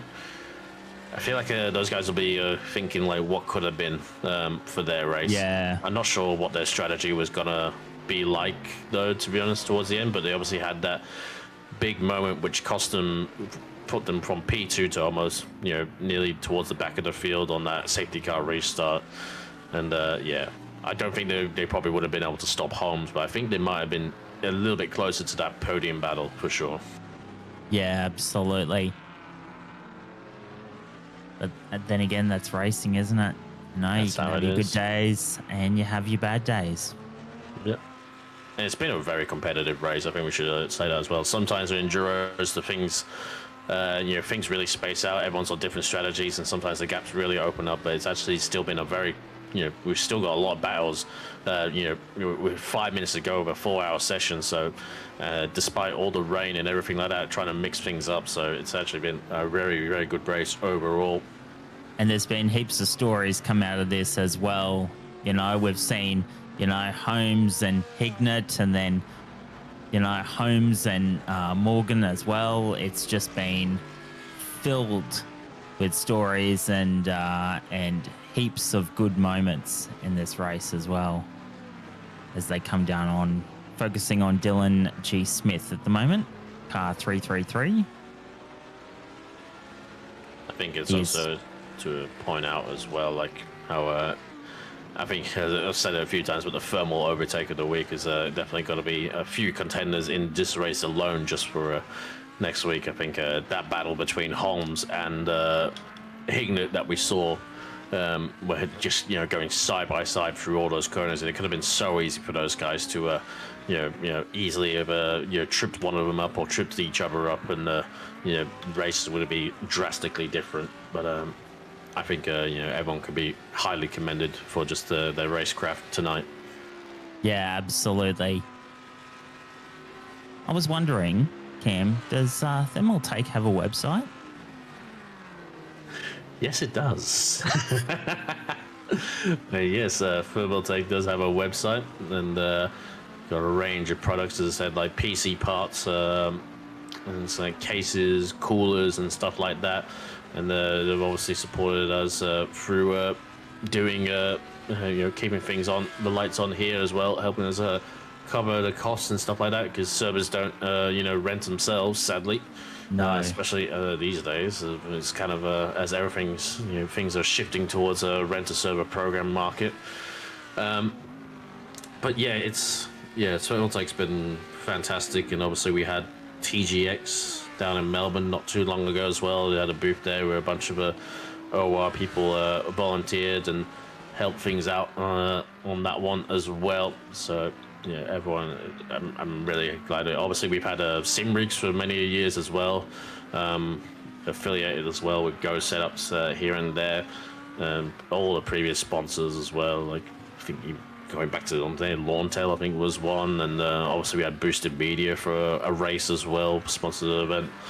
But SimRigs has kind of always been around for a long time. And Permobile, how can I forget about Permobile as well? We appreciate all our sponsors, and of course everyone, all the YouTube members, all the patrons as well, the people that day-to-day that race in the series that also kind of put towards a little bit as well. And we appreciate every one of you as well, and everyone in the chat.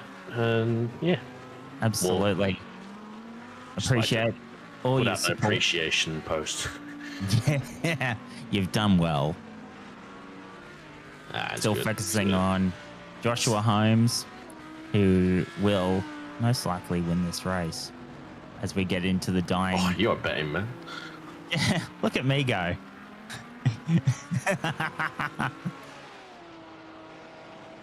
Into the final 90 seconds now. And this is William Morgan on screen now. Yeah, he's had a good race too. Yeah, good race, despite that scary moment. Still, the rear wing and rear bumper looking a bit like a little bit like a scrap heap right now, and not looking too good. But clearly doing enough on the car. I'm glad it didn't affect his performance, and he has actually gotten 15 seconds over Ben Hignett, so Hignett will not gain a place on a penalty. So these guys are looking set for P2 right now, as this is, I believe, gonna be the last lap with just over 40 seconds to go. I'm not sure if Holmes can get to the line in time. It might be the last lap. I'm trying to remember if Iracing does another lap after they cross the line or not. I don't think it does. No one's cursing anyone, mate. All right, just settle down. There's a few Clarks around though, Diballs. Which one is it? Because there's a few in OR. Well, interesting enough, my brother was supposed to be racing tonight, but who's your brother? Clark himself. Clark. I figured that. M. Clark. Michael Clark. Yes, Yeah. I think we've seen him in chat a few times tonight. But as we goes around across the line, it has ticked over to 4 hours, and Josh Holmes is going to cross the line for car 17 and take it home for the Audi of Thunderdome Racing, I imagine, along with his teammate Chris Taylor in the car. And I believe one more to go. Sod it, never mind. We're still going to go around again. It could all fall away. Who? Yeah, never mind. We thought they would cross the line on the hour, but nope, we've got to go one more. I blame Glenn for that one. He said he promised me that it was over. We'll just make it Glenn's fault. It's just, yeah. It's the opposite. It's like a USB stick. It's the opposite of whichever one you try Chris and first. Glenn. Yeah, let's curse this car. Like, yeah, this going well now, very well. Not what can go wrong. Lightning doesn't strike twice. Sodom at this point. As everything like that. It's still, if they're gonna do this to us, we'll do the full curse right now. Ooh, careful there. Ooh, dominant brake too late there. Not a bit too much throttle. Careful now. Oh, the Audi's gonna go. I'm not sure that Audi's helping the case right now. I don't need to do the commentator's curse at this point. Show you that was. I mean, that was Rico Koze in P5. Didn't help things whatsoever right now. And make sure he doesn't get another penalty and doesn't find a fence on that one. And shall we try a second time around? Just edit that last one out. But as they roll across the line, some bloke called Joshua Holmes, some bloke called Chris Taylor, and something called an Audi. There's someone is just going to wait to let the car go and doesn't want to do another lap. But they do it across the line in the Audi for the fun of them. He does the little wiggle as well. But yeah, crossing the line. Congratulations to those boys winning the race right now. 44 seconds to the good in the lead for the Car 17 of Thunderdome Racing. Chris Taylor and Joshua Holmes as well. Such a good race. They did so well to fend off so many people and also put in some great battles. So good race there for Thunderdome Racing. Yeah, excellent stuff from those guys. Series admin wins the race. Sus. Now we're talking about what's Can cursed we do again. post race cursing? No, it's a great. He's done a great job pioneering this series as Josh Holmes and really kind of putting everything together, as well as obviously all the people, the race directors and stewards as well. Mitch Hobbs has been things, and I think Craig Busk also doing stewarding for tonight. Apparently tonight was really good for stewards as well. Like not too many incidents called whatsoever. I think the same for LMU as well. I think it's just ACC is the problem child when it comes to racing incidents. But those guys cross the line. Will Morgan does finish P2 for the car number 70 right now, and excellent stuff by them, those guys, for Mosaic Motorsport with Leo Dreyer in the car. Benjamin Higner by himself, solo runner in the 471 Lamborghini, will finish P3 and should be all good on that one. Andrew Gallagher P4 in the Porsche, and Rico Koze P5 as Mr. Holmes does some celebratory donuts. Not too surprisingly, excellent job by him. Those guys as well. Dylan G. Smith in P6 for the 333 Mercedes. Jaden Ronanella P7 in the 888 Porsche. Jaden Sweeney in the Porsche as well for P8. Jay Partington P9, and John McCann rounds off the top 10 for the iRacing Adelaide 4-hour first ever endurance race on iRacing. I think it went pretty well. I think it went amazingly well. Thank you to everyone who made this broadcast happen. Thank you to all the commentators, and thank you to all the stewards and everyone who put this together. It's been fun. Absolutely. Thank you very much as well to Glenn, obviously broadcasting tonight. I do appreciate it as well. And again, thank you to the people who stepped up the commentary. Thank you to Aiden for doing an excellent monster stint during the first 2 hours and quali as well. As well as obviously to Stephen Ty as well at the first night, Shona as well, and of course some bloke called Brad Clark. Oh yeah, that guy. Yeah, good. Thanks heaps, guys. Absolutely. That'll be it from us. Obviously, next week we'll have our things just to cover off. Next week we'll have our normal Wednesday and Thursday split racing, split yellow, and LMU on the first day. Sorry, iRacing and split yellow on the first day on Wednesday. I believe they're going to Paul Ricard for ACC, and iRacing is going to, I have it on my sheet, don't tell me, Alton Park, that's it. said, don't tell me, Glenn. Jesus. And Thursday we'll have LMU as well. I should know this. We're going to Bahrain, and there's obviously Split Red, the late split. We're obviously going back to Paul Ricard as well. Keep tuned for that. Friday we'll have ELMS, obviously going to said track Bahrain, and of course we'll have duos at Misano on next Saturday. Before we go, a certain person has joined the booth. Say hello. Oh, well, hello. Sorry, I was actually just going to be here for the post race chat. yeah. I just came in a crack. Praise. Just wanted to, so wanted to soak it all up. Good job from you, but maybe you can thank some of the people that helped put out the series. I was know who exactly needs to be appraised. Yeah, I mean, mega job from Craig and Mitch and Chris, all in the shooting box, and then of course from your commentary team, and then as well as Glenn. Like, big thanks to everyone involved. And yeah, I mean, obviously numbers were a bit on the smaller side, but it's to be expected. It's our first enduro as we slowly build up those numbers and get new drivers in. So yeah, but thanks to everyone, and thanks for all the drivers that stuck it out. It was pretty relentless out there after the hour and a half mark. So yeah, thanks all. Sounds good. Well, we'll leave things up tonight. Thank you, everyone. Bye from me. Bye from everyone else. See you later.